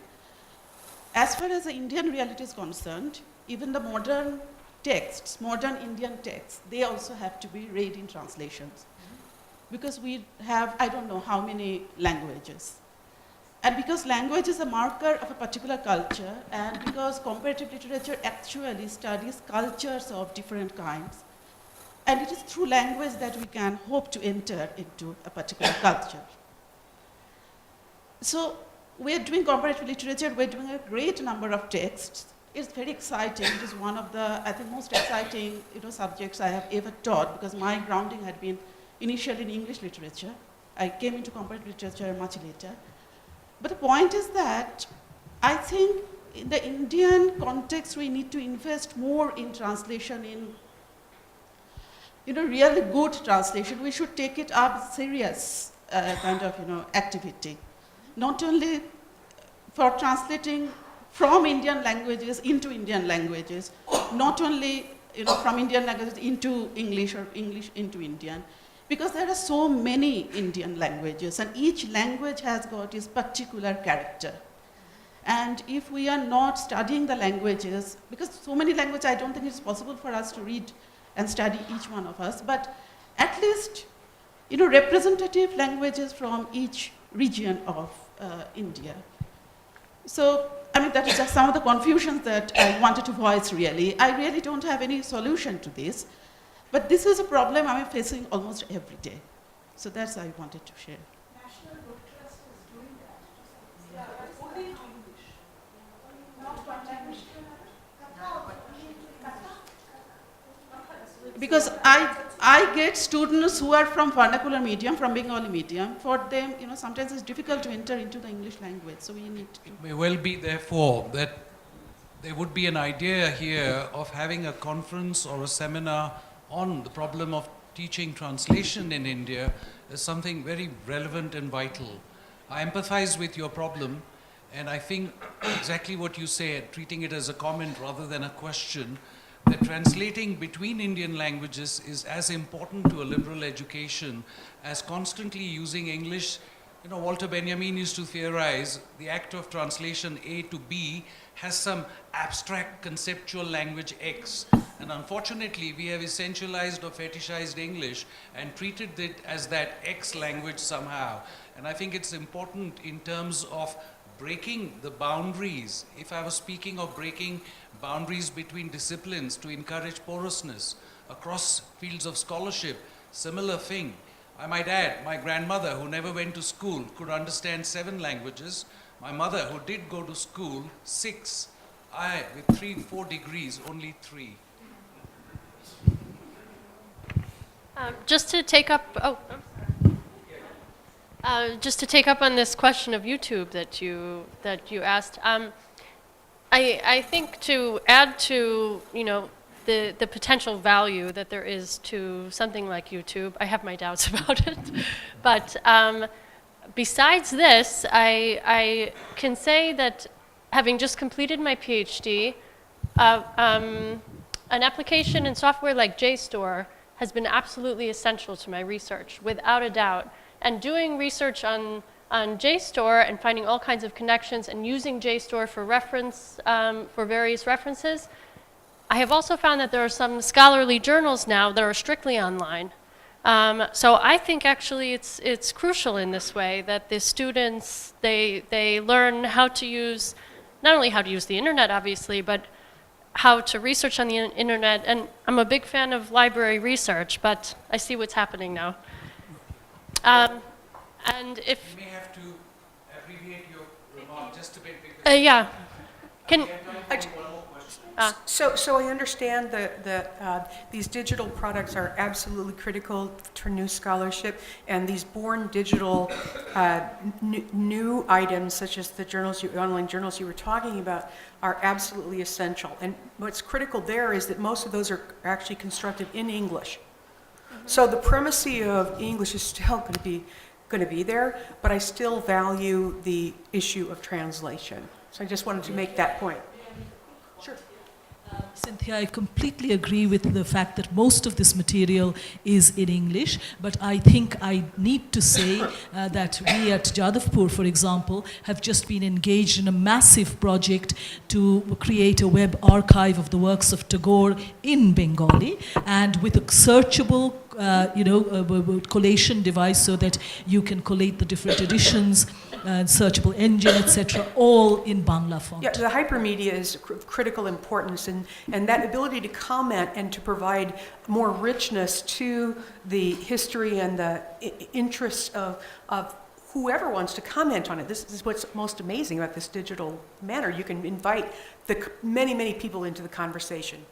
We have eaten 3 minutes into your caffeine break, so one more question is the final one. It's more of a comment, and I'll make it very brief, but I'm very interested in what Supriya said earlier, because very frequently when I deal between humanities, social sciences, and sciences, the place where there's most sympathy across those 3 artificially, humanly created divisions of knowledge is actually between the sciences and the humanities. The social sciences are the ones that are kind of skipped over. And the reason why I mention it is that we were talking about big questions. And there is and you mentioned time, and Dr. Ananda also mentioned time. There is a way in which both humanities and sciences are comfortable with large questions around time. History emerges in the humanities in one particular way as a reflection about time itself, and the particulars of time itself. And in the sciences, we have the particulars of time itself in physics. But the history of design, particularly in evolutionary anthropology, is another way of thinking about human history. And so we're having this fascinating conversation.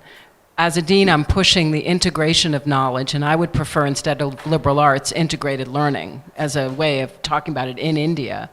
But I'm noticing more and more the kinds of very vibrant sympathies. I know of no other culture that actually engages those vibrancy of sympathies than India, for any number of reasons. And I think that would be another form of intellectual leadership that India could embrace globally. To it. Thank you. That's very clarifying. And I think that maybe to time one can add death, because the death of the machine and living in the machine, other ways of living and living through and other people, living in other people, that too is something that we need to think about.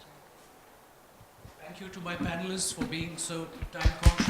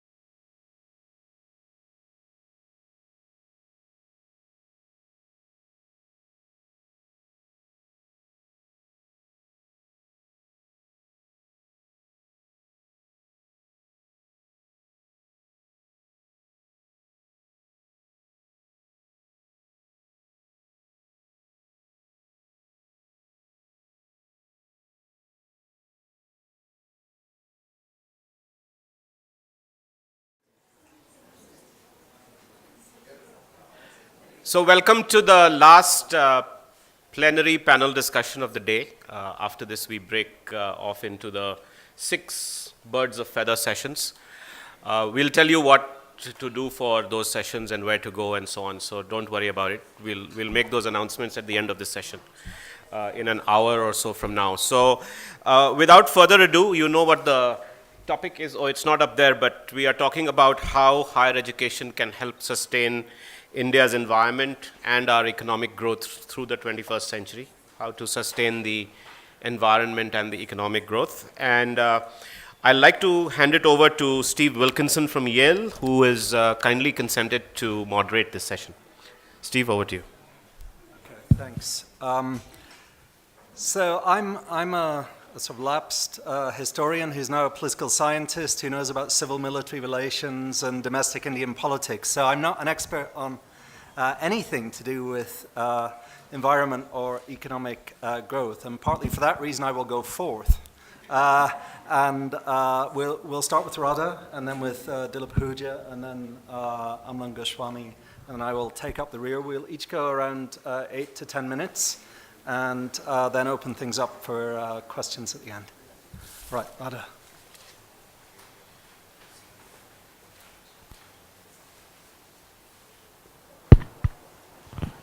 Thank you, Steve. I'm not sure at the end of, say it's close to 2 days of deliberation, if there's anything different that I can say at this point.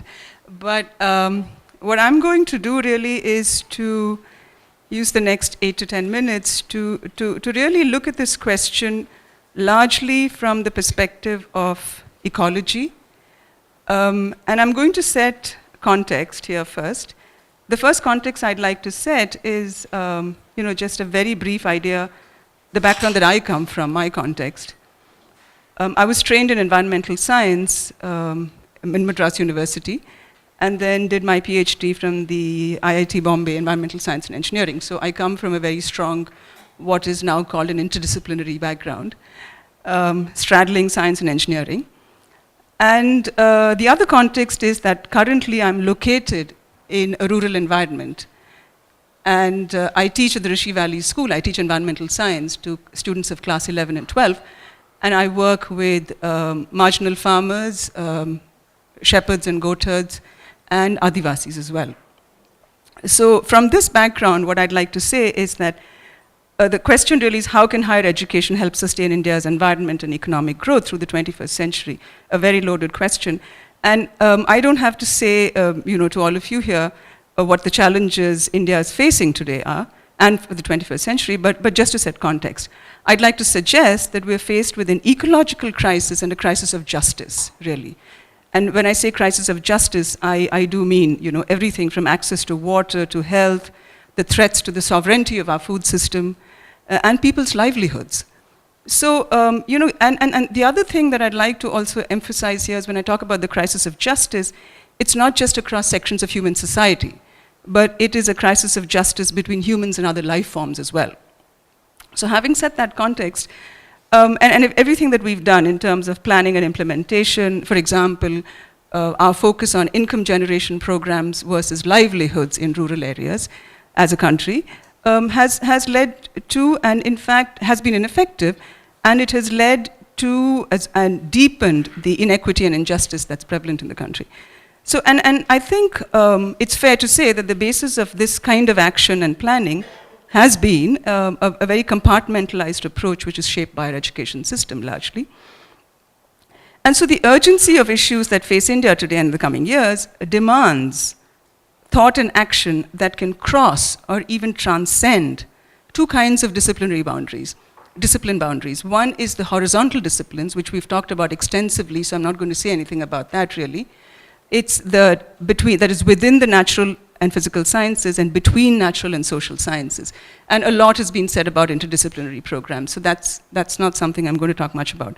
But the other is what I call vertical disciplines, which is between grassroots communities, practitioners, academics, and policymakers.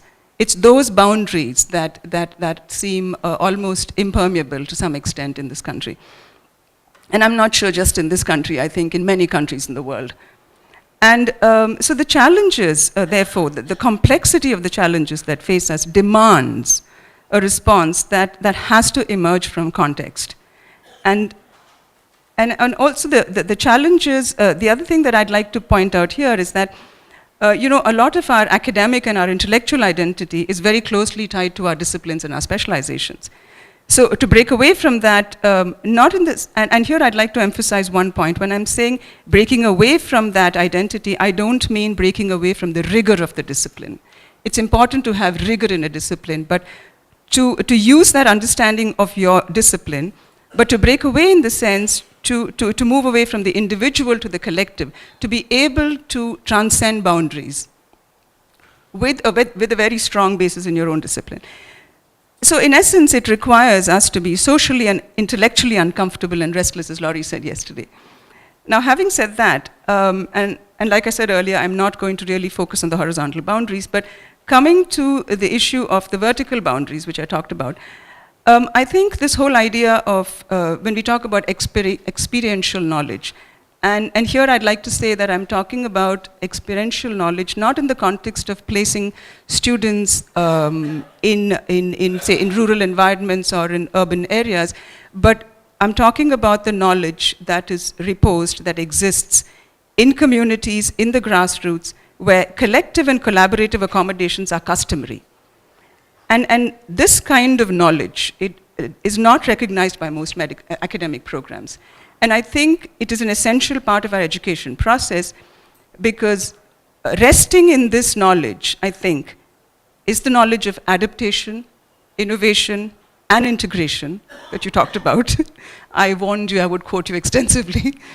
But it rests in that, and this knowledge rests in grassroots communities which, even as we speak, are using this knowledge to deal with the challenges of climate change. And I can say this from first-hand experience, because we use this information from the grassroots communities that live around us. We bring it into the classroom for our students, because we are lucky that we are an urban community living in a rural environment. So we bring that in the form of not just case studies, but also have our children work with these communities so that they have a very good sense of what the issue is. And it's not about looking at water or sanitation separately, but it's about going in there and looking at an issue and looking at multiple dimensions of an issue. So having said that, I'd like to make another point that I think we need to sort of see here that while we have this crisis and while we need to have a place in our education system for this knowledge from the grassroots, I think this crisis provides us with enormous opportunities to build an education system where practice and theory have equal importance, where the individual is, in a sense, able to think without these disciplinary boundaries. And I'm saying in a sense because I think it's a very tall order many times, because like I said earlier, a lot of us educators and teachers and practitioners, we are very strong, our identity is very strongly rooted in our disciplines. And then another point that I'd like to make here is, so what kind of students do we, what kind of students are we thinking would be a product of this kind of an education system to deal with the challenges that we're faced with? We want students to go away with an understanding that there is a creative co-presence of mutually respecting disciplines. We want them to go away with that. And I'd like to emphasize again, I'm not saying that, because sometimes I get a sense that when we talk about interdisciplinary, we are juxtaposing a number of disciplines, and in some sense, sometimes I'm afraid that our students may go away with a kind of a mishmash of knowledge from different disciplines without understanding and without getting equipped with skills of dialogue, without understanding and being aware that single disciplines are incomplete and that incomprehension does exist. But in a kind of a respectful manner of disciplines, because there is rigor in each discipline. And then the recognition that dialogue between individuals, all of us, struggling to genuinely understand complex situations demands a collective enterprise. And here, and these are the points that I'd like to make, but just before I sort of pass it on to Dilip, I'd like to take an example from a rural context, as I mentioned earlier. It's this whole idea of moving away from livelihoods to income generation. I think there's a real need here to understand the value of livelihoods in an ecological context and in an economic context. And I'm speaking from purely a rural perspective, but I think we need to really think about this in the Indian context if we are going to try and even have a generation of students who are going to be able to understand this reality. Thank you.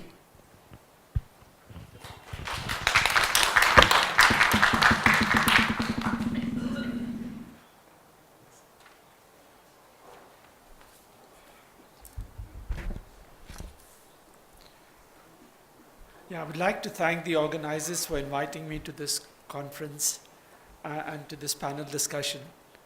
You may have noticed many of the speakers yesterday who did not use PowerPoint in their presentations used several numeric crutches which serve as aids to memory, and these have a long tradition in our country, starting with 4 Noble Truths and Eightfold Path. So I'll try and make 4 points in the 8 minutes that I have. First, I'd like to begin my remarks with the attempts made by the Tata Trust to introduce liberal arts education in Bangalore. And this was hinted at by our keynote speaker yesterday, Ram Guha, about the Indian Institute of Science. And actually, it's an interesting history. And the philanthropist who started the institute gave up after 80 years. So Jamsetji Tata, before his death in 1904, that was 110 years ago, had drawn up the broad guidelines for the Indian Institute of Science, then stated that there should be a place for the humanities in the broad scientific canvas of the future institute. At the Platinum Jubilee celebrations of the IISc in 1984, Mr. J.R.D. Tata asked whether the time had come to revive this idea and expose the students to literature, the arts, music, history, philosophy, and philology, which he thought were essential elements in the makeup of a civilized, liberally educated person. Despite being their primary philanthropists who started the institute, to their credit, they did not push beyond a certain point. They did the next best thing, to start another institute on the same campus, hoping to, like a Trojan horse, hoping that they would have humanities. And this, in 1992, he spoke at the inauguration of the National Institute of Advanced Studies, and he said essentially the same thing, that was the objective for which IISc was started, and hopefully humanities could flourish in NIAS. But it hasn't even happened in NIAS. I mean, social sciences, yes, but we're still struggling with introducing humanities. But as was stated yesterday at the meeting, we should not forget that an education in science and mathematics is also the mark of a liberally educated person. The second observation that I would like to make is that the quality of education many postgraduates receive in many inherently multidisciplinary fields in our country is very poor. And Radha may be an exception to have gotten her education at IIT Bombay. But I've interviewed several students, research assistants, associates, and this has been my observation. And this is as true for fields such as biotechnology as it is for environmental sciences. Often these courses are started in response to demand from students without the universities having the requisite faculty to teach these subjects.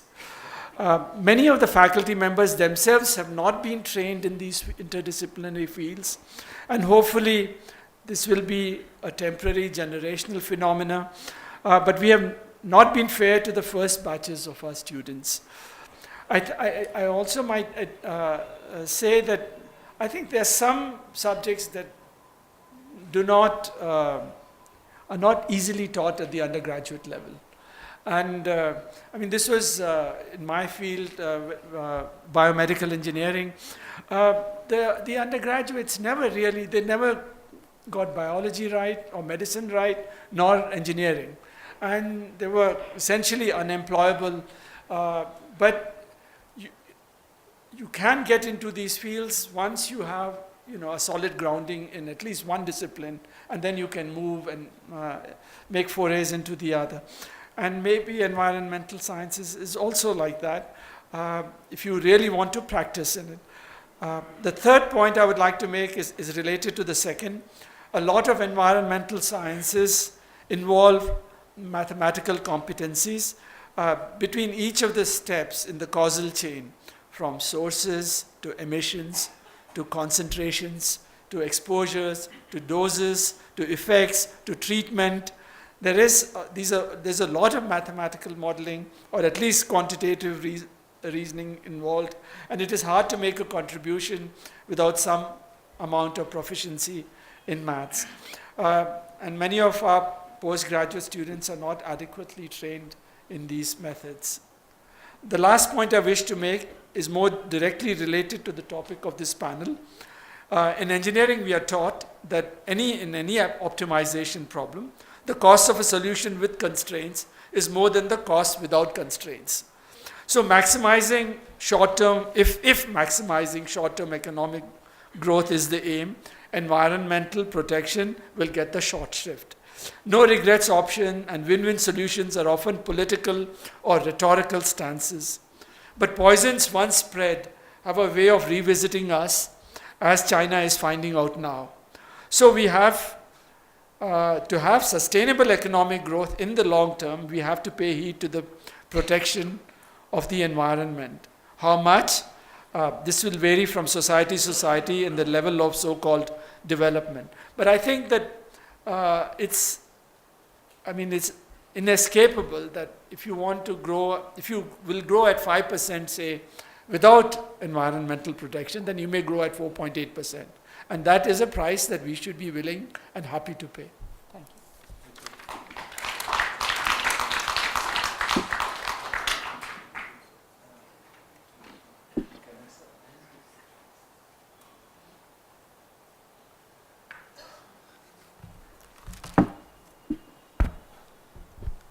Thanks. My name is Amlan Goswami. I'm from IIHS. I've been asked to do justice to what seems like a staggering topic. And as somebody who's quite finicky about words and who respects the inherent dignity of every word, each of these words is pretty loaded. How can, and not should, not how at all, higher education, not liberal arts question mark, not university question mark, help sustain India's, not nurture, not pillage, India's, with a GDP of around $2 trillion, 1.2 billion population, so India's. Environment and economic growth, strange bedfellows, no less than throughout the 21st century. Highly presumptuous on my part to even hazard what's going to happen in 5 years. But nevertheless, futuristic. And then even better, the political and scientific dimensions of this all, as if the two were separate. The question now is, I remember a line from Charles Correa's A Place in the Shade. Charles Correa, for those who are not familiar, is one of India's foremost architects and urban thinkers. So on page 239 of A Place in the Shade, he, after having done all his exposition about how reality is, etc., etc., this is on the last page where you want the pearls of wisdom to come out finally. He talks about, rather anecdotally and profoundly jocularly, a rich Indian in a Mercedes meeting a hippie. And he says, quote unquote, what's the exchange, what's the conversation like? So both are saying the same things to each other as they pass each other by. And what they say is, quote unquote, I'm coming from where you are going, it's not worth going there. I raise this as more to lay the context of this discussion on environment and economics. Simply to state that, I mean, here are a few numbers from my side. I'm not somebody who's familiar with numbers or whose language is numbers. Sometimes I use numbers for effect. sometimes because when it generates a kind of very demonstrable point, and I see something coming out of here. So we have a world population of about 7.2 billion right now. India's population is about 1.2 billion, of which about 52% is under the age of 25. So about 60 million is under the age of 25 out of 7.2 billion. So almost about, if my maths is right, 1 out of every 8 individuals in the world is an Indian under the age of 25. Even the most radical of statistics would tell you that more than 80% of India's young population has no access to higher education. In other words, 8 out of 10 does not go to any form of higher education, professional, technical, university, let alone liberal, etc., etc. India also went through a period in 1991 of economic liberalization, as we know, which has raised aspirational standards to a great degree.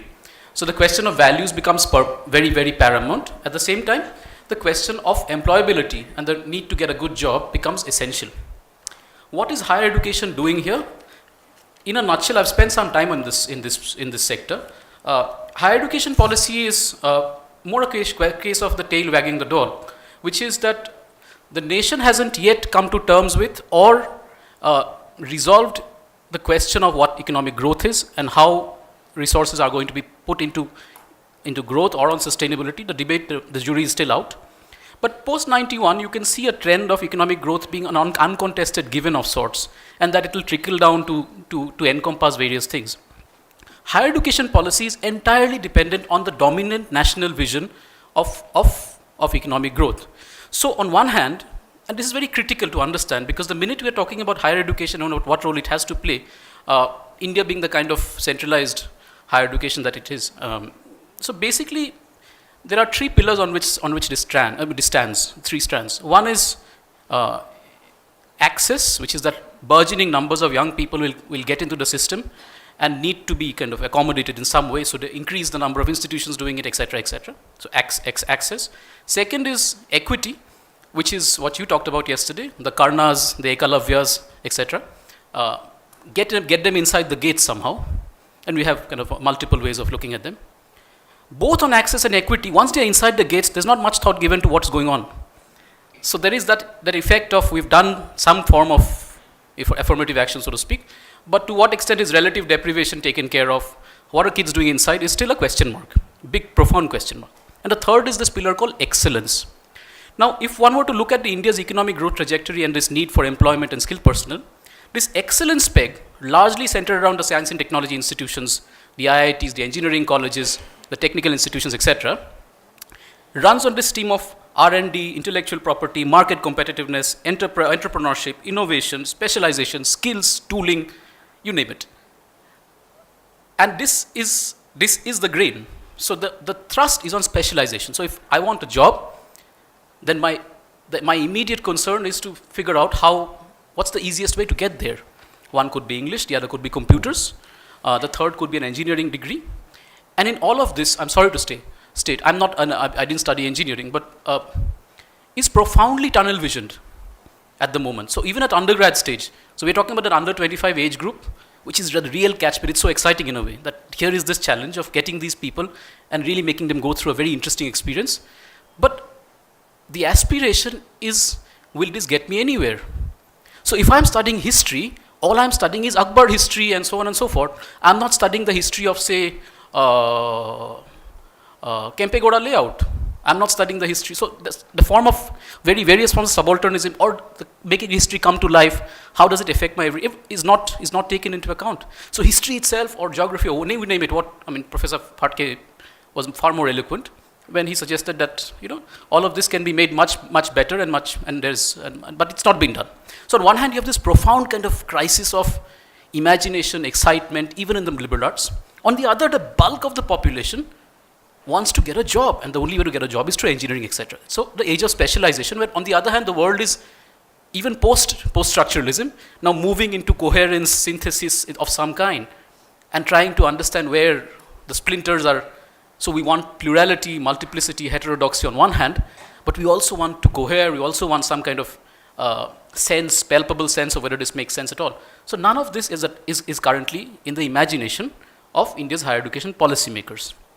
I wish there was some policymaker here who I could have a nice tete on this, but that's how it is. So now the question is basically one of, I would say the question is one of values at some level.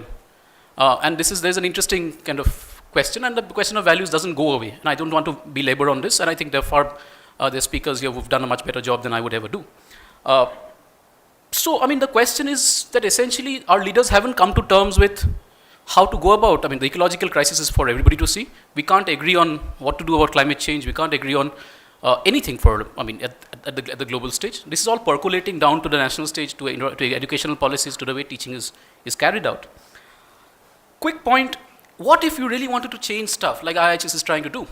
I mean, if one were to be illustrative, do various things, look at, one way to do it is, of course, is that play catch up, just listen to things happening on the ground. And there's lots happening on the ground, especially in the field of environment, whether it's in the field of activism in grassroots or in the field of corporate environment, whatever it is. Listen to the trickles, see, listen, and try to get it inside the system and try to build theories around it. Not something which is not much of has been done about. If you ever try any experimentation here, you are running into regulatory barriers. So there's this quick kind of, I take 2 steps, but I take 3 steps backward. I'll play nod, nod, wink, wink. I will try to do it through a side alley, etc. Actually, we're all very exciting for for somebody who likes to play, that kind of, cops and robbers kind of situation. But it's very difficult. The second is finance, and that is, if one were to do this, who's going to fund this? So from the public sector, it's very straitjacket. I was so inspired to see Presidency University yesterday. For the private sector, the people, by and large, putting a lot of money, basically are putting in the money for to gain some returns of investment in the long run, and that's really the sad part of it. Finally, I'll just take a minute on this. I sense that the urban and this constant juxtaposition, contradiction, comparison with the rural is a point of intersection for both environmental justice, sustainability concerns, as well as economic growth / sustainable development, etc. concerns. My personal point of view is that the question of urban is not a settled question in India. Now, as still 40% of India is, 31% is already urbanized. We're moving into a kind of trajectory which looks very part dependent, is very energy inefficient, etc., etc.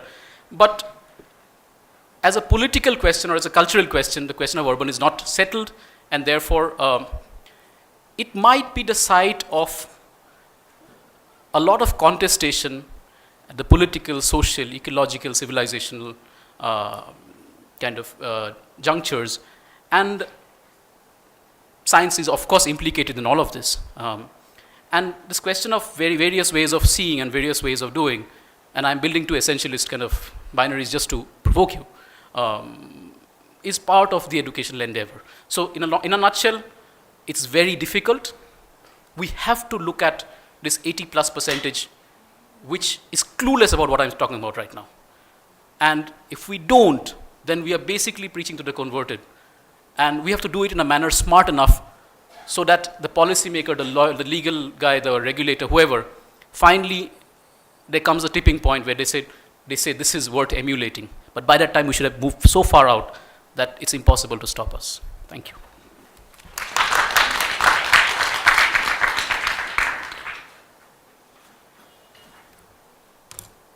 Okay. So in a panel earlier on today, Urvashi Sinha talked about film and the portrayal of science in this particular film as a way to think in general about the future of science teaching in India. And she was especially interested in the misportrayal of science and scientific fact in that film. So in thinking about a lot of the content that has happened in this conference for the past day or 2, I also thought of a film, somewhat lowbrow film perhaps, 3 Idiots, which will be known to many of the Indians in the audience. For those who haven't seen it, it's a film about a group of guys who go to something that's like an IIT, but it's not called an IIT in the film. And it's a very structured system that's designed to turn out a particular kind of scientists and engineers, and they chafe against the system. And the hero Rancho especially chafes against this system. And eventually they beat the system, and the principal of the engineering college realizes that he sees the error of his ways with a great deal of comedy and stuff along the way. It's a great film, I think, very funny film. And it reminds me of several aspects that I think might be important for what we're thinking about today. Firstly, of course, it's a reminder in the shape of the inflexible principle in the film of the inflexibility of some aspects of the traditional system that we've talked about in the last couple of days. But it's also, I think, a reminder of some of the points that were made by others from the floor and by my colleague Priya Natarajan today, that the existing system isn't all bad, that there's a great deal of peer learning, of creativity, many strengths in the existing system, and that if we're thinking about reform, it's a bad idea to throw the baby out with the bathwater, and we should recognize that the existing system has many strengths. It's also, I think, a reminder that many people who come up through a system that's often accused of being rote go on to be incredibly creative and succeed better than any other immigrant group to the US. Now, some of that surely is due to selection effects, the fact that this is cream of the crop. But I bet you even if you controlled for those selection effects, some of those people would still be very creative in the peer group that they're dealing with in the US and elsewhere.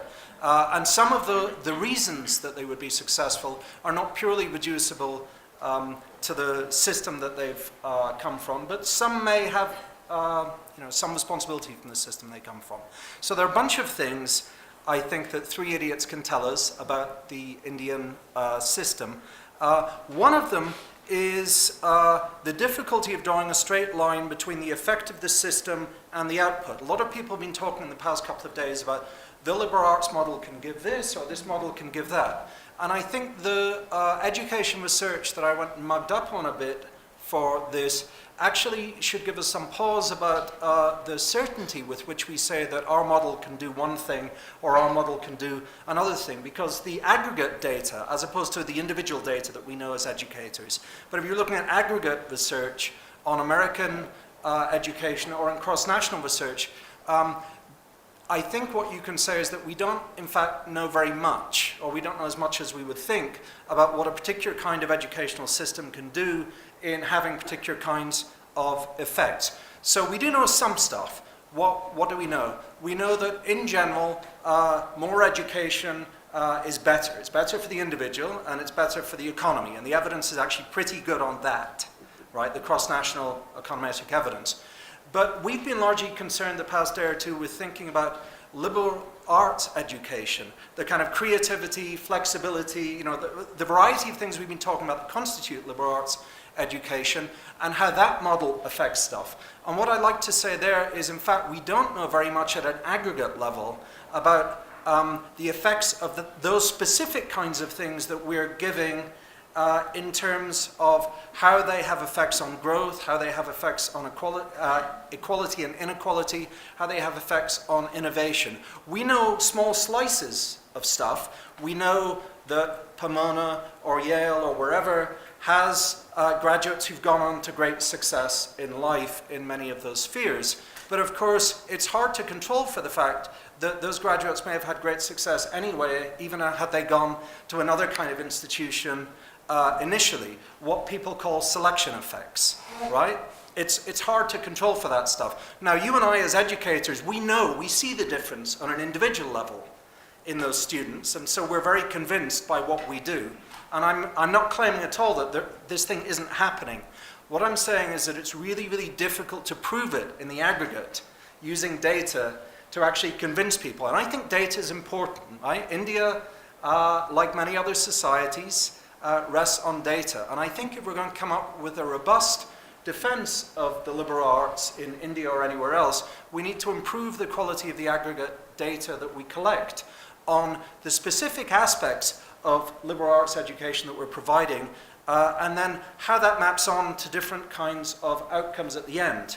And that data has to be better than telling individual stories about, in our college, the graduates have gone on to do these things, and in our college over here, they've gone on to do those things. I think we need to invest more as people interested and inspired in liberal arts education in better kinds of data collection and testing to actually put our money where our mouth is and say, yes, we know what works, and we're going to actually try and test it in a larger sense. Now, at Yale, I'm involved with a program. I'm the director of undergraduate studies for a program called Ethics, Politics, and Economics. That's an interdisciplinary undergraduate program. It's volunteer work for me because I'm a political scientist. My home is in political science, but it's a fabulous program, and the students are fabulous. And it's a great sort of thrill to be involved with this. It's a small program with about 35 students a year. We have introductory courses in economics, philosophy, politics. We have interdisciplinary courses in the middle, not multidisciplinary, interdisciplinary. Right? These courses are specifically designed to look at how economists understand rationality, understanding rationality in terms of psychology and other disciplines within the same course, rather than simply assuming that putting separate courses side by side is going to somehow lead to people being interdisciplinary at the end. And so these interdisciplinary core courses are meant to sort of integrate things in the middle. And then at the end, we leave students to develop their own concentration courses. They look at everything from gross national happiness in Bhutan to changes in local poverty alleviation in New Haven and issues in Africa as well. Right? The core concentration and senior independent thesis work that they do is very important because theory meets reality, right? And reality then changes theory back. And so I think that this kind of experiential significant research project is really important. It also has another element that people have been talking about here, which is a strong core preparation. You need to know stuff, and you need to know stuff in common. You need to be scientifically literate. You need to be numerate before you can then go off and develop your own ideas. So that's the shape of the program. What does it give you? It gives you a lot of the things that people here have been talking about in the past couple of days in terms of values. And I don't just want to reiterate what all those values are. I think of flexibility of mind as being a great one of them. A lot of our students go off and do internships in the financial sector in the summer, and they're competing against people who are straight econ or highly quantitative people. What they do when they come back is they say, I didn't feel like I was at a disadvantage at all, because a lot of what I was being asked to do was to, yes, be numerate, but also to take pieces from here, put them together with pieces from there, think about stuff in new contexts, and I was able to do that really well. And the fact that EP is a seminar-based major, beyond the introductory courses, means I can write really well, and I can speak really well, and I can do all these things that have this big payoff, and our students do extremely well when they go off on the market. So we can think of lots of sort of values of these things. What I would say is that many of the real values that we see in liberal arts education, though, that we know that we develop, the terms that we've been using, we actually lack large-scale data that proves this in an aggregate sense. And I think if liberal arts colleges are going to make more of a case and a successful case to convince both students, their parents, as well as the larger community large, more investment ought to be made in the kind of econometric surveys, experimental surveys that deal with some of these selection and other thorny methodological problems to actually demonstrate how things work, right? So you can imagine a study in which you took similar groups of students, controlled on all the observable data that we can think of that influence educational outcomes, including family background and various, right? Ones that do get in, don't get into the colleges, but are largely similar in attribute. And then in a fine-grained way, trace through some of the liberal arts treatment that they get along the way from their various educational places, and then see how that maps on to the things we're interested in at the end of the day. Flexibility, creativity, ability to adapt when the job market changes, ability to have soft skills, so-called soft skills, that are in fact incredibly vital, and hard skills when we're thinking about the world of employment. And so if I were to make a plea to some of the administrators and the college presidents and others here, it would be to invest more as a group of people in trying to develop more of these kind of studies to make a case for what we as educators actually know is going on in the classroom and with our students. So we can stop there and then take questions.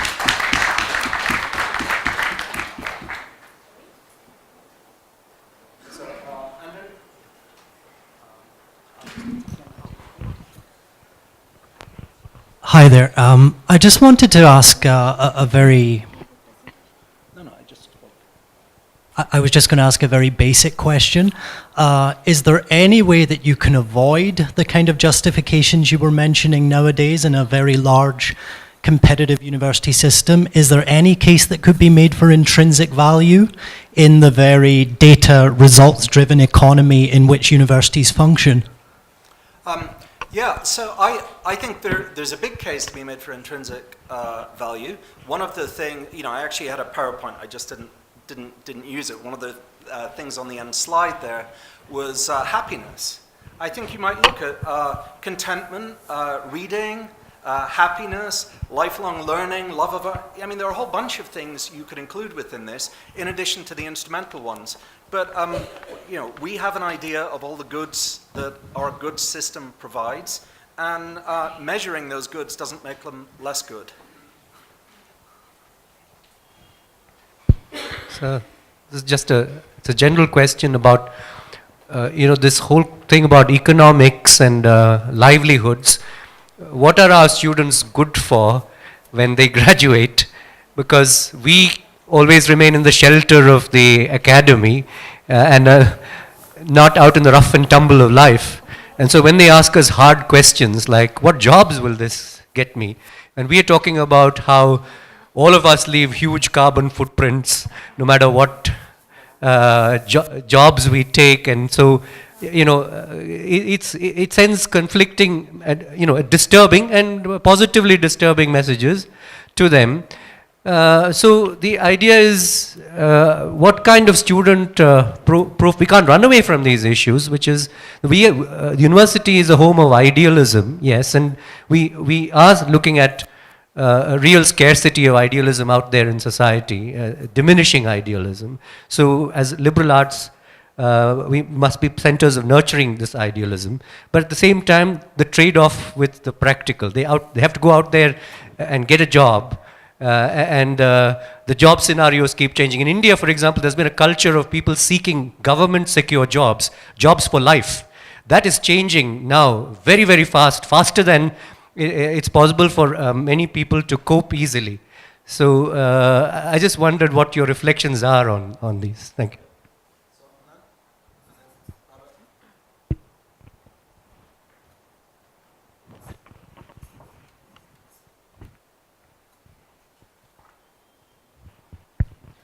A quick response for somebody who's been much of a liminal kind of animal. Fortunately, this question of intrinsic value is also linked there. There are lots of perils of being a young country, but one of the nice things about it being a young country is that it's perhaps less rigid. So a 35-year-old, whether in the corporate sector or in academia or in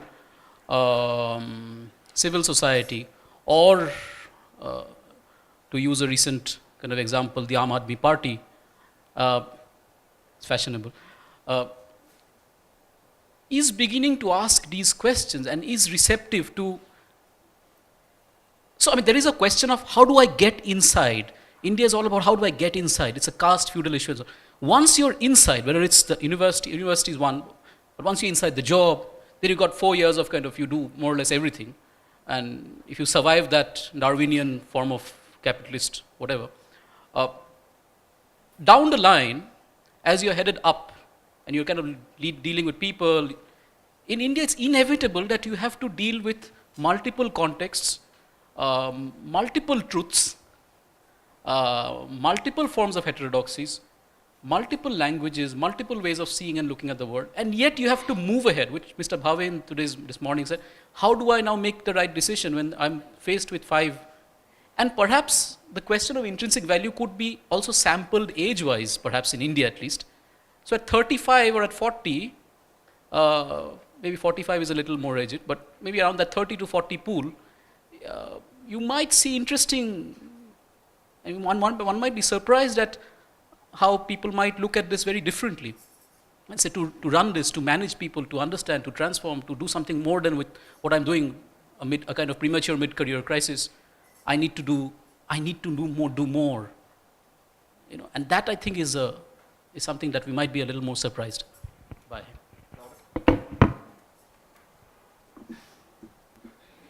To answer your question, I think a little bit, I'm going to try, because it's not a very easy question, I think, that you've asked. First thing, let me just look at the issue of livelihoods and jobs that you were talking about. So I think here we have to put in perspective, and I'm bringing this from a rural perspective. Okay. So education, increasingly, is a ticket out of the rural situation, right? I mean, all children in rural environments want to be educated. Parents want their children to have a degree so they can get out of that rural situation and be in an urban context, and therefore somehow be more mobile, upwardly mobile, and so therefore have a better life. That's one part. Now, given that scenario, I'd like to come back to this issue of contextual and relevant education. And this idea, I think somebody said yesterday about inclusivity.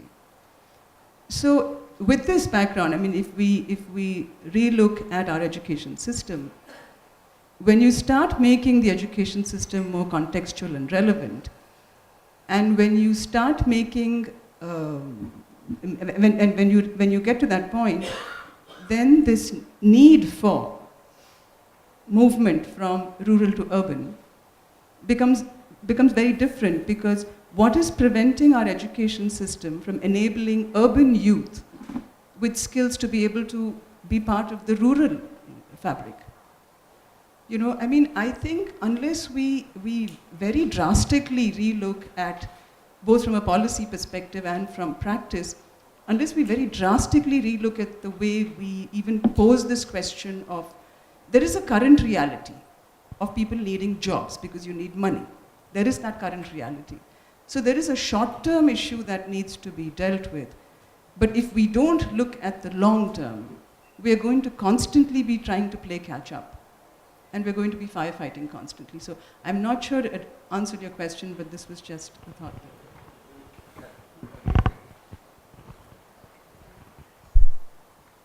Yeah, just just give you a concrete example. Can we get some more comments from the floor? Yeah, just this. See, I teach them, we talk about Coca-Cola and how it damages the environment, and then the student I taught goes and gets a job in Coca-Cola, comes and says, thank you very much, all the soft skills I learned helped me get a job in Coca-Cola.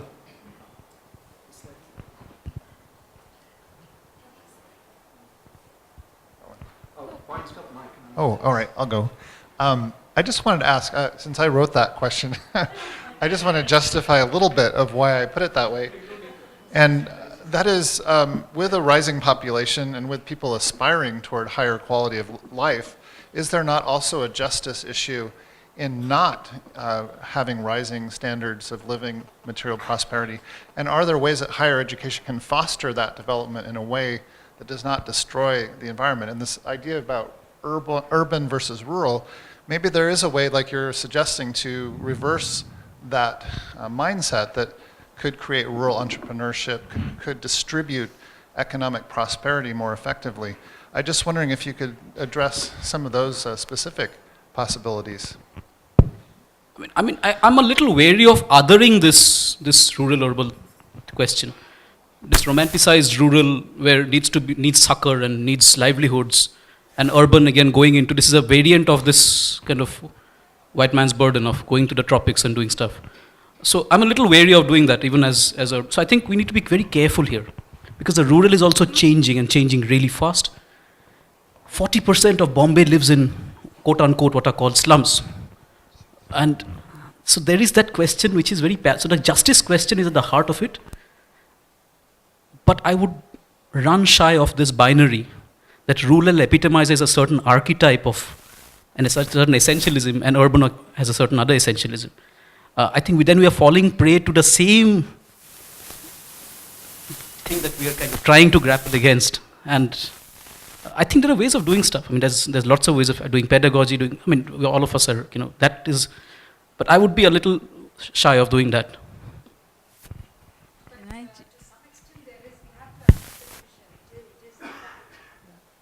As I said, I wouldn't go by the binary, but that's my personal opinion. Yeah, that the binary doesn't always hold. Yeah.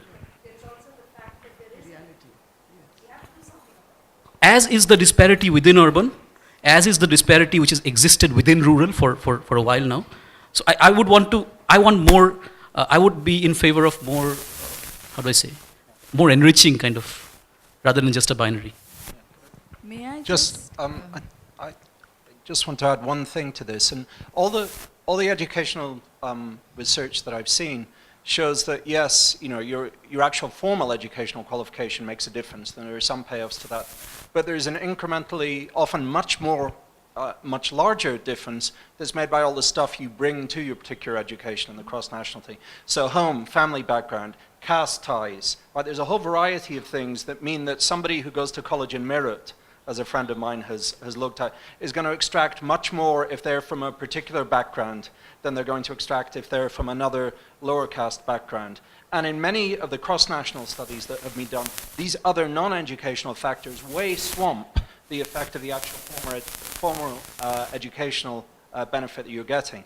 And so if you're going to try and think about how to improve a system, you need to pay attention to ways in which the colleges can alleviate and make up for some of these real social disadvantages that people bring in terms of access to employment markets, ability to participate in unpaid internships, and a whole variety of other things, recognizing that these people don't start equal, even if you treat them equally within the particular system that you're in. I just have one comment to that. I think in order to really understand, and like you said, Lakshmi, the difference does exist, and I must agree with Amlan that you can't romanticize all of this, but in order to experience the reality, it's important to get to the context. And I think it's very important to actually see what the situation on the ground is, and which is why I come back to what I said earlier, that I don't think we should start this at graduate level. I think we should start it at the school level, and which is what we're sort of attempting to do, is to actually not provide sort of, not provide a direction very specifically to students, but to have them experience the situation, to put them in a situation where there is exposure, there is experience, you're watching it, you're observing, you're communicating. And you need to do that rather than have a very structured, sort of say 6 days in the village and go and observe this and come back. It sounds a bit idealistic, but I think it's very, very critical. Yeah. We've got time, I think, for one more question. It's not a question, it's a small story, actually. Because we're talking about context and people, and I was in Pondicherry and I was being driven by this young man who was a taxi driver, and he told me, I've just given the written exam for a police post. And I said, did you clear? And he said, no, but I will next time. And I said, what will you do next time different? Are you going for coaching? He said, no, I'm organizing 3 lakhs of rupees. And this is real, okay? And I said to him, but if you organize the 3 lakhs of rupees, then somebody else who's written the exam well will not clear. And he kept quiet for a while, young man. And then he said to me, because of the white hair and deference, he didn't say, don't talk, don't preach to me. But instead he said slowly, he said, Akka, I will get 15,000 or 16,000 rupees as salary with that 3 lakhs of investment. What do you expect me to do? Take a loan and start a shop and earn only 5,000 rupees a month? So I'm investing in my future. So this is one. And the other is that I'm teaching at the Indian Institute of Management, and I'm teaching people who are extremely highly qualified with a very big market. And when I went in to teach there 3 years ago, I thought I would be teaching, spoiled kids of rich parents. And I've reached there and I find that no, they're not. They are actually middle class young people who've studied very hard to be there. And apart from learning the course, they come out and they ask me, ma'am, how should we live our lives? And the first time I was asked this question, I was quite nonplussed because I was teaching them subjects, yeah?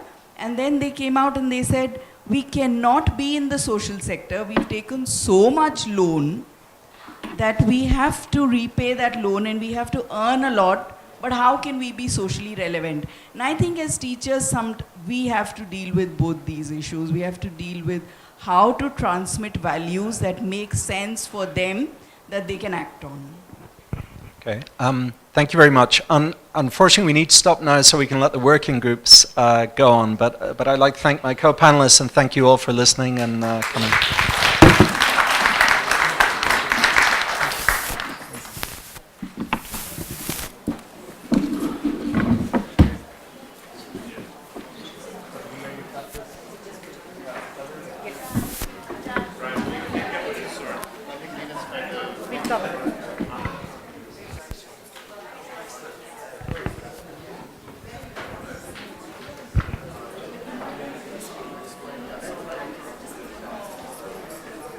Okay, so this is your chance to actually meet as groups. I know everyone will enjoy a little bit of a break, but we're going to convene the working groups